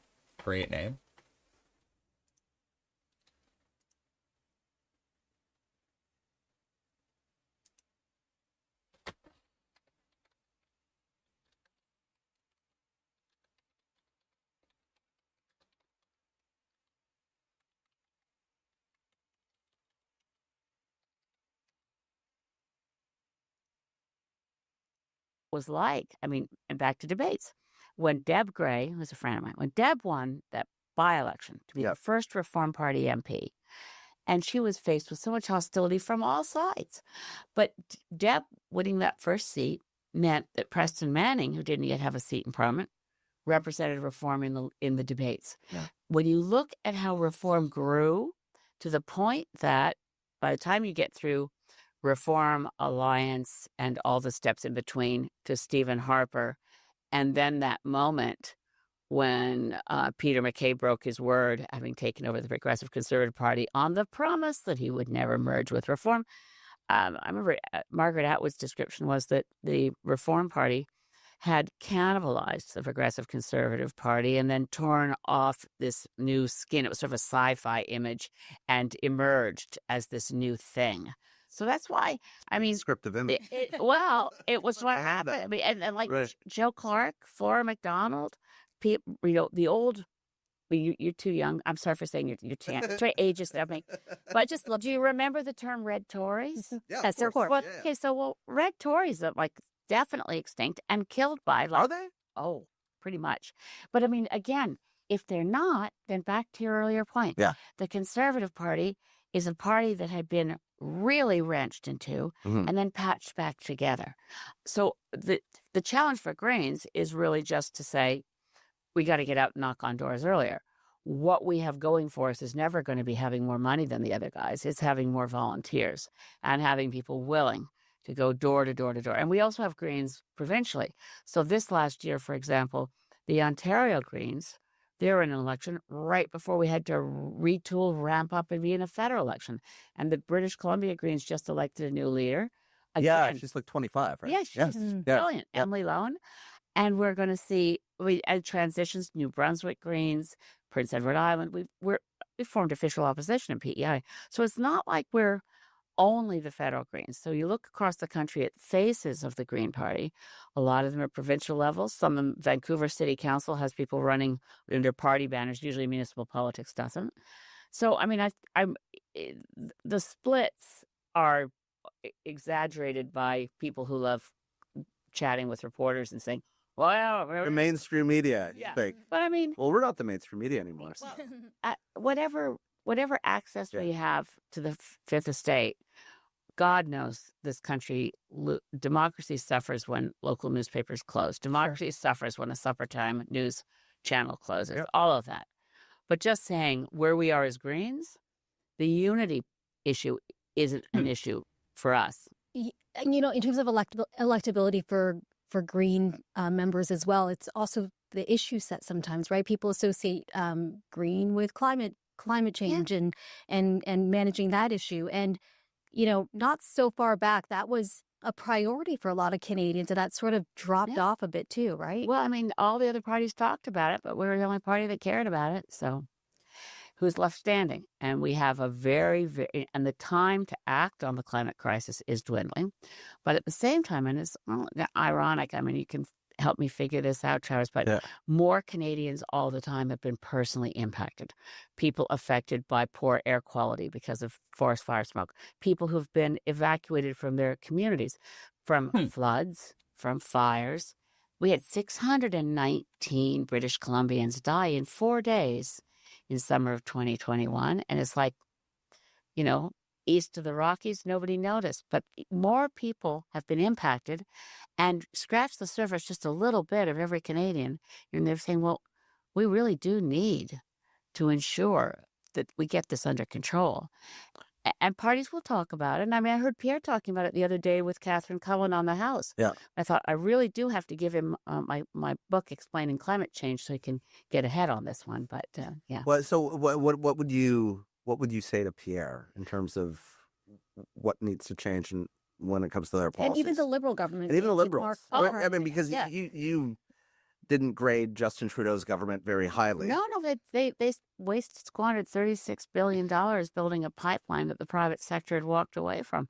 And right now, I had a piece in Sunday's Star, in the Toronto Star, basically saying, Mark Carney, where'd you go? I mean, he delivered this brilliant speech when he was governor of the Bank of England, when he was speaking to Lloyd's of London and saying, basically, climate needs to be baked into financial decisions. You need to have transparency around the risk factors around climate change in how you invest. And yet we're not hearing, I try to suspend disbelief and keep open the hope that there's more coming that we'll see. But I mean, for Pierre Poilievre, I wish I could get modern Conservatives to look at the record of Brian Mulroney, who got voted Canada's greenest prime minister because he did a ton of stuff, including the Montreal Protocol to protect the ozone layer, fighting acid rain. Conservative values, this right-left divide, only started creating a schism around climate change in the Harper years. Right up till then. Oh. So, funny story. Just speaking of climate change. And I don't watch any of the Real Housewives shows. So, this specifically, I cannot confirm. It was a very funny video that there was a market increase in, not just how much drama was happening on the show, but, the severity of the drama. It was getting more and more, extreme from 2019 to, 2024. And the theory this person proposed was that the namesake lake, the Salt Lake nearby in the town, starting in 2020, started rapidly evaporating. And when that happens, there's a lot of there's a lot of obviously salt and a lot of other nutrients in the lake, but at the bottom, in the near the lake bed, there's also a lot of pollutants, namely, so apparently a ton of arsenic, or so this person says. I have not independently verified any of this. It's just a very funny theory. If anyone knows anything about the geomorphology of the said Salt Lake of Salt Lake City, feel free to correct me. But their hypothesis would they said so the Salt Lake dried up, which exposed the arsenic in the and they were putting up headlines, so I can only assume these are real.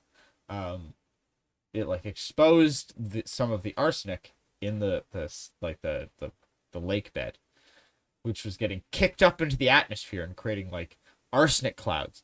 which can lead to like extreme psychosis, paranoia, and even hallucinations. That would directly correlate to the just exponentially heightened drama and extremeness of said drama over the course of those 3 years.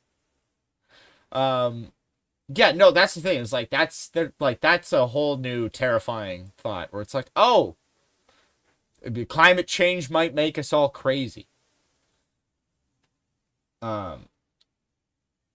What's that one really messed up? Like, what if climate change makes us all like does the cross virus to us? You ever read that? That's a really not. I would not recommend that one. That was a tough read.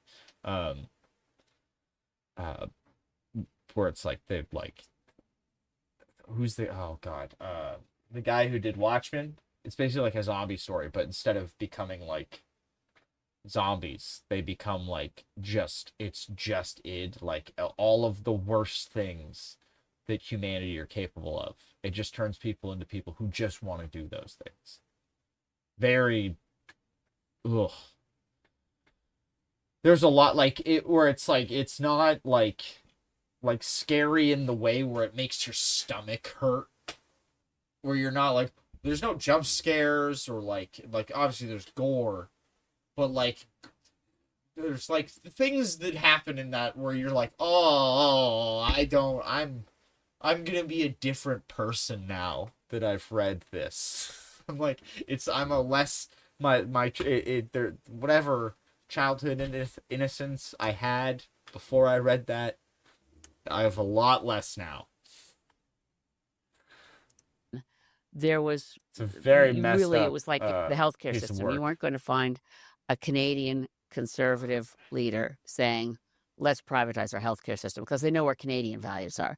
Similarly, you didn't hear until Stephen Harper said that the Kyoto Protocol was a socialist plot. Until then, you didn't have really big left-right divides in Canada. So, but when it is now polarized, and when this conversation comes up, some people hear you talking about getting rid of pipelines, and they'll say, okay, that means getting rid of prosperity, getting rid of jobs in Alberta. They'll be afraid that, you're moving away from Alberta Energy, which bankrolls so many national programs. So how do you get beyond that and into the nuance of the conversation? Because it seems as though there's fear-mongering on both sides, some would say. Some would say, but I think telling the truth isn't fear-mongering. It really is a violation of free speech, as one of those truisms from law school is, you have free speech is a right, but you can't yell fire in a crowded movie theater. But on the other hand, if the movie theater is on fire, somebody has to say, there's a fire. Stay calm. Yes. Move out. Yeah. This is not a safe place. Take action. So in that way, I think it's important for Greens, no matter how, we don't judge our policies or our platforms based on, is this going to be popular with everyone? We say, what's our moral responsibility as grown-ups here? We're looking Although at like stored a reality. bones is starting to leach back into their systems. The old people are about to go really crazy. Number one, that one. no more than Alberta is on a separate planet. Canada's not on a separate planet. And if we're looking at a collapse of human civilization, potentially in the lifetime of our children, if we actually accelerate climate change. Climate change isn't one event with one end point. Yeah. It's a whole range of possible outcomes, some of which we can still achieve, would allow us to continue much as we are now in a viable human civilization with functioning economies where we actually take better care of everyone and make sure we have strong communities in, and feeling safe. I completely get that. But if you've got a Green candidate, say, knocking on the door in Fort McMurray or something like that, and it's an oil worker or somebody who's working on, maybe a pipeline or something like that, comes through the door and they've got to pay their bills, they've got a family. What you're talking about is serious, it's real, but it's also to them somewhat abstract, right? So how do you have that conversation Yeah. How do you have that conversation? But I mean, what Fort Mac went through with Yeah. the beast. Sure. I mean, that changes people. That's a built-in trauma that you look at you. I don't know. I don't even know. See, there's a thing where it's like, it just because the president posted this, it's like news, but I don't like it. Where is this? Where is this? Here it is. Anyone seen that tweet where it's like, new theory of America, everyone is 12 now? This really plays into that. So it's Trump with a crown, flying a jet, which drops just literal shit on the No Kings protesters.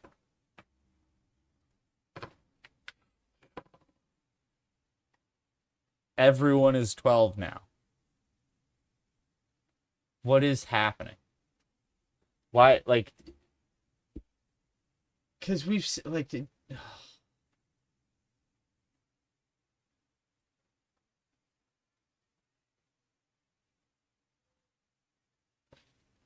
what is going through Harry J. Sisson? Is that how you say his last name? Apologies to that man if I'm saying it wrong. What is going through Harry's mind when you've just seen a video where an AI video tweeted by the president where he drops literal human feces on your head? How do you respond to that? This is what Chicago calls pulling a Dave Matthews. Fargo, can I steal that tweet, please?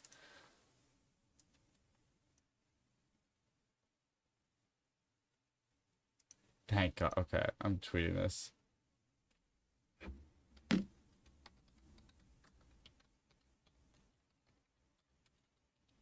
How do you spell maneuver? Is that it? That can't be right. There's no way that's the right way.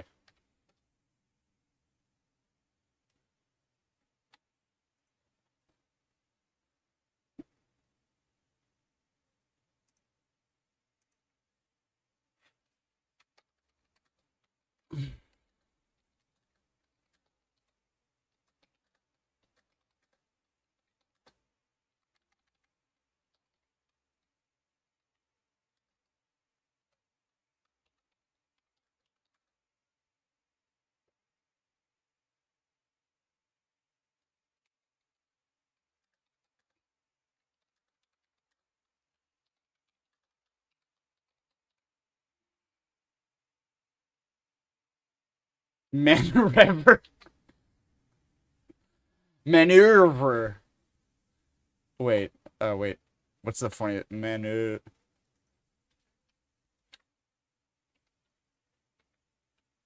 Maneuver. Oh God, why is it? Now it's not telling me. Okay, yes, tell me that's wrong. Maneuver. Interesting.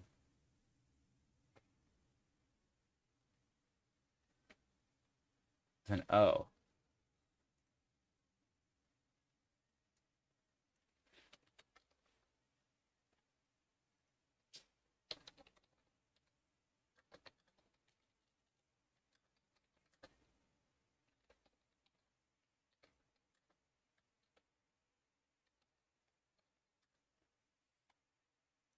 That can't be right. Maneuver. How do you spell this word? Wait, that is right?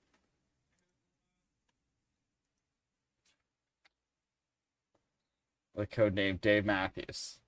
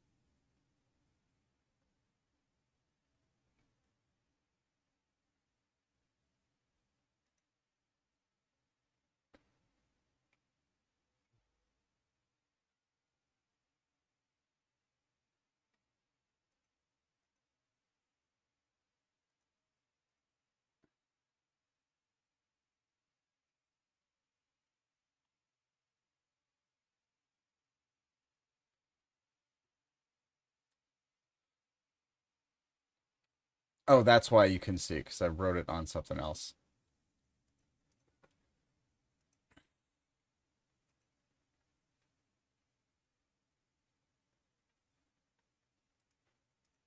All three of you should retweet this.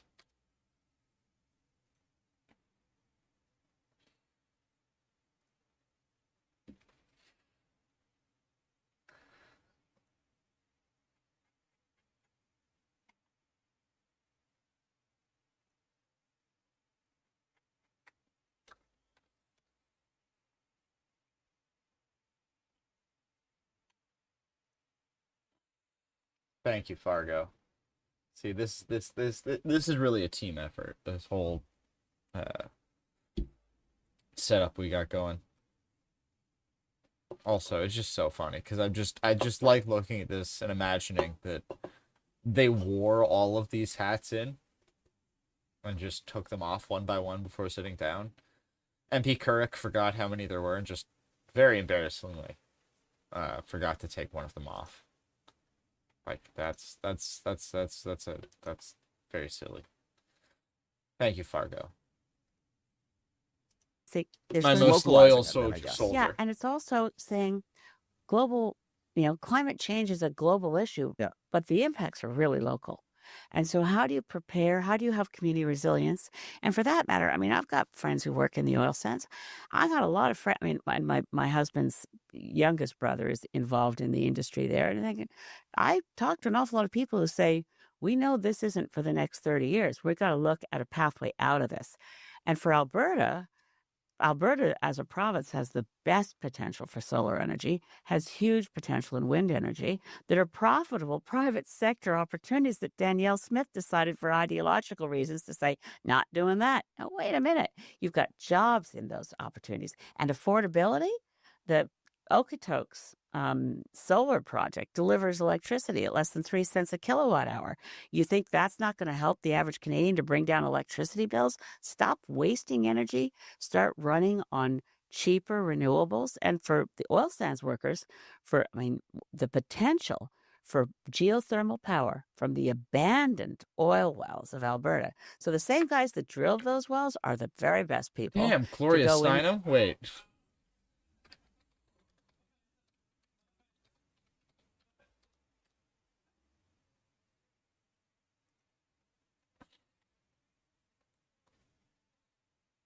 Breaking. Justin Trudeau. Oh, God damn it.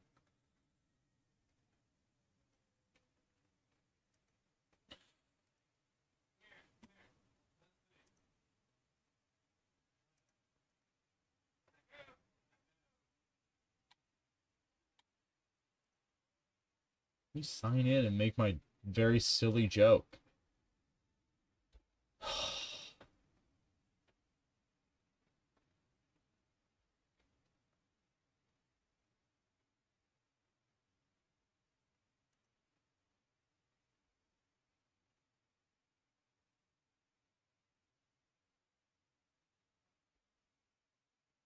Holy, never mind.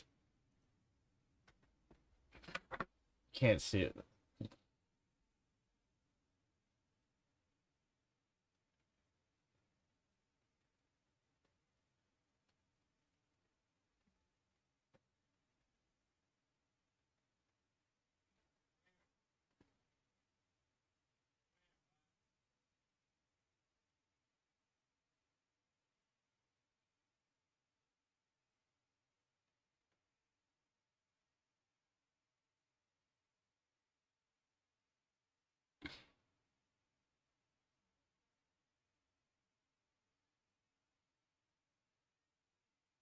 There's a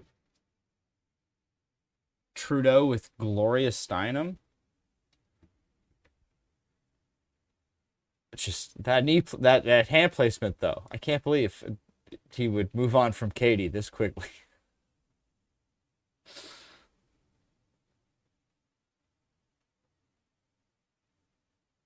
Oh, there's Telford.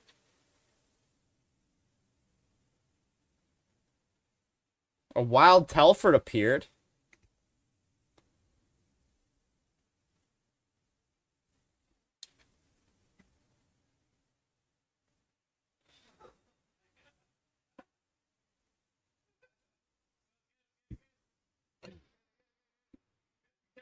That's interesting.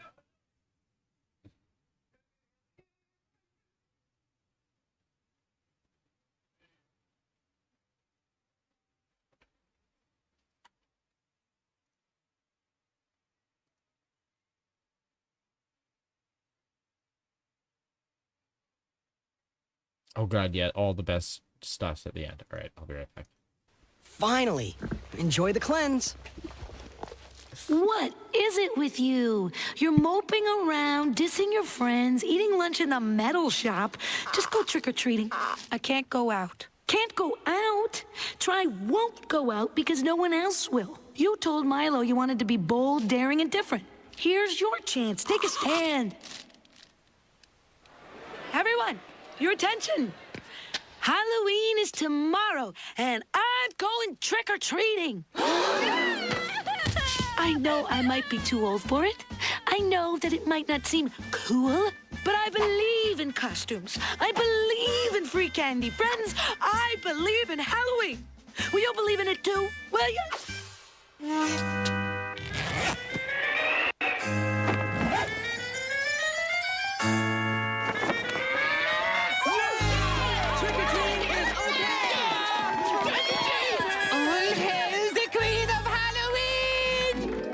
You're right, I'll do it. Everyone, your attention. I believe in that the owner of the red Mega Blade 3000s left their toe-activated footlights on. Thank you.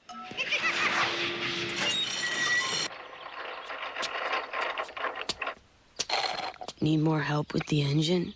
No, I'm not going trick-or-treating anymore. I'm too old for that stuff now. Oh. Can I use your costume? Promise me that you'll hold on to Halloween. Promise me. Okay. Do we still have to hold this? I don't care, Splash. Do whatever you want. There are the sisters Pearson. I got all the decorations on your lists. Candy corn on the sugarcane cob, and I got a... Mom, I'm a little too old for trick-or-treating. Peppy, you love Halloween. No one is too old for All Hallows Eve. Ooh. Now, who's up for making maggots out of couscous? Ooh, me. Not me. I'm going to brain dead. But Peppy... Let her go, Mom. She's got issues. Use your smart crunch, PA. Watch the crossfire crunch, girl. Milo, you look like radioactive gummy man. You're a pre-teen. Start acting like one. Halloween is for kiddies. Can't you see that you're making a fool of yourself? Why do you think everyone is looking at us? Probably because you're wigging. PA, I want to use my freakiality to the full extent of my ability. And I don't need anyone telling me when I can or can't dress up like a dehydrated papaya. Fine, but I don't have to hang out with you while you're doing it.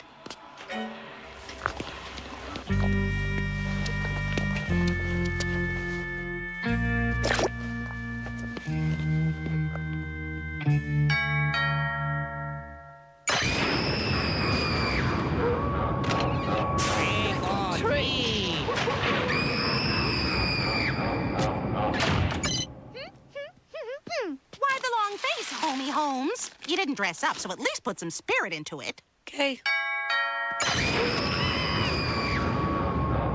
Milo, that costume rocks. Wait, I know. You're Federal Reserve Chairman Alan Greenspan. It's not a costume, Pepper Ann. You were right. It's time to grow up. Next year, I'm officially going to be a teenager. I have to get ready. These are the childish trinkets of my youth.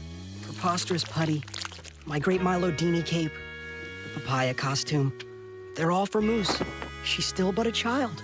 Milo, you're not going out trick-or-treating? There and get the heat at depth of geothermal.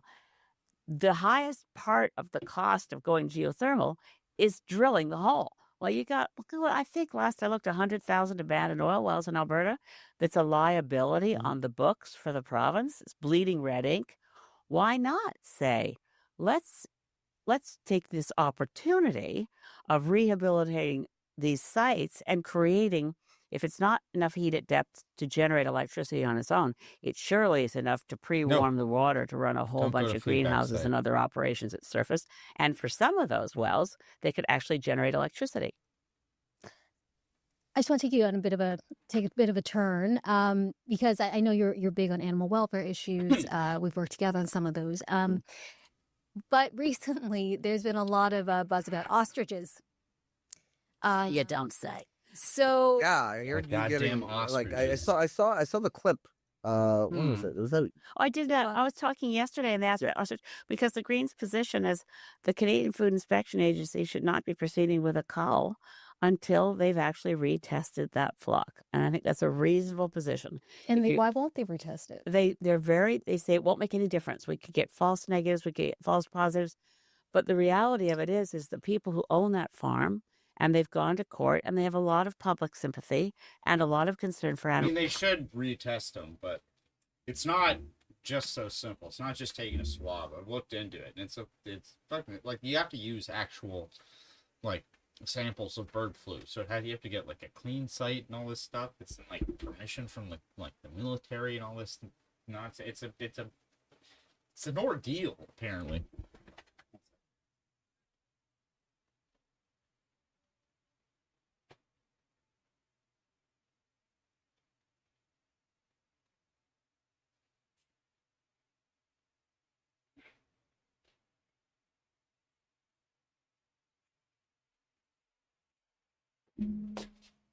In the back, sorry.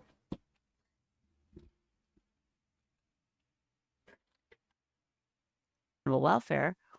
Let's see what the test results are now, because the last infection was, or at least the last one we know of, because there hasn't been more testing, was more than a year ago.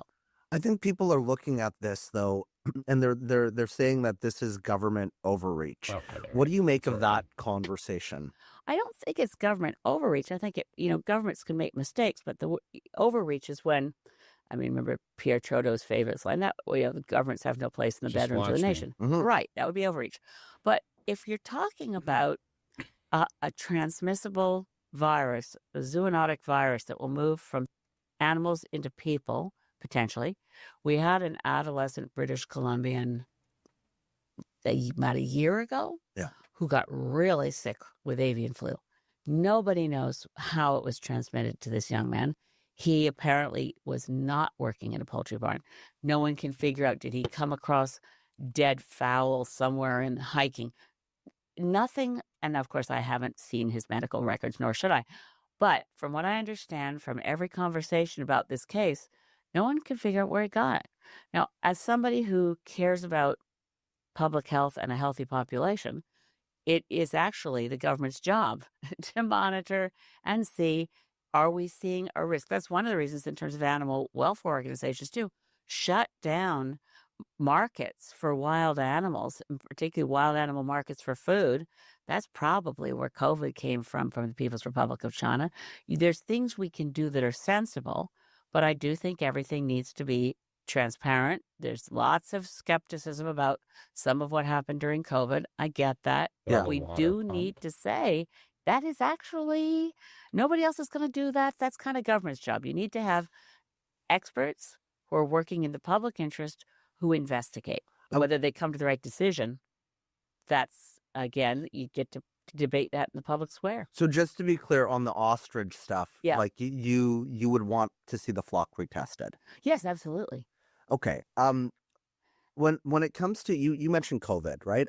I read that you said that one of the hardest calls of your career was in 2022 with that Emergencies Act vote. Yeah. Well, because I wanted to make sure I got the law right. But this probably, I have going to law school is one of the best breaks I ever got because I couldn't afford to go to undergrad, so I had no undergrad degree. I've been waitressing and cooking for years, and then found out that you could. I mean, and I mentioned earlier the fighting environmental battles in Cape Breton and stopping bloodworm spraying. Getting to go to law school was an enormous break, and I had a law prof who just kept. It was like a scene out of Paper Chase. This guy, so lovely. And he would what bang his movie? cane I across never. the I desk don't of even the know front what row that. students. That's It'd really what wake you up. that's a reference And to. say, develop the habit of thoroughness. So for my sins, I developed the habit of thorough. So I like to really dig in and study stuff. Sure. So the Emergencies Act, number one, isn't the War Measures Act. I think it's a remarkably well-crafted piece of legislation. Talked to Perrin Beatty about it. He was one of the people who drafted it. It was really interesting to see how a bunch of parliamentarians, when they weren't in an emergency, developed legislation to protect civil liberties, to create opportunity to say, well, this is an insurrection kind of emergency. This is a public welfare kind of emergency. So what I had to do was thread that needle as the definition for emergency came not from sort of a common sense understanding, a national security threat, came from the CSIS legislation, and it's quite convoluted. So I had to go through it and really make sure that I was voting the way I thought was legally correct. Yeah. And also talk to, at the time, Marco Mendicino and David Lametti, who was not public security and justice ministers, and say, I've got to make very, very sure that this isn't creating some kind of precedent that can be misused in the future. Let's walk through this. And I got them to commit to things on the floor of the House of Commons. I know if it ever goes to court, those records are going to matter. So it's already in it court. Applies, and it wouldn't apply in this case. And no, you can't. You can't, under the Emergencies Act, legality put of any it was found to military be on the streets, unreasonable, and which you have the to court have is, oversight the government's from Parliament. currently So appealing, it was but it's difficult already in because court. it took me the time to make sure I was voting the way I felt was legitimate and legally correct. Looking back now, though, do you think it was? I mean, I have a place on Bank Street still, right? It's just up the street. So I was in the middle of it, and I was also working for CBC covering it. Yeah. I mean, were there pop-ups of incidents here or Yes, there? lots. Sure. Yeah. But overall, Oh yeah, I she mean, really pushes it- back it on this wasn't one. violent. Well, It wasn't like January 6th, right? That's a high bar. I'll say this about, I've been part And of it wasn't. nonviolent It civil was also disobedience, wasn't so I think because of January 6th. I think partially because there was a giant 20-foot moat that had just recently been dug as part of the renovations for that big hole. They had just put up the dividing wall to stop people because they had just exploded that hole earlier in the fall. I think it's an absolute right within a democracy for nonviolent civil disputes. This didn't feel safe. I was talking the other day. I was debating a farmer in the House, and he's a nice new MP. He's a white guy from Calgary, and he said I was able to walk through there fine. I wasn't. Our CMP ended up telling me you can't try that again. Like on Wellington? Yeah, because people saw me, they knew me, and they were. So they said this isn't safe for you. You can't come here. Well, looking back though, I mean, I think when I covered this as well, and I guess you look back with more clarity. I guess, is there anything around that time that you think was, because this is the criticism now, government overreach again, I this don't and think that? so at all. I don't think so. And I felt the same way today. And that's because I read the legislation, and I think it's massively misunderstood that this was an abuse of civil liberties. It wasn't in terms of the very careful way the Emergency Act is written. So, I mean, the convoy issue, I think, and the way that was handled was most of the mistakes were made in the first few hours, first few days, by having the Ottawa police, for some reason, more or less acting like concierges for very large trucks and saying you can park here along Wellington, it won't matter, and you can stay here. And what a lot of people wouldn't know who didn't live in Ottawa at the time, and I have a lot of constituents who were inspired by the convoy, who felt like it's like Woodstock, look what's happening is so great. 54, but being 60. here wasn't like, I don't know, I wasn't at Woodstock, maybe it wasn't any fun, but it wasn't a safe place to be. I couldn't get. We disagree. Well, could you get a bus? Could I get a bus to work? I mean, I couldn't get a bus. Sure. I couldn't get a cab. I couldn't walk to work. I think I have a right to be able to get to my job. Sure. And I couldn't. Everything was shut down. So the freedom and the liberty to do your job as a member of Parliament elected from British Columbia, to be able to get to work, was not something I could do. So I wasn't being singled out for abuse.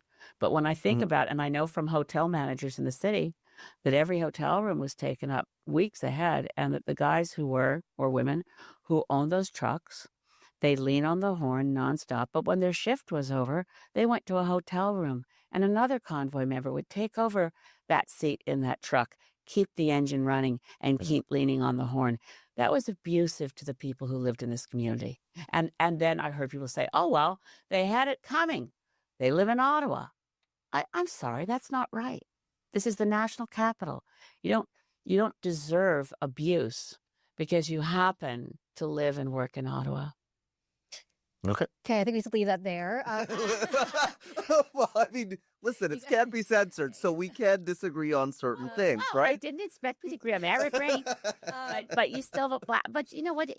Do you remember how many businesses? Yeah, there was a hot tub and they set up in my parking lot, right? And like Well, that's like fun.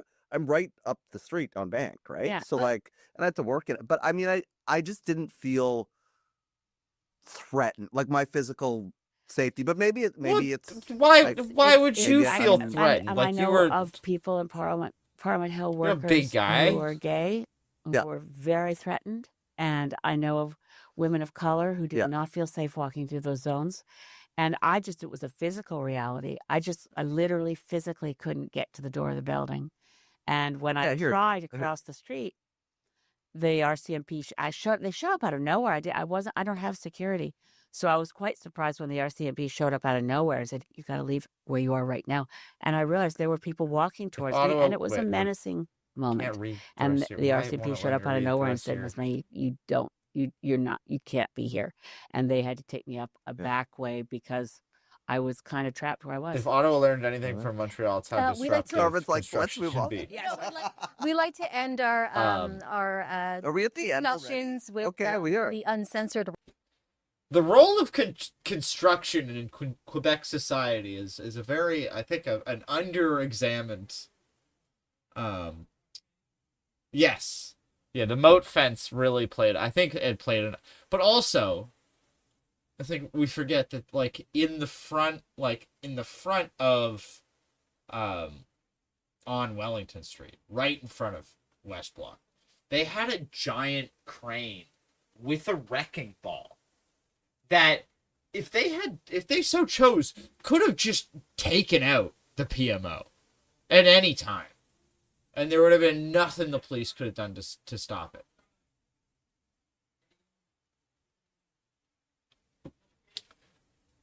Like, when I first I didn't even know this until, like, very recently. Maybe this is embarrassing, but, like, it was when I was working there at the newspaper in Quebec. And it was, like, the construction holiday. And I'm like, what do you mean I get a week off from work? And they're like, well, it's just we're not going to report anything because everyone's on holiday. I'm like, what do you mean? It's like, well, it's the construction holiday. I'm like, you're going to have to elaborate. And I still don't really understand what it is. Like, is it just the week where there's no construction? And then but also, which is, I think the confusing part of me was, it was like, with the impacts that construction has. Yeah, I was like, I had never heard of this before, and it was the biggest deal for everyone. Yes, the week when construction people are off, but then everyone else also takes the week off, and it's like, but it seems counterintuitive, where it's like the whole country, the whole nation within a nation gets a reading week, basically, because there's no construction. And I keep cutting myself off, but like the reason why it's counterproductive is because of the impacts that construction has on just Montreal, but Quebec in general. It's the 1 week that there wouldn't be any construction, which, i.e., probably the one time you can drive around Montreal almost unimpeded, is also the week everyone else takes off and leaves. As someone with engineers in the family, the whole family takes it off because we went on vacation at the same time. Yeah, no, like that's also the thing where it's like, that's how you know how widespread it is, because they're probably like, that's how many people either are or are related to or involved in construction. rapid fire is meant to be a bit lighter, a bit fun. So, I mean, discussing the Also, every time I'm driving into Montreal, I like the song from the Sopranos starts playing in my head. I don't know. It very much has like driving into Jersey vibes, and I've never been to Jersey. It's just whatever vibes I get from that commute he does in the bit like the opening of Sopranos. When I'm driving into Montreal from Ottawa, it's very reminiscent. A gaming holiday. Always fun. Sorry. Okay, so we're gonna Be like in Japan if they did an animator's holiday. Where it's just like Mappa gets too powerful and they're like, all right, Mappa, you have to, this is a week where you just have to give all the, actually, you know what? The more I think about it, they should do this. Do an animator's holiday. All those hungry children and myself who are desperate for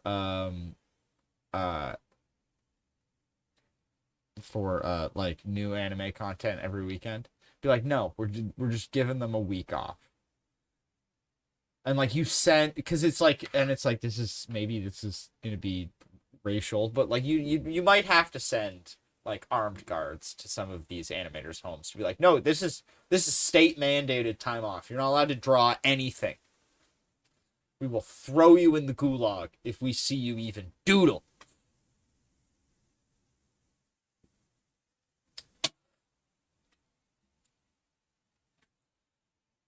That was my favorite tweet from the New York City mayoral debate where they were like making fun of that one question where like it's I think you should leave sketch where they asked all the candidates, can you name a parade that doesn't exist in New York that should exist? Which, name a parade that doesn't already exist in New York City is a challenge level expert trivia question on its own.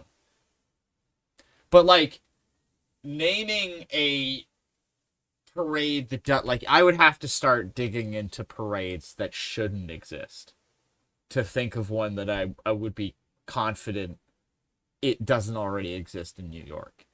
So the pool of parades that should exist but don't already exist in New York City, I would imagine, is so minuscule as to be like almost there. Like, what could it possibly be? Like, if you just like if you're doing the entire, like, not even just Manhattan, but like the whole city of New York, that entire New York City proper. At some point in somewhere in New York City, there is probably some form of parade for everything imaginable. I still have yet, since the debate, I've still yet to hear a good answer to that question.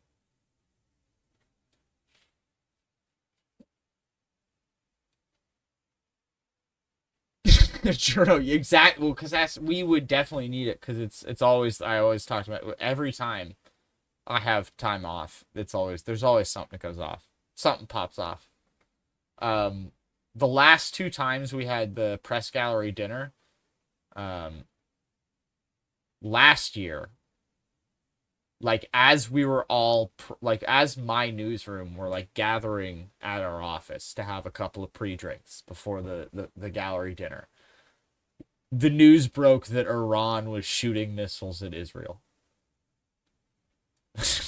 And it's like, oh well, that's gonna make Trudeau's humorous speech tonight a little bit more somber. And I think the year before that, Trudeau had just like skipped the dinner entirely to do a surprise visit to Ukraine. So he did a very awkward video, like a video message to the gallery dinner with Zelensky. And all I could think during this was like, I feel like Zelensky has better things to do. He didn't need to be part of this. This feels abusive of the relationship. It was very weird. It was also even weirder that they tried to keep it light too. Like they tried to keep it within because usually like the party leaders will go up and do like a very light roast sort of the like each other in the press gallery, and I mean very light, like super safe, like nothing even close to like the heights that the White House Correspondents' Dinner gets to, because they get like actual comedy writers. No offense to the comedy stylings of the party leaders and their press teams that probably write it, but it's not Obama roasting Trump like that. Let's be honest. But yeah, so the last two times there was like just some sort of world-threatening incident that sort of disrupted everything. So I wonder what it's like a week after my birthday this year. It's the end of November this year, so I wonder what's going to happen this time. Who knows? Ask you a bunch of questions and you just okay.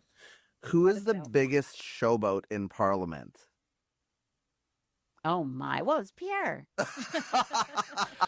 You know what's funny is that they do, because it's like who's the okay, because they've added Polyev since, but originally when I saw that like the thumbnail for this, it says Elizabeth May reveals the biggest showboat in Parliament, and it was only a picture of Trudeau. Well, I mean, really? Well, wait. No, but like of all your time there. Oh, of all my time. Yeah. Oh my. Okay. Justin Trudeau. Really? Yeah. There you go. I guess. How come? Well, because he was very dramatic, and he was, you know, and even before he became Liberal leader, I would say, yeah. Okay. Charismatic and notable, and. Well, what was the video of him like telling someone to like fuck off or something?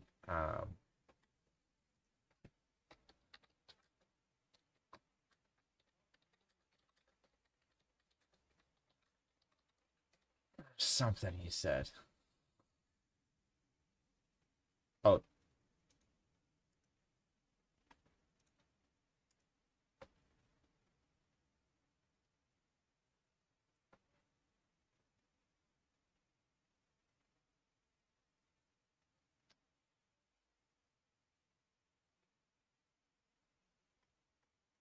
We should just watch this. It's just all of the instances of people. Oh, elbow gate. Wacko gate. All the best ones.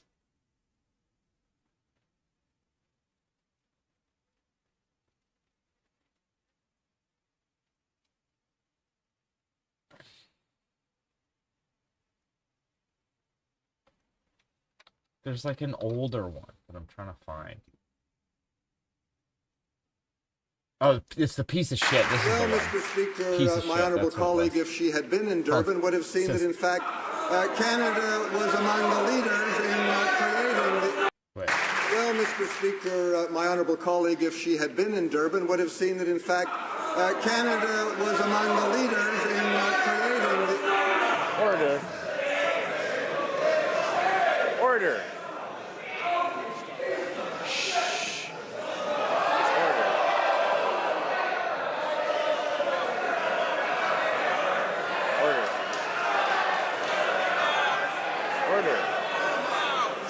Oh, and this was this was when the Liberals weren't even the opposition. I think this was back when they were in like the third place party. Order. We can deal with this after question period. We'll come back to this after question period. Andrew The honourable Scheer, the member- speaker. The Honourable Minister of the Environment has the floor.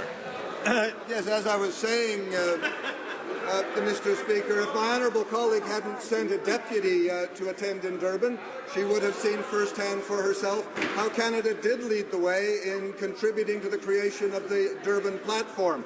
But again, I would remind her and refer her to nature, which says there is no need to kill Kyoto. The treaty is already weakened and almost impossible to revive. A couple of points of order. I see the honourable member for Papineau rising, and I think I'll recognize him first. Thank you, Mr. Speaker. During question period, the Minister of the Environment chided the Member of Parliament from Halifax for not having attended the conference in Durban after he prevented any member of the opposition from attending in Durban. Therefore, I lost my temper and used language that was most decidedly unparliamentary, and for that I unreservedly apologize, Mr. Speaker. And withdraw my I miss it. I miss. People are like, "Oh, it's gotten so toxic." It's like it's tame. This is tame. It's not bad yet. The Honourable Minister of the Environment.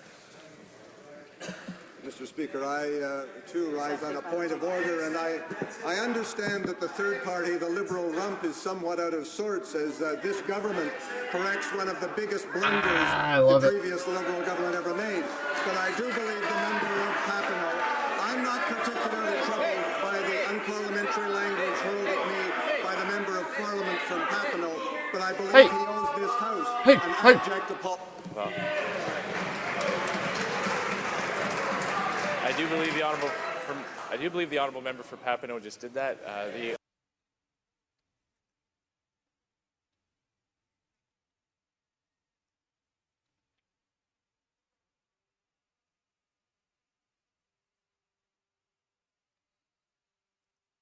Oh wait.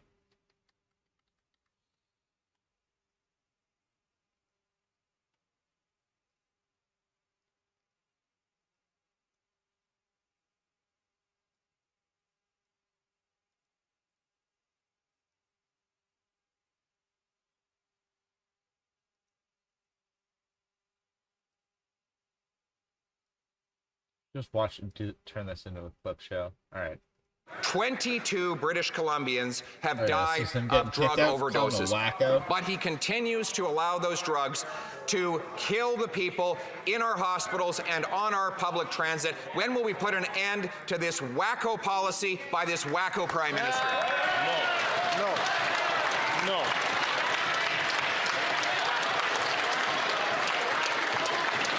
That is not there are a couple of things which are going on here today, which is not acceptable. This was a very please to keep themselves. This day got nuts. To control themselves. I'm going to ask two things. One, I'm going to ask the Honourable Leader of the Opposition to withdraw that term, which is not considered parliamentary. Mr. Speaker, I replace wacko with extremist. He is an The honourable member to please. I'm going to ask the Leader of the Opposition once again where the to speaker says apologize and withdraw. And I'll invite the honourable member. But I don't know if he could actually, because it's like you can say him to like the Honourable Leader of the Opposition to please withdraw that comment and simply withdraw that comment.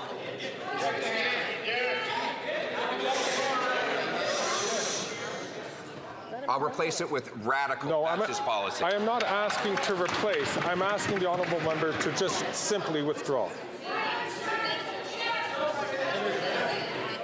Mr. Speaker, I replace the word wacko with extremist.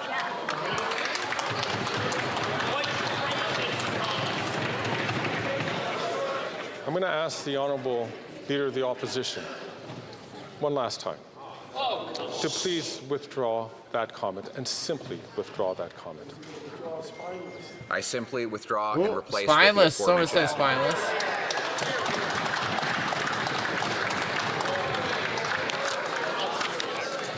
Mr. Polyev, I have to name you for disregarding the authority of the chair. Pursuant to the authority granted to me by Standing Order 11, I order you to withdraw from the House and from any participation by video conference for the remainder of this day's sitting.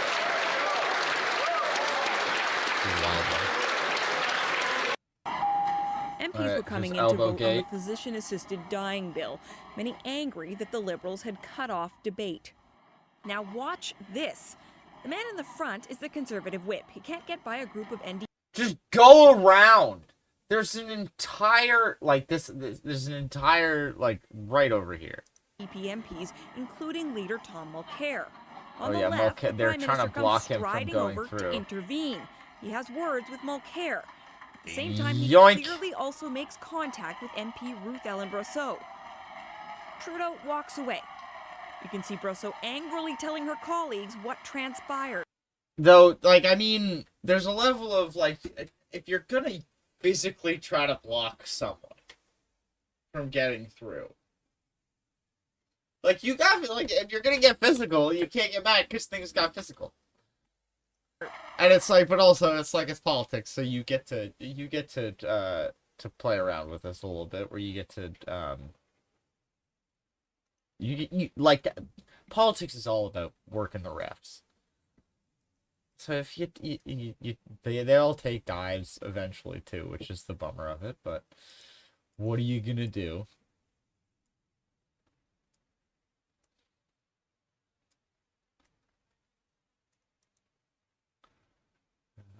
Wait, what?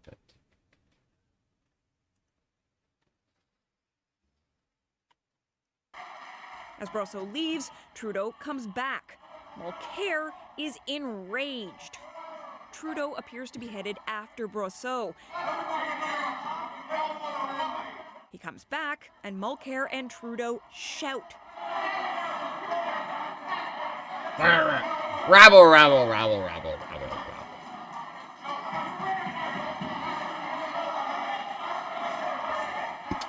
Order, order, order. Members should put away their black, are not allowed to take photographs. Then it was time to parse what People are happened. just taking He elbowed phone. the member from Birthday Mascot. You did. Oh my God. Little baby Don Davies. He was so young then. And handled the whip of the official opposition. Physical force in this house is never permitted, is never welcome. Yeah, yeah, but you were using physical force to block the Conservative whip, weren't you? Canadian Saul Goodman is... That's... Because the hair... Oh my God. He really was... Well, I mean, just in this moment, this is... He's embodying Saul Goodman so perfectly. God, that's a good pull. And it is entirely inappropriate. Because it's the hair, I too. came in physical contact with a number of members as I extended my arm in, including someone behind me who I did not see. If anyone feels that they were impacted... No, he should have been like... actions, You're gonna physically block someone. Don't get upset when things get physical. completely apologize. He should have stuck to his guns. Hurt anyone. It certainly wasn't. It is my intention to get this vote done. They then voted. Hey, Spy Guy, this was... When was Elbowgate? This was probably like 2016. Yes. This was like the precursor to MAID. So this was the medical assistance in dying. Yes, this was the MAID vote. But this The 2016. wasn't over. The Prime Minister physically grabbing people, elbowing people. Not only was this the furthest thing from a feminist act. Then Brosseau spoke. I was elbowed in the chest by the Prime Minister, and then I had to leave. It was very overwhelming, and so I left the chamber to go and sit into the lobby. Sorry, you're a I missed the stronger vote lady because of than this. that. No. I just wanted to clarify and make sure it's clear to all the members in the House that that did happen. Thank you. Come on. Right Honourable Prime Minister. Thank you, Mr. Speaker. Like- I want to take the opportunity now. This I get like it's all fair play, but sometimes it's just like, do you feel good about this performance?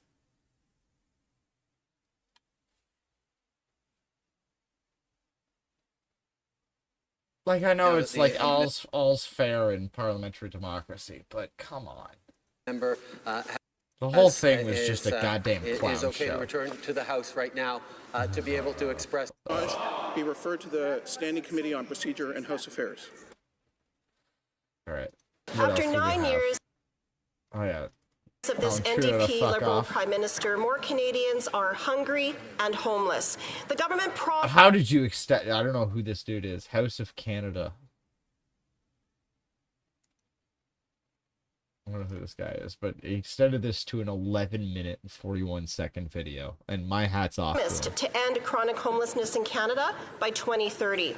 The Parliamentary Budget Officer found homelessness is getting worse, with chronic homelessness up 38%. Mr. Speaker, I have measures that we put forward to support Canadians when they need us. Efforts to support and strengthen the social safety net, like $10 a day childcare, like moving It's going to be like at the end of this 11 minutes, program, isn't it? like moving forward with dental care to ensure they get the care that they need. We will continue to fight for Canadians, Mr. Speaker. The honourable member for Peterborough Kawartha. Mr. Speaker, maybe that minister needs to fight for Canadians. It's worse from the departments in news. Give up and say, you know what? Oh, man. The honourable said it again and got up to complain. we put forward measures their support for Canadians again. The hunger, misery for Canadians. I feel like I got. The minister adds that Canada will not be able to accommodate all Indigenous concerns. What that means is that they have decided to willfully violate their constitutional duties and obligations. Mr. Minister, Mr. Speaker, sounds like a most important relationship, doesn't it? Why doesn't the Prime Minister just say the truth and tell Indigenous peoples that he doesn't give a fuck about their rights? Woo! They all plotted that too. Incredible.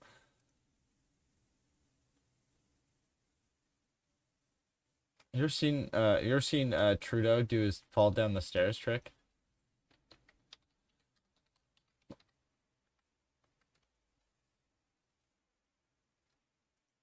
La vie est trop importante pour prendre au sérieux. Oh yeah, his Three Musketeers goatee as well. His D'Artagnan face. Non. Oui? Oui. Donc, le truc, c'est vrai, tomber des comment escaliers. ça fonctionne? Normalement, je te mettrais genre ici, là, puis je passerais, puis je dis, hey, comment ça va? Papa? Oui, c'est vraiment le fun, là. Puis là, tu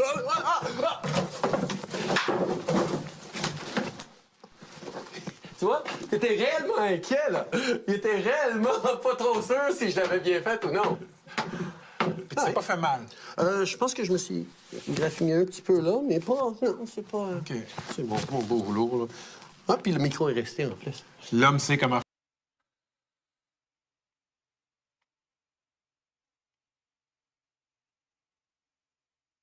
It's just, it's inexplicable.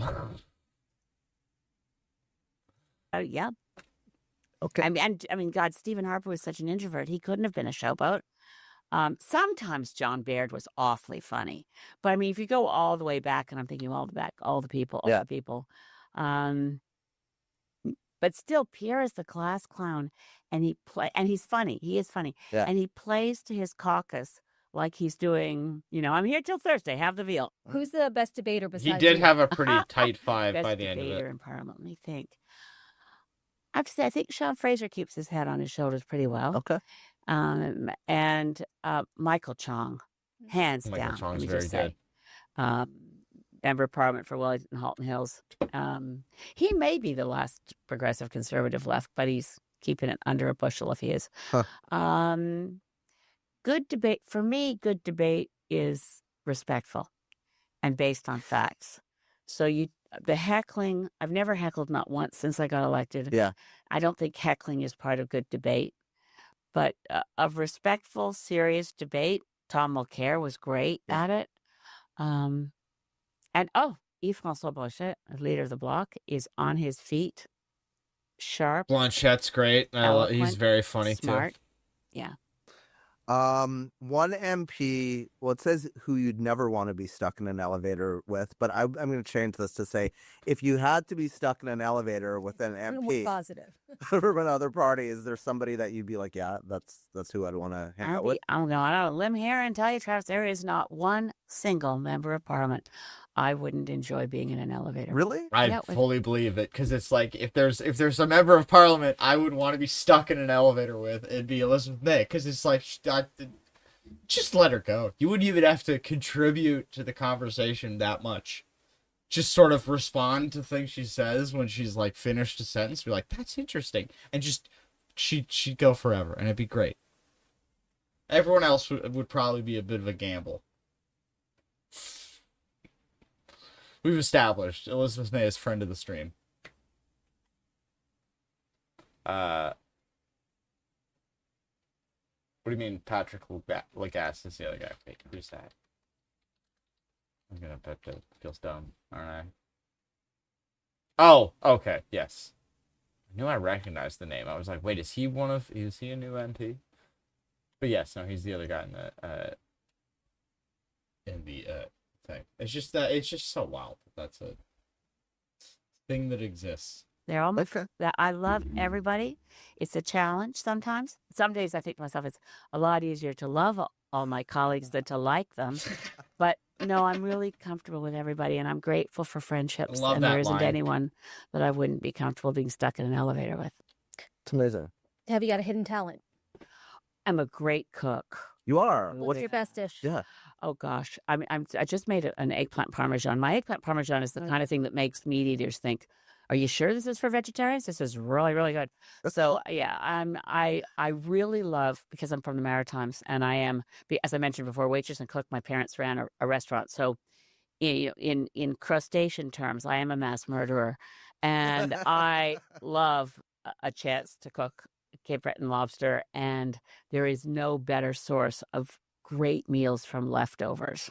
If your leftover choices and you've just cooked lobster, one of my favorite dishes is lobster Newburgh. I mean, oh my God, it's really can't go wrong. Okay. Is that hard to cook? Like, does that take a long time or no? It just takes a long time to get all the little teeny weeny bits of lobster out of all the teeny weeny bits of shell. Okay, we'll see if you do this one. It can't be censored, so favorite curse word. Well, it's so funny. I tend to say fiddly-dee. That's the worst one I've heard yet. My husband finds it a riot.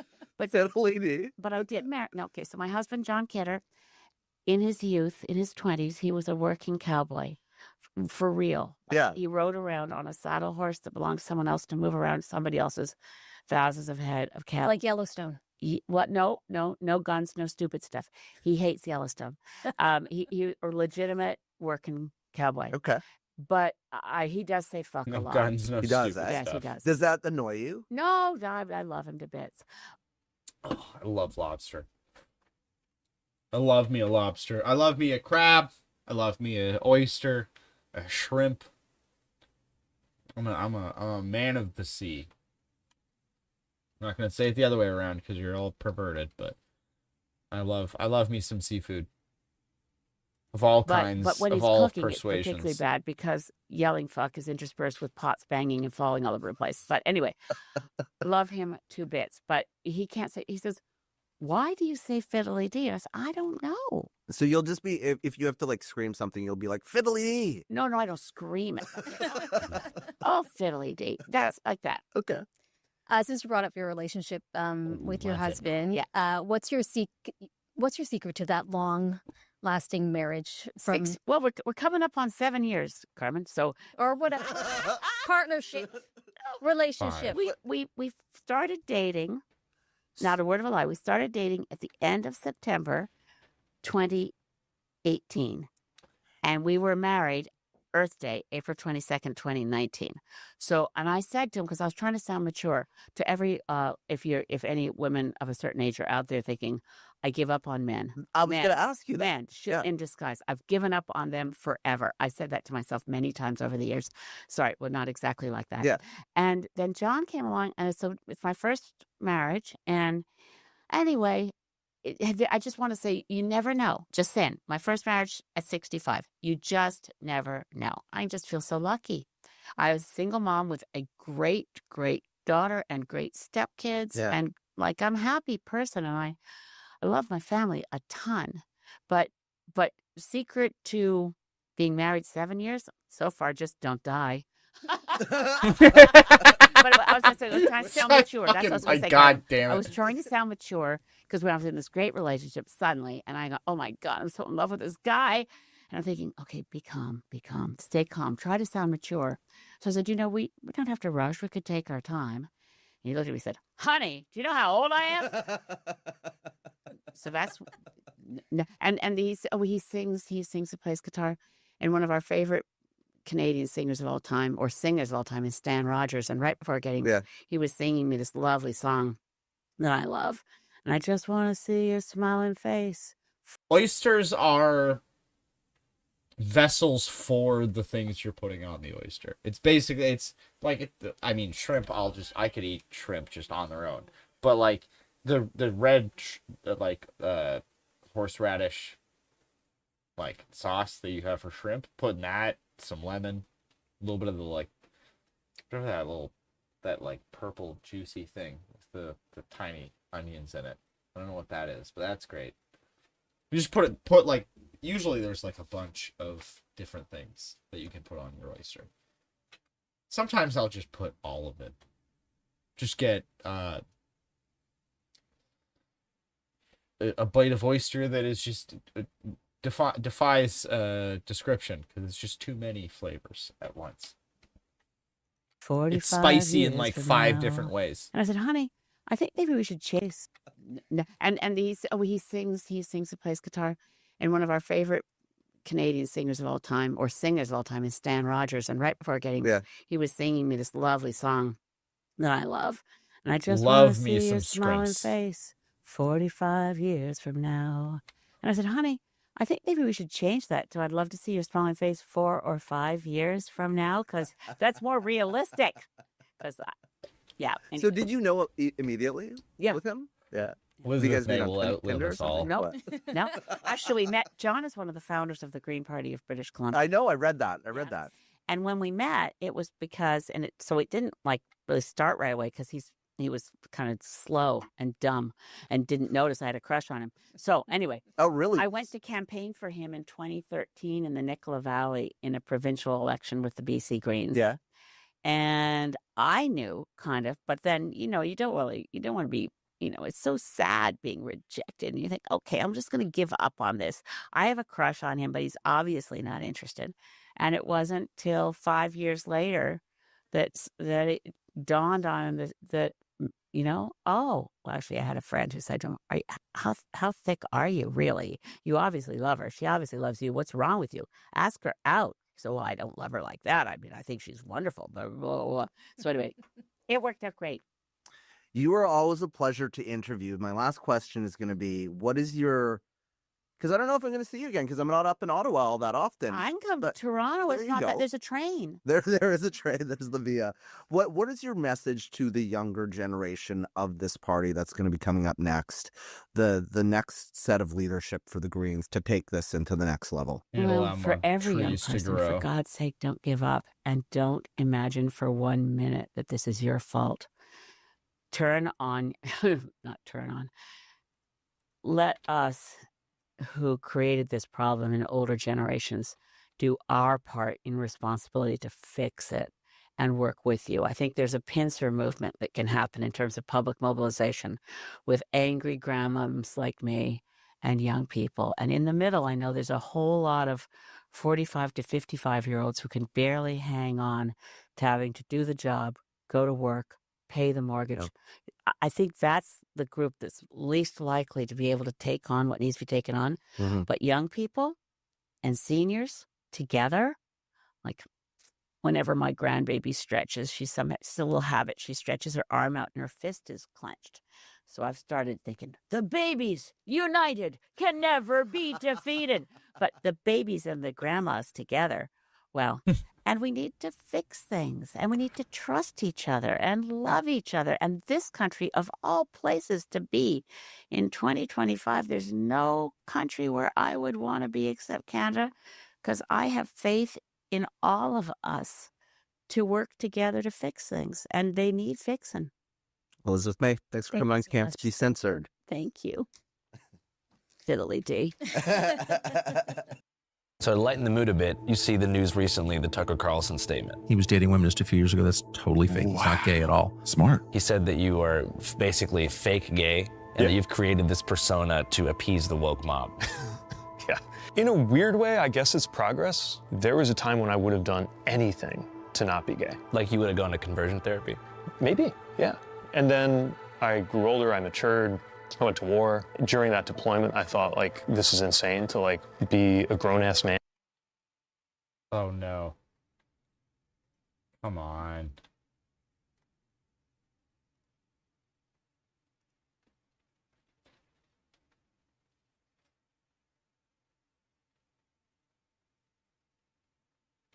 So to lighten the mood a bit, you see the news recently, the Tucker Carlson. The Greens to make a huge breakthrough, I think, right now. Or anytime soon. As a country, but also in my party, because we need to be able to talk in a different... All right, this is an hour and a half. I don't have that bandwidth on me right now. I do have time for some spooky stuff. Pepperan, you were right. Everybody has had 2 or 3 things happen to them they can't explain. Everybody. Is that a black widow? What? What in the world is happening right now? I ain't seen it do this. This is honestly the most scared I've ever seen Shane. I don't actually like this. I'm getting huge spikes in the meter. Holy shit. This is unprecedented.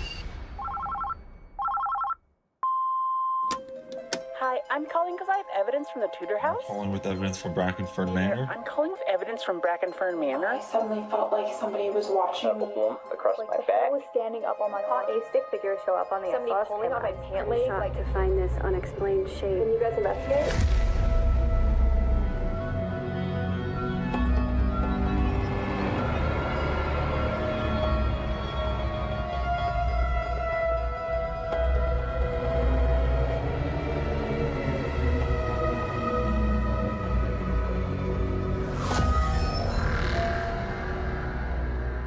Welcome to Ghost Files, where we take your evidence and our tools into the field to expose the supernatural. My partner... the game is Timberborn. So the basic thing is, like, it's, there's been you have hyper-intelligent beavers that are living in a city. And the thing that I only noted, you only learn through, like, narrative or like environmental narrative is that this is a post-apocalyptic Earth because this is where you get metal from. And what does that look like? There's skyscraper ruins, which means this is a post-apocalyptic Earth where giant hyper-intelligent beavers are the only sentient creatures. And potentially the only creatures that exist on the planet anymore. And you're basically building a city, and it's all, like, the entire, like, cycle of it is based on water flow. So while it's like a temperate season, there's water flow, and water flows from the different sources around the map. And then very soon, in 3 days, there will be a dry season. So all the water will stop. And also, new addition, there is now, like, radioactive toxic water that comes out of, like, spots like this. This is cool. And will infect the good water. So you gotta make sure that shit doesn't get into your good water. It's very cozy. It's fun to just watch. Like, look at my little beaver guy. My little beaver farmer. They all get different hats. I don't think they all get hats. But mostly they get hats. This is the little place where they get water. This is where they get blueberries. It's my carrot farm. But you can also plant, like, later on there's sunflower seeds, potatoes, wheat, and then wheat you can turn into bread. I like it. It's a very fun game.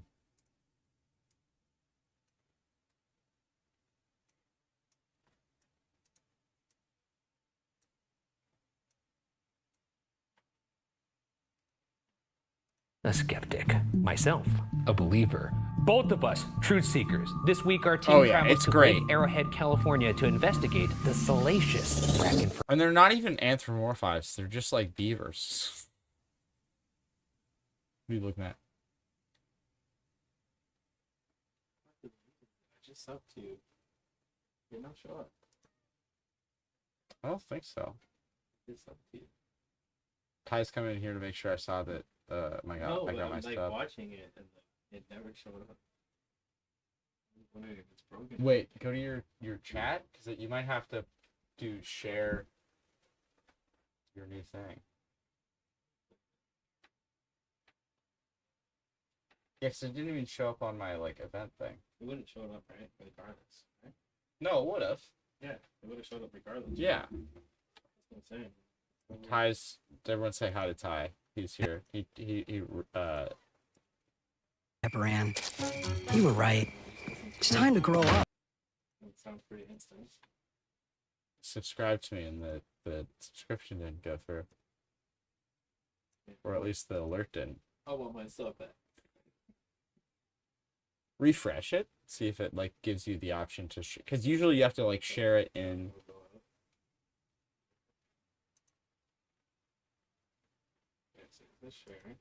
You're fucking 10-ply. Oh, there it is.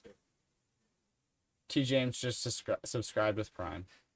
Spy Guy says, "You're fucking 10-ply, bud." Huh? So weird. So weird. I have to share it for you to see it. Yeah, no, it should. Yeah. For you to share it in stream, it should be but not on my alert thing. You just saw it on your alert, right? Yeah. Yeah. And now it's gone through on the resub. That's so weird. Yeah, it's very silly.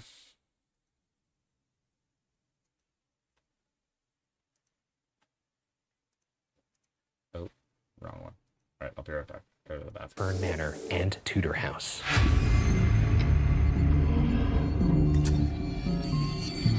Okay, so this is the Tudor House, and we're going to be talking to John, who is the owner of this establishment. It's very inviting. And later we're going to be going across the street to Bracken Fern. You can see right over there. These two are connected and possibly a mob hideout back in the day. So I'm very excited to get in here and hear about it from John. After you? Well, you're in front of me, so okay, that's fine. I was just trying to be nice. Great.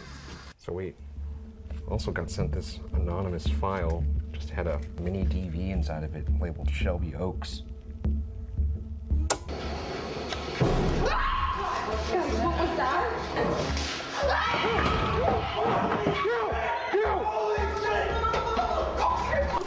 No return address, it's just this. Yeah, it could be a prank. Yeah.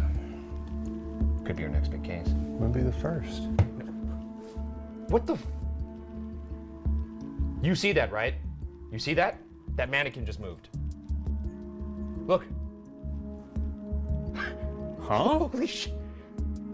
Do it again.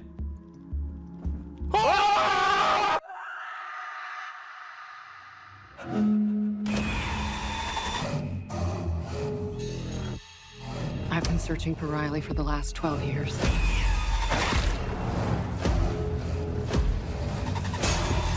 We should let the police take care of it. They already gave up on her. I know. My sister's not dead.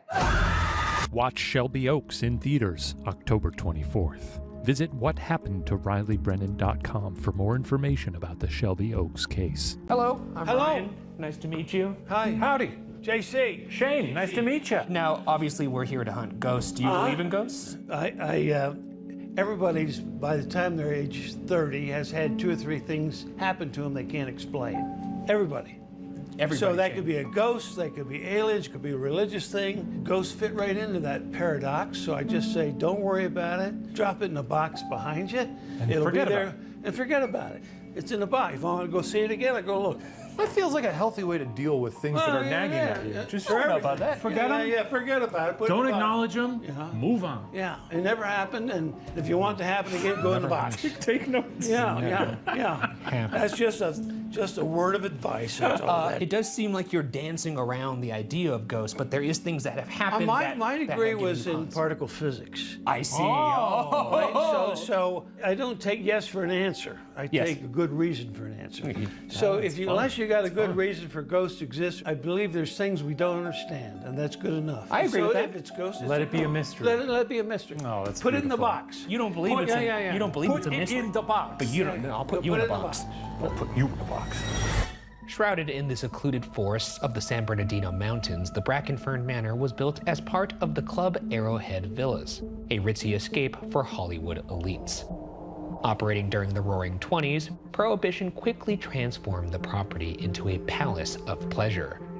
The manor is said to have served as a brothel, while the neighboring Tudor House hosted illegal gambling and liquor, catering to gangsters and movie stars alike. So, a fun place. For the time. I'm not saying this is what I consider fun now. Hollywood history is a lot of fun. Seedy, you know? Seedy Hollywood, correct, yes. I do think you'll enjoy this because I know your family has mob ties. Not currently, not presently. But, I mean, they did. In fact, the Madej family mob ties are something Shane has boasted about in the past. Did your parents know the Capones? Yeah, Al sent a barrel of booze to my great-grandparents' wedding. They were just friends with the mob, I think. Yeah, sure. Allegedly. That feels like something strange to make up. It feels like that happened. I think when you're a mobster, you probably sent a lot of gifts to a lot of people. That help you out. Whatever. Despite going straight, guests still hear disembodied laughter, self-slamming doors, and agitated apparitions as phantom flappers and gangsters continue their revelry. I had heard that this was kind of like a Hollywood hangout during when the Prohibition era was happening. Yeah, we had George Raft, Bing Crosby, they were here. Bing Crosby? Bing. Oh, yeah, this was the only place to go to get alcohol, to gamble, and to visit the Brackenfern. For some company. This place was so remote. Back in the 20s and 30s, it took you 2 hours to get up the road here. Yeah. Even the mob would use signal mirrors from the top here down below if the cops were coming. Oh, you had 2 hours. That's so cool. Yeah. So here come the cops. We dropped the hooch bottles, turned the card tables over upside down. That's where they got the expression, they turned the tables on you. Whoa. Upside down. So the cop came in and said, well, we don't see any hooch bottles. We don't see any gambling. Well, I guess you're all right. Here, where's our $500 check? Yeah. And now we're here in 2025 looking for those ghosts. Yeah, for those ghosts. Rumored to have been managed by LA mobster Bugsy Siegel, victims refused to lay down for their dirt nap at this old gin joint. Searching the most active spots, we'll begin our investigation on Brackenfern Manor's main floor, where the spectral son of a working girl is heard fleeing his fate. After exploring the manor, we'll cross over to the Tudor House to descend into the depths of its basement, rumored to be the site of tunnels used by smugglers for illicit wares and women, and also possibly a demon. We've placed cameras and audio recorders in two of the most active areas. First in Violet's room, haunted by a grieving ghoul mourning the mob's murder of her man. Next, in the basement, where a demon reportedly dwells. To end the investigation, Shane and I will each be forced to explore the entire spooky speakeasy one at a time.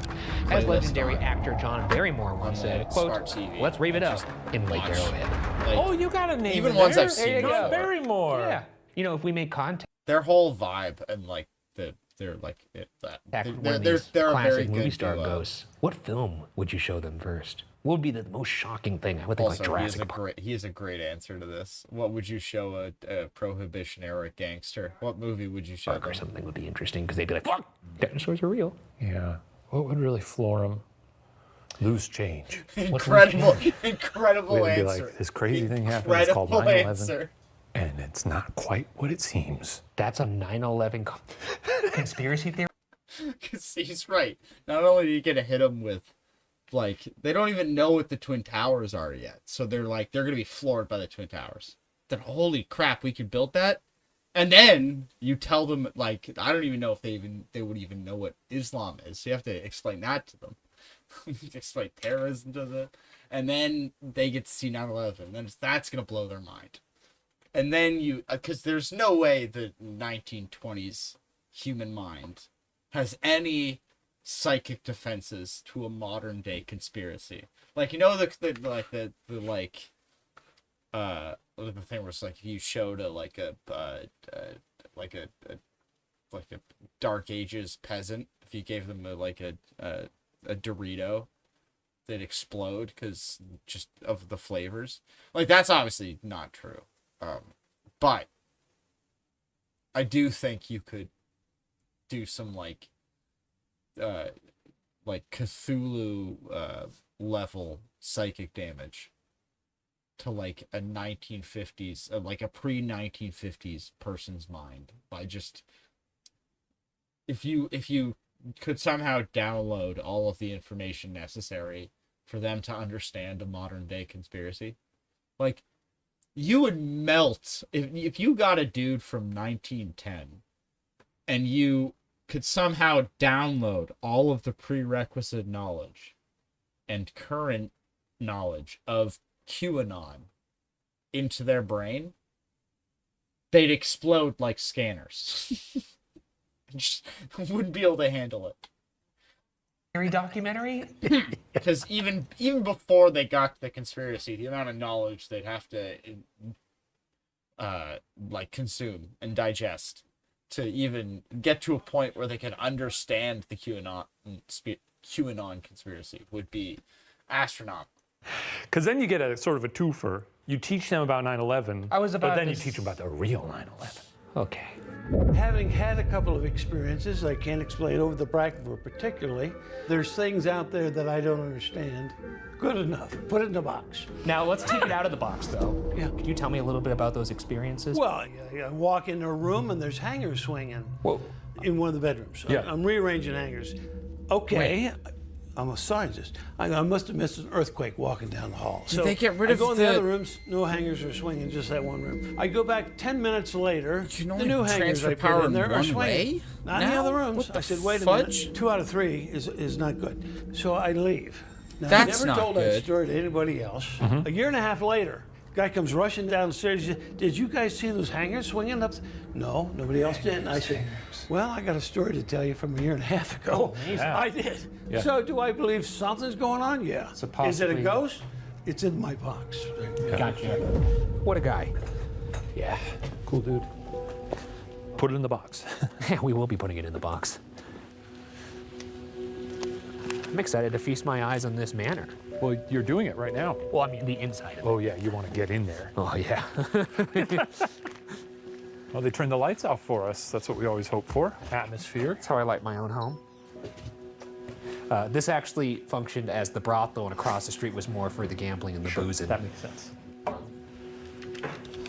They say they hear kid footsteps going up the stairs because it's rumored that that child outside, Brian, if he existed, if that is his real name, was the son of one of the sex workers. So. I see. It's rumored that a young boy named Brian was tragically hit and killed by an ice truck in front of the Brackenfern Manor. Brian, are you here with us? Oh, wow, it is piercingly quiet. It's like so quiet I hear ringing. Yeah, that's your tinnitus because you went to the monster truck show this weekend. I didn't need the ear protection. You did. What? I know you think you're invincible, but listen, you're not Superman. I'm 5 years older than you. Paula. Abdul. Paula Nickel?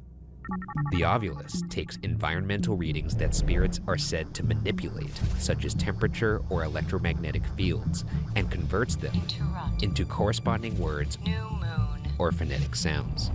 Paula, was that the name of somebody who worked in this building? My name's Ryan, that's Shane. 7. Can you tell us what you did here? 3, 4, 5, 6, 7. Have you ever been to the monster truck show? You ever put on a show yourself? Show off your monster trucks? 1. Yo, bro. Come on. Dumps like a truck. 2, Truck. 3. That's the thong song. 4. Do you know that one? Also, this is where that paranormal group 7. caught all of that static on their audio recorder, so maybe we'll pick up some of that on our own.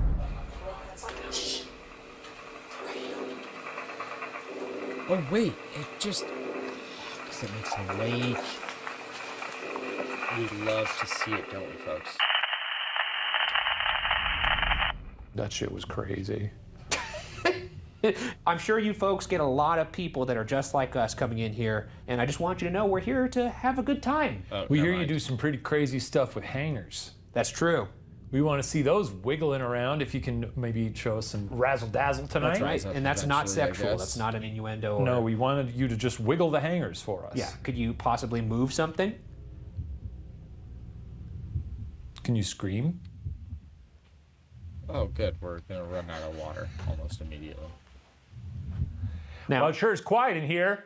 Maybe we need to juice the room. Now, what do you mean by that? Before we came here, our director and producer, Lizzie Lockhart, handed me a device. She researched that may be able to conduct electrostatic energy that then the ghosts are said to be able to use. Why don't we go over there and start cranking it? Oh. I could have probably said that better. It's called a Van de Graaff. This is like what you see in a children's museum. So what again is this doing? Creating a field of electrostatic energy that they're said to be able to use. To what? To materialize, I suppose. For fuck's sakes.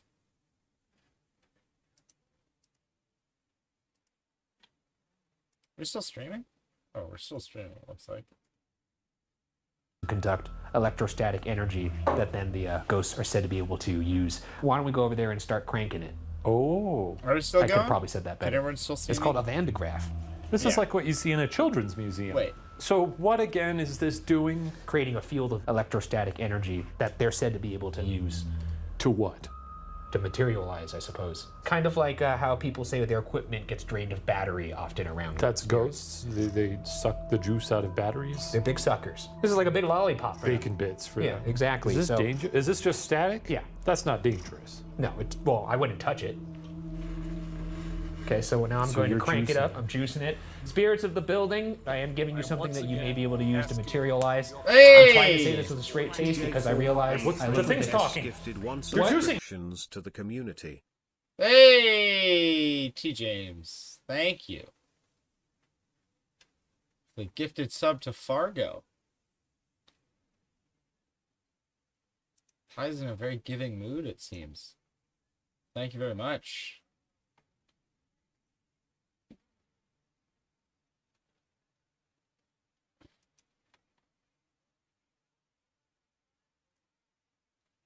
Ty, type in chat if you can still see the stream. Oh, okay, good. It just the Twitch preview wasn't working. Kept like canceling it. All right, good. Wear only either candle. Oh, wow. Do you think this is causing that to go off? Maybe. You could actually see sparks. That's not a lot. What do You're you not wish? good at this. You're so bad at doing the I'm juice. juicing it. Hold on, let me juice it You're up. bad at, you're keeping that too close because it's discharging with great regularity. It's going crazy. It's spitting fire. Gauze, disturb, minute. Are you folks using this right now to talk to us? Paint above? What if we put this really close to it? Details. Will it short circuit? Soccer. I want to see if I can really juice this. Oh, you step away. I'm gonna juice the shit out of placebo. Placebo. See, now this is how you do it. What is that? Oh, don't put your head on it. So that's what the ghosts are, sort of. This thing's going nuts now. Yeah, see, I'm good at this. 80. Set. Oh, stop headbutting it. What's wrong with you? That's nice. Wait, I dare you to lick it. I'm not gonna lick it. I think you can put your tongue kind of close to it. Oh! Did that hurt? Now I see why the ghosts might enjoy that, because that was actually pretty... Dude, what is wrong with you? None. Deal. He's out of his mind. Yeah, I've never really seen it do this before. Okay. Maybe we should move on. Stop headbutting the device, dude. That's making me strong. Jesus Christ. You should try it. No. Do it once. Planks, No. You have to know what it feels I like. really don't. Here, I'm gonna juice it up. I'm not gonna do it. Ryan! No, I don't want to Come do on! it. I'll touch it. How about that? Put your head near it. Why? Because I think it's important for you to know about Here the comes the equipment. water that you're- again. There's nothing in the manual that states I need Don't you want to know headbutt what the ghosts experience? it. Not really. They're dead. Okay, here you go. It's ready. I can't do it. You can do it. Do it. I can't. Come on. do it. Go. That hurt. kind of nice. Heading upstairs, we'll inspect the second floor. Known to be a hotbed of paranormal activity, it's where the ladies of the night kept their beds hot as they conducted their business. Cleaning staff have felt invisible hands grab their legs while vacuuming in the rooms, the most infamous of which is Violet's room. Heartbroken that her lover/favorite customer was murdered by the mob, Violet took her own life by jumping, or perhaps was pushed, from a window. Decades later, the scent of her perfume is wafting in the air while investigators have seen her presence leaning over the bed before disappearing. How did the names of all the rooms come about on the second floor? Well, back in the day, when the mob was running it, there was a directory with pictures and flower names. Okay. So you picked the flower you wanted to go visit. Sure. You went to the room because all the rooms had a flower name on them, and then there you were at the flower of choice. What are some of the stories you hear from that second floor, from folks that come here? There's mob stories, there's ghost stories. You know, I tell people, go over there and get your own story. I like that. Yeah. Don't listen to somebody else's. All right, let's get this party started. I got an SLS cam in my hand. We got Daisy's room, we got Dahlia. I think Daisy is actually where the hangers happened. Okay. Oh, a goldfish in my teeth. Lily. Violet. Rose. Thinner hallways than would have expected. A lot of noise up here, probably. Okay. Now, the obelisk did say down below, painted details above. There's a lot of paintings up here. Details painted above, look at that. I think that's what they're talking about. Oh yeah, the paintings of the flowers. That's nice. Let's actually go into one of these rooms. Okay. This is where the reported hanger incident happened, and What do you know? The hangers. They're the hangers. The infamous hangers. These hangers are not moving. So for them to be... This is the bed. This is actually where the action probably happened. Are you Whoa, that is a beautiful I mean, it bed. could be those hangers, too. Oh, yeah, you're right. Daisy, can you move those hangers for us if you're in here? We just want to talk to you. Want to hear about your life. Is this one of your hobbies, moving hangers around? Maybe Daisy is looking for the proper outfit. Oh, I don't like that one. No, It's a exactly. little We've all too been there. frilly. We've all been Maybe there. I'll wear my sexy little pants. So that's, yeah. Put That'd on be my a good sexy thing to little do. pants, fella. You want me to take them off and show you a little bit of my behind? That's right. Given the vocation, that would be quite appropriate to wear sexy little pants. That's right. You don't gotta... Just wanted to see I what assume this is not a It's probably not antique bed. antique bed, no. Let's go out into the hallway. We can set up an Estes session. How about that?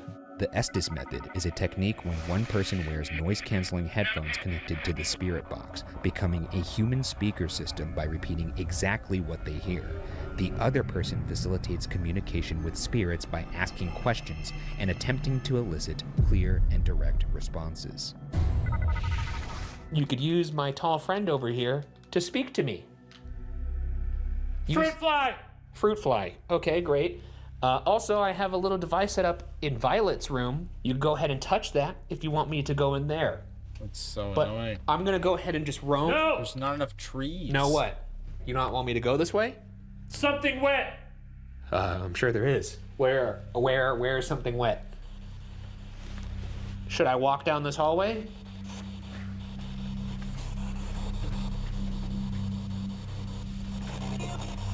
Here we are! Okay. Hello. My name's Ryan. What's your name? A creepy little room. Do you like it in here? I heard the REM pod go off. REM pod's going off in Violet's room.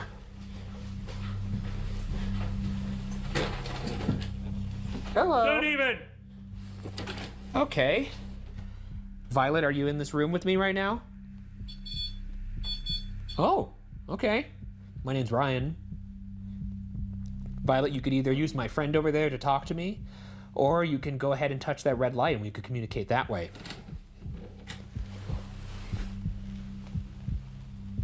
Who's in this room with me? Did I scare you away by coming in here? It's not gonna hurt. You just get close to the light, just like this. See, and it'll make the lights go off like that. Do you wanna do that? Oh, see, yeah, you could do it. How long have you been working here? Whoa. No, wait, was that Mark? Like I got a body there for a second. Violet, are you in this room with me? Or is there... Oh! Okay.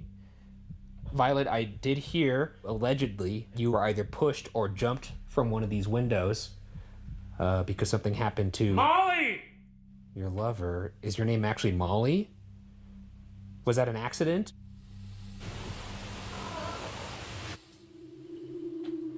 I heard something. Can you get close to that red light? I love you! You say I love you? I appreciate... She broke it! I'm not trying to be funny right now, but it's quite possible Yes, that there's this something stuff is the residual going funniest. on here. And if that's the case, there quite possibly is the residual act of intercourse up here, and it would be quite likely that somebody would say, I love you, and she broke it, if you know what I mean. I'm not trying to be funny. I'm just stating... Great! Did he say great? Somebody's happy up here, and I'm happy that you're happy. Do they treat you nice? No. I hope they do. No. All right. They treat you all right? That's good. It'd be great if you could show me a sign that you're here. You could get next The to... dead! Okay. Yes, it's possible. Oh. No! You don't want me to talk to the dead? Mob pretty good at covering its own tracks. Did you die here? If you did, could you move towards that red light? Mine! Okay, I'm gonna move to a different room. Weird. You... Hold on. Is that you? 9. Do you not want me to leave? If you don't want me to leave, touch that red I light. don't even have enough to build the next Okay, I'm small gonna go tank. to a different room. Is there anybody else that works here that wants to talk to me? 2 of you! There is 2 of us. Ellie! Oh, is that your name, Ellie? Is there an Ellie up here? Ellie, could you make noise in the room that you're in, and I'll walk over there. 4, 5, 6, 7, You're out, son! Is that one of the mobsters? Mobsters known for allegedly throwing people out of windows here. I would like to not be defenestrated myself, but... What? I have plenty of other ways I'd rather die, and getting thrown headfirst out of a window is not Oh on my top god, of that there's list. stairs right... I'm gonna Unfortunately. lose my shit. Face! There were What do you stairs mean there face? the What does that entire mean? time. You, can you show me your face? I won't scream. Eventually. How about my buddy over there? How? How will I not scream? I'm not sure, but could you touch my buddy over there? Tonight? Yes, tonight. Touch him right now. Feed them! Feed them what? What does that mean? Nice. All right, buddy. Let's get you out of there. Oh my god. Oh my god. That was so loud. As they're new headphones. Well, you're committed to the craft. I appreciate it. Can you hear me? Yeah, I can now. Okay, now this is the violet room. Bless you. Okay, I think that's Shane making that go nuts, I think. That's my sneeze. Whoa. Wait, can you back up from it a little bit? It's probably because I charged myself up before. Yeah. If there's anybody here with us in this floor, can you move towards that red light? Because maybe your name's not Violet. I heard the name Molly earlier. Is there a Molly here with us? If there's anybody at all up here, just move towards that red light and then we could start talking. Sorry, I was yelling earlier. I had noise-canceling headphones on. And a screaming radio. That's right. I'm an idiot. But you talked through it, didn't you? You have any questions for Violet? What? Did you get thrown out of a window? Is that lady who got thrown out of a window? I would lead in with a softball. I wouldn't start with, did you get thrown out of a window? How you doing? Did you get thrown out of a window? That's question 2. Violet, it's also said that you have a lovely perfume scent. I don't smell it. If you could make this room smell like you, that'd be so nice. Right now I'm getting room. I'm getting room, getting a lot of room. And Shane's natural musk. Sometimes there's like, what do I smell like? And I'm always like, skin. You know? She's like, you smell like this.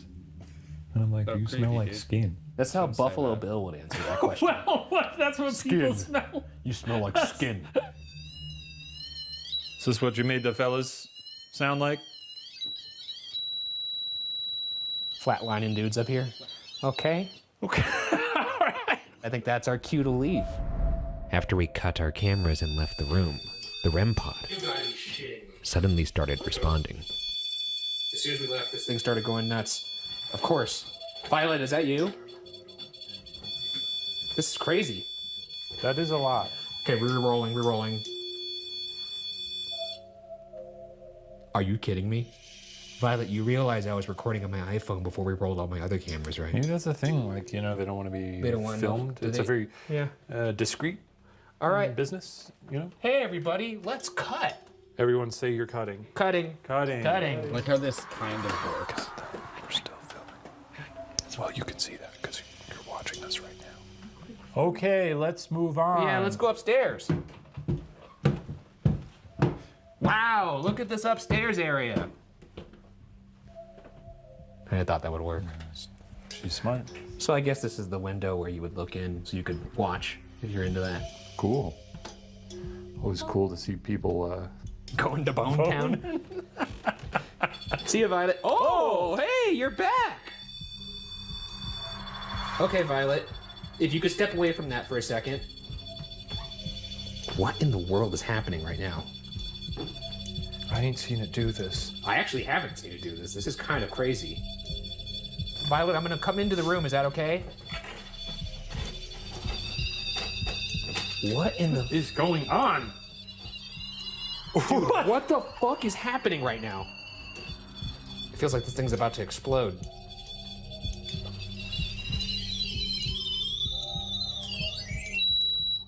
Okay, I'm just gonna turn it back on again. I just want to see. I don't know. Oh, you know what? Conceivably, my EMF meter will also be going off.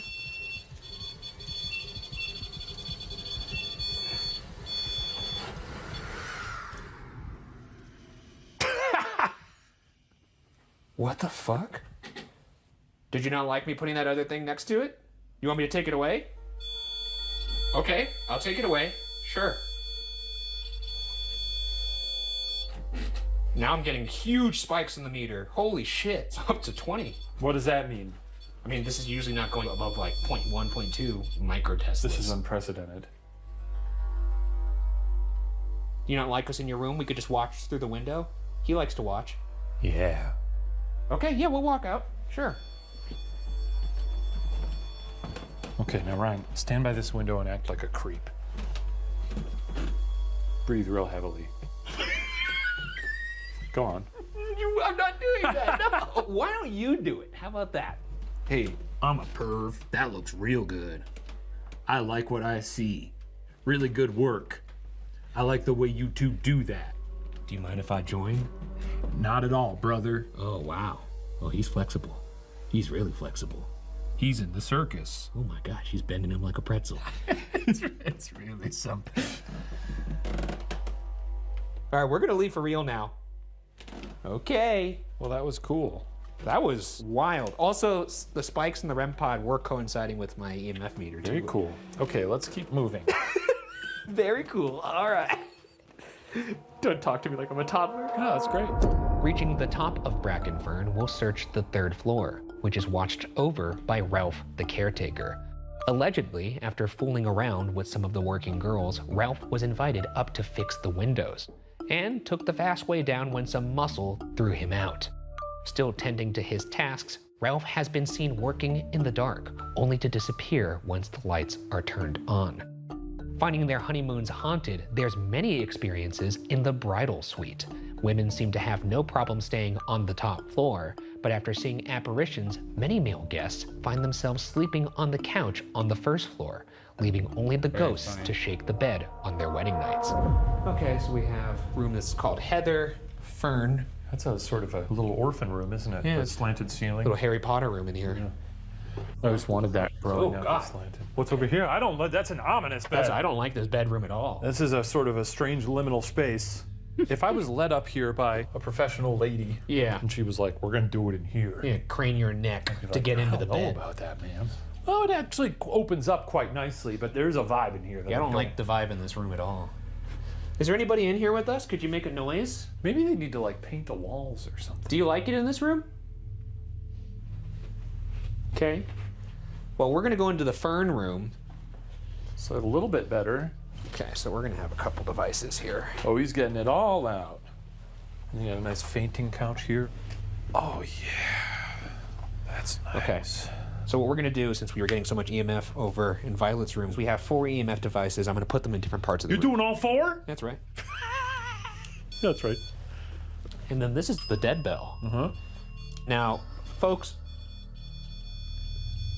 What's that now?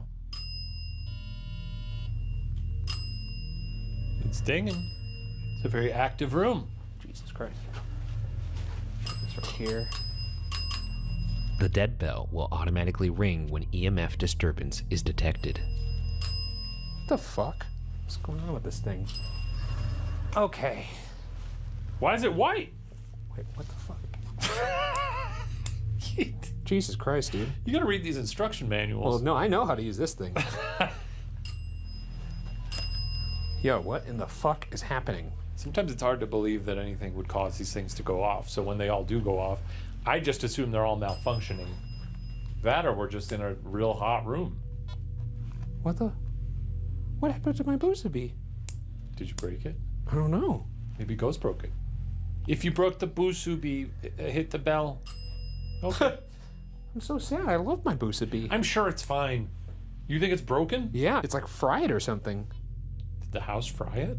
I'm trying to think. Maybe that van, whatever the fuck. Did you hold that near it? I had it in my sack. It said not to put electric devices near it.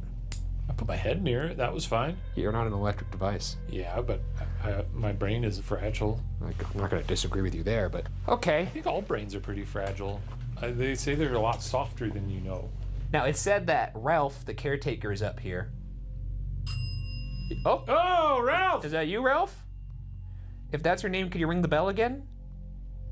We heard you like to watch, Ralph. Do you like to watch in the seat that I'm sitting in right now? If so, can you ring the bell? Once for yes, twice for no. Like horse stomps. Do you know horses, Ralph? No? Never seen know what horses are, Ralph? Never seen a horse before. Fucking idiot. I apologize for my friend Ralph, and I'm sorry that you got thrown out of a window, apparently. Is that true, Ralph? Did you get thrown out of a window? Can you ding the bell if you did get thrown out of a window, Ralph? Did you like to sit in the corner and watch people doing... Oh, yeah, you could ring the bell or you could touch that red light. We're not here to shame you. No! I'm sure people back in the day gave you guff for it, but... Would you watch on this chair or would you watch lounging like he is right there? Yeah, over here. This is pretty nice. This is a nice situation. Out, you know, just sitting there with your gut. Oh, yeah, it's dude. pretty nice. You like lounging. It's pretty comfortable over here. Do you guys like this red chair? If you do, could you ring that bell or touch that red light? Oh, you do like that chair. Okay, all right. So you'd sit here. Well, I hope this isn't the same red chair that you sat in. Just sitting there like Pablo Escobar. I think that reference is lost on me. What was Pablo Escobar doing? He just sit in his little chair like this. Is that what you would do? The belly. Oh, yeah! That's what you do. We've had some Are you fun. scared at all in this place? I don't like this room, I'll tell you that. The stuff in Violet's room was very unnerving. I have never seen the REM pod do that. I'm very excited to see if I get any kind of like magnetic anomaly on the compass. We're actually going to go over to the Tudor house after this to investigate what people claim is perhaps something demonic. Is there something over across the street, across the tunnel, that you're scared of? Ding that bell, bitch. Can you ring that bell? Oh, wrong one. Well, I'll take the red light too. Go over. Okay. Oh! So they're okay. Oh, wow. After scaling Brackenfern Manor, we'll go beneath the floorboards of the Tudor house into the basement. With people smelling sulfur and suffering multiple scratch attacks, many believe the area could be inhabited by a demonic presence, perhaps trapped in the rumored tunnels that are now sealed. To keep up the appearance of being an above-board business, some say the tunnels were built to run illicit ladies and liquor. Disembodied deep male voices, growls, and footsteps fill the cavernous space. That's why we're bringing holy water to this juice joint. So this is a demon basement? Apparently. Classic demons. Hey! Yikes. Yeah. This reminds me of Bobby Mackey's. A little bit, actually. Whoa. This is that's pretty nasty down here. Is that a black widow? What? I don't know what that is. That's a freaky spider, though. I don't like that. Oh boy, there's all kinds of spider webs in here. That is a nasty spider. Okay. Okay, cool. Yeah. That's a basement. Great. Uh-huh.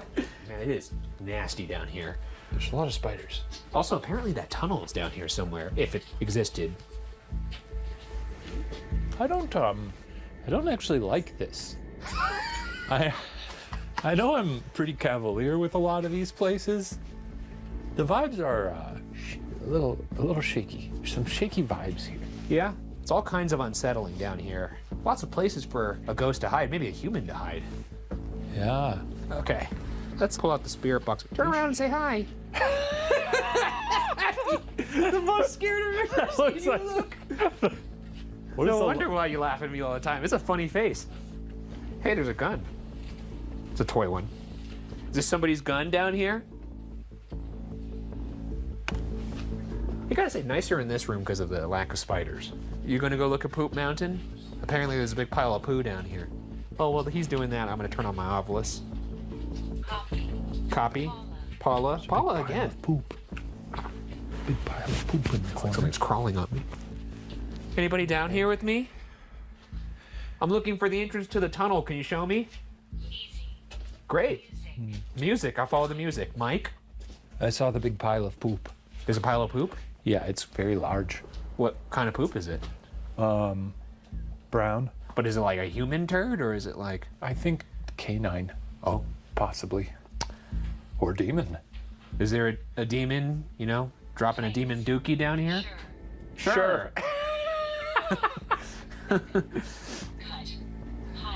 Nice. That's our first for Ghost Files, the first demon defecation. Congratulations, Tudor House. I don't like it. I don't like it. I very rarely don't like a place, probably. What? Dope. Nighttime. Dope. Baller. Is that what you guys were doing? Smoking dope down here? Oh, yeah, maybe that. Nighttime activities? Without being seen? Oh, my Raid? God. Oh, raid boy? Oh, this is... Yeah, this place was prone to getting raided every now and then. This is the worst. What's over here? This is just... I don't like it. Yo, this is crazy. I really don't like it. It keeps going forever, too. No wonder people think there's something demonic down here. Look at that exposed electric bug. The fuck? A shattered owl painting? This is like St. Ignatius vibes. Yes. Except, honestly, a little scarier. It reminds me of like True Detective. Okay. Well, I don't know if you guys are quite understanding the scope and scale of this room. It's enormous. 1,000, 2,000 items in this basement. More than 2,000. You think so? This is. I mean, it's crazy. It would take you months to catalog everything in here. This is insane. All right. Well, why don't you knock 3 times? That's what you like to do, right? Or make it smell. Kill us. I heard you like scratching people. Scratch me from head to toe. Make a nice little slit all the way down. And peel me like a banana. That's right. Give him the substance treatment. Yeah. No? No? If he wants to leave, just don't say anything. All right, let's get out of here. Yeah, I think that's good. And now we move to the final phase of the hunt, our individual investigations of Brackenfern Manor and the Tudor House. Here's how our solo investigation will work. Shane and I will each brave 20 minutes of solid alone time in the location. Shane will go first, and during his investigation, he will have to tackle 3 challenges that I've personally designed for him. Once his 20 minutes are up, it's my turn for 20 minutes of alone time, except after I've accomplished the 3 challenges Shane has created for me, I'll have to do 1 extra challenge suggested by you, the viewers. The investigation ends when the time runs out or when the challenges are all completed. whichever occurs last. Let the ghostly games begin. I actually was a nice guy, and I'm not making you go to the basement. I assume you... I'm not making you go to the basement. Okay, that's very nice of you. No. I don't think it would be healthy for either of us. Okay, I feel strong, I feel ready. Yeah. I'm gonna head over there. Sure. And I'll be back. For sure, I hope so. Of course I'll be back. That's right.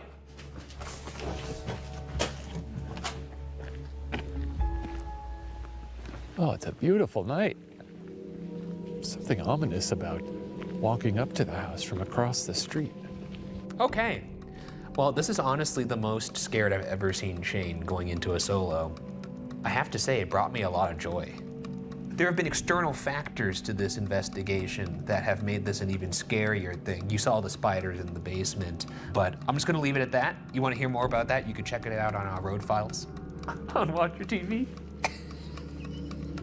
But let's just say Shane's not having a good time in there. Okay. Let's take a look at Ryan's challenges to get a lay of the land here. Sit in this nice parlor. Oh, I wish I had a nice fire going in here right now. That'd be awful nice. After this, I'm gonna get in my car and enjoy my heated seats. See if I can read this chicken scratch. Go to Violet's and try to communicate about before? I guess he just means what we did previously? Okay. Sit in the middle of the 3rd floor in silence in the dark for 3 minutes. Sure. And then go to the hangar room and make those bad boys dance. 3 very easy challenges. Okay, let's go to Violet's room and try to communicate about before. Ashes. Dahlia's room? That's Rose. Here's Violet. Oh yes, of course, where all the stuff happened. Well, what's your name? Who are you? Hi. Weeps. What? Weenus? Oh, Weeps. Your name is, oh, you weep. Weeps, writing, starve. You cry a lot and you write and you starve. It's a sad situation. Shane's probably looking freaked out right now. I can't wait to look at this footage. I'm excited to see what it looks like when his eyes are darting around as much as I do. Because normally he's in there taking a nap, like metaphorically, but also sometimes literally.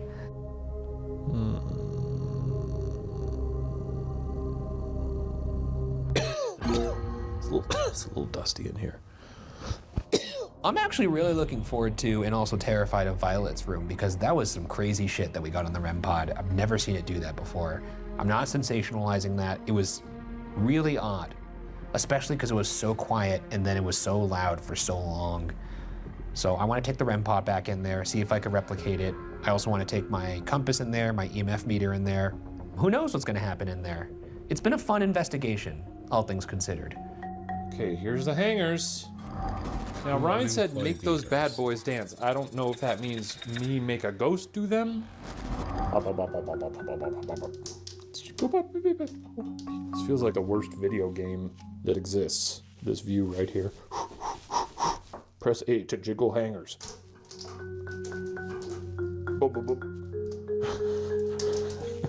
This is very stupid. Okay. I'm gonna stop the hangers and I'm gonna give you a couple minutes here to give them a good jiggle. But when they talk about jiggling hangers, it's like, how much jiggle? Like, did he walk in the room and see like that? Or did he walk in the room and see like that? Because one's way more impressive than the other. That's crazy. If I saw that, I'd go, whoa! But if I walk in and I see that, I'm not telling that story 10 years later. I mean, in John's defense, he didn't say that was a ghost. He was just like, yeah, the hangers were moving. That'd be a mystery. It was refreshing. We're gonna go up now to the top floor for the final challenge. Luckily, there's a chair I can sit in. This will be the final word from the ghost during my solo.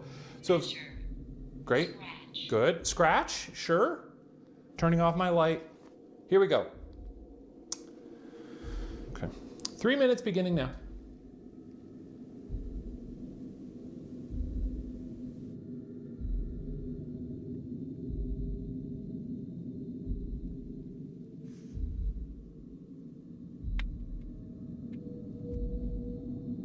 Probably only at, oh, it's crashed. So why are we only at 2 hours?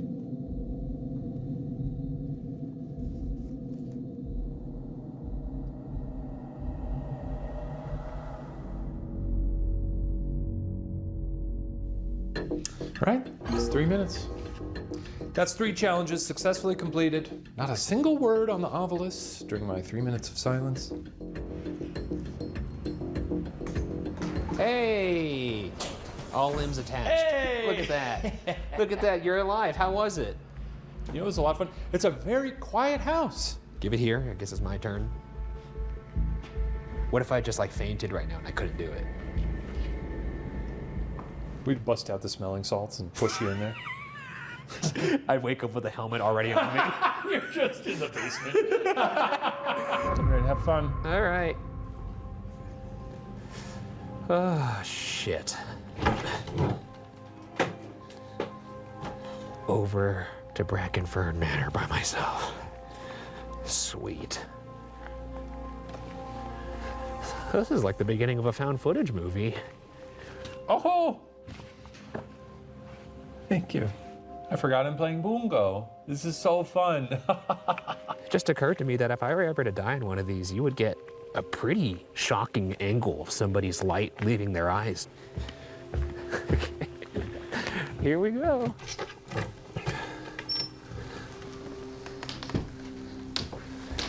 I don't think I went into this room. Whoa! This is like a library. It's got even like a Scooby-Doo night. I don't like this room. Why is there a dresser in front of this door? Hello? Okay. Hello? Anybody in there? All right, let's read this first challenge. Oh, it's a rocking chair. Challenge 1. Hi, crank up that static ball and shock your tongue. It doesn't hurt that much. Grow up. Talk to ghosts as well during this. You can't make me do that. That's like a physical challenge. This isn't fucking Fear Factor. 2. Stand by the perv window and use the ovilus or some other device. Do perv stuff. Okay, that probably doesn't come as natural to me as it does to him. 3. Sit in the Ralph room in the dark. No, in the light for 5 minutes in silence. Oh, interesting. See if Ralph says hi. I like in the light. And the social challenge. Enter a location where scratching occurs. Bonus points if there is an alleged demon. See if you can get something paranormal to prove their presence by scratching you somewhere. Ugh, that means the basement. I don't want to go back down there, but maybe for the sake of the episode I will. All right, let's go charge up that static ball. Yeah, oh yeah. Okay, let's see what we've got. Ryan explains a device to the ghosts. Yeah, of course, he's always doing that. Ryan makes a movie reference. We talked about twisters, we talked about 4DX. Of course, we talked about twisters on our ghost hunt. Ryan tries a new method or device. Absolutely, we got the, whatever the fuck that thing was.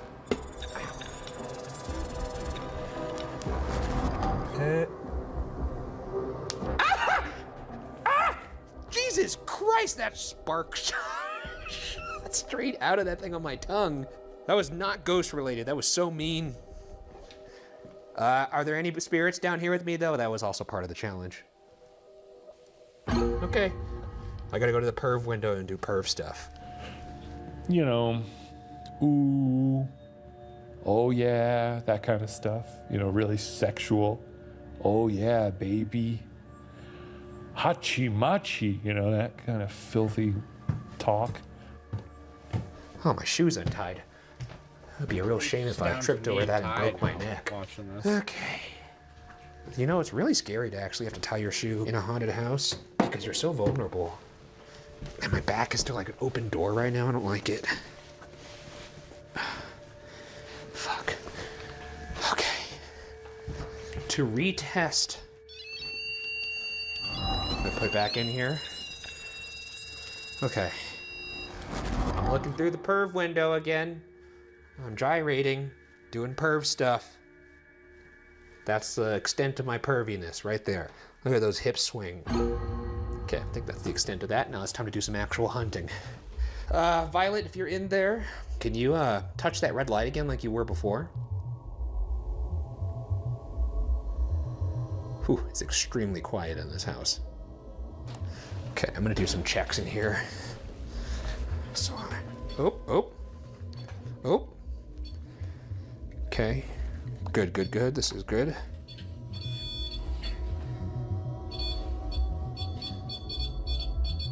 REM pod's starting to go off. You could see the compass is not moving, but it wasn't going off like it was before. Ryan laughs at a communication from the Ovilus. He probably did a little laugh at some point. He loves to laugh. Don't we like that about him?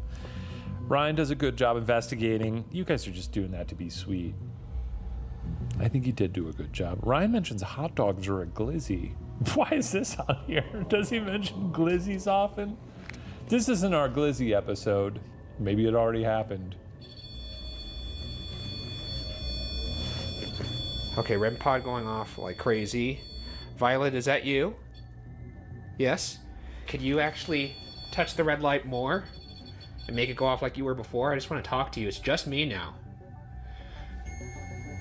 Oh my god. Okay, just making sure that compass is not going nuts.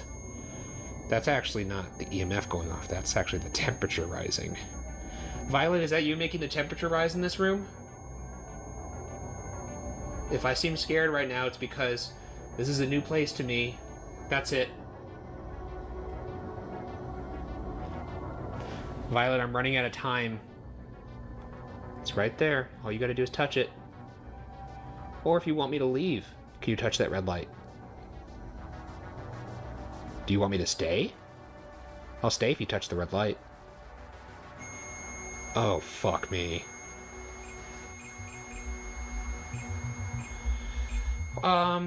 Okay. Can you move away from the light, please? Thank you. Thank you. I actually have to leave. That's not up to me. So, if there's something you want to say to me right now, can you please say it? There's such a good dynamic. Especially because is there anybody in here with me? Fully believes. Those are lovely flowers. Are those your flowers? Can you move them? Which you really want. And then having just a... How much time do I Hello, have left? demons, it's your boy. 7 minutes. Okay. Level of skepticism. I'm gonna go upstairs to balance that out. But this has been fun. Oh, look at that. I love these two songs. A little Annabelle doll. They're such a good duo. How nice. And by nice, I mean awful. Okay. Fern. Yes. This is the Ralph room. Lights on. For you, Ralphie boy.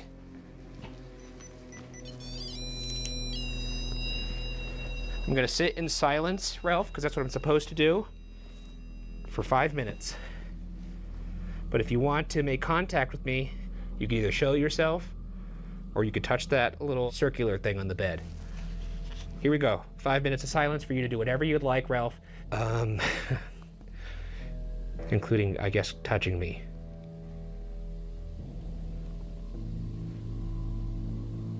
No response from a device. Absolutely. Whoa! We got 2 bungos. What does that mean? Do I get a prize? I think I win 2 hot dogs. That's 1 hot dog right there, and another hot dog right there. That's hot dogs.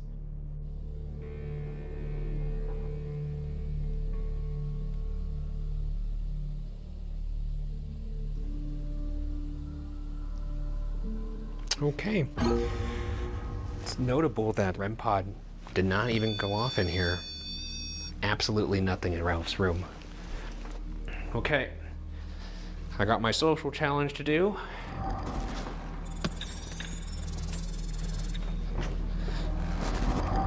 I can't believe I'm gonna go in that fucking basement alone. That sucks. And my time is technically up, but I do have to go down here at least a little bit. Ugh. All right, let's do this. Oh, fuck, I almost fell. We're getting intel that Ryan may have hurt him walk around outside and perhaps go into the basement, which, to be clear, I told him it's not in my challenges. I did not say go to the basement. And him willingly going into the basement, I think, is one of the most incredible things he's ever done. Ugh. Oh, it gave him a life down here. Okay. Well, this is absolutely awful. Is there anything down here with me? Jesus Christ. Oh, that's them upstairs. Oh my God, it scared the shit out of me. That's them walking upstairs. You have people come in here often, alone? Who the fuck is walking upstairs like that? Jesus Christ. I feel like I'm just gonna pan and see something peeking around a corner. Okay. Gonna give you one opportunity to show me a sign that you're here. And then I'm gonna leave. So, your move. Show yourself.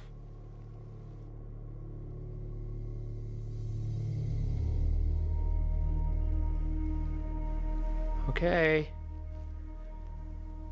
Well, that does that. I think that's good. It's time to go.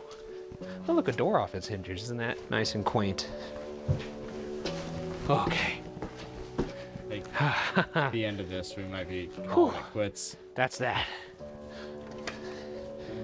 Okay. Oh, dude. Huh? What are you doing? I'm alive. Did you go to the basement? I did. Why'd you do that? Because it was the social challenge. Wait, was it really? Yeah. I guess I didn't read it that closely. I had to go down there where a demon was. It sucked. I didn't even know that. Yeah, it was awful. That's crazy. It was crazy down there. I did not like it. Hey, how about we get out of here? How about Absolutely. I'm proud. I'm very proud of you for doing that. Oh, thank you. And I also did your stupid tongue licking thing. Did it feel funny? It felt weird. I didn't like it. Yeah, it's pretty good, right? No, wait, don't forget my beanie. Oh, yeah. I like it, though. I might install one of those at home and just, every morning with my cup of coffee, just go and lick the ball. Feels good. All right, adios. A palace of debauchery now opens its doors to all who dare to enter, and perhaps a basement hiding something sinister under its disarray. Did we actually communicate with Violet in her room? Or did we chat with Ralph where he met his demise? Is there actually a demon in the basement? Our job as investigators is to collect and present questions, possibilities. Interpretation, however, solely belongs with you.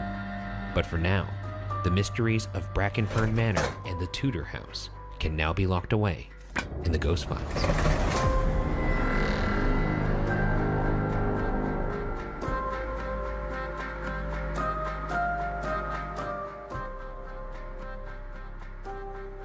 All right, folks. Oh, hello there. That's all I've got. We're gonna head out. Thanks for hanging out with me tonight. Have a good Sunday. It's already Sunday. Have a good rest of your Sunday. Have a good next week. Bye now. Wait, is there anyone? No, there's only one. There's no one here. Adios. Jesus. I guess I should fix this.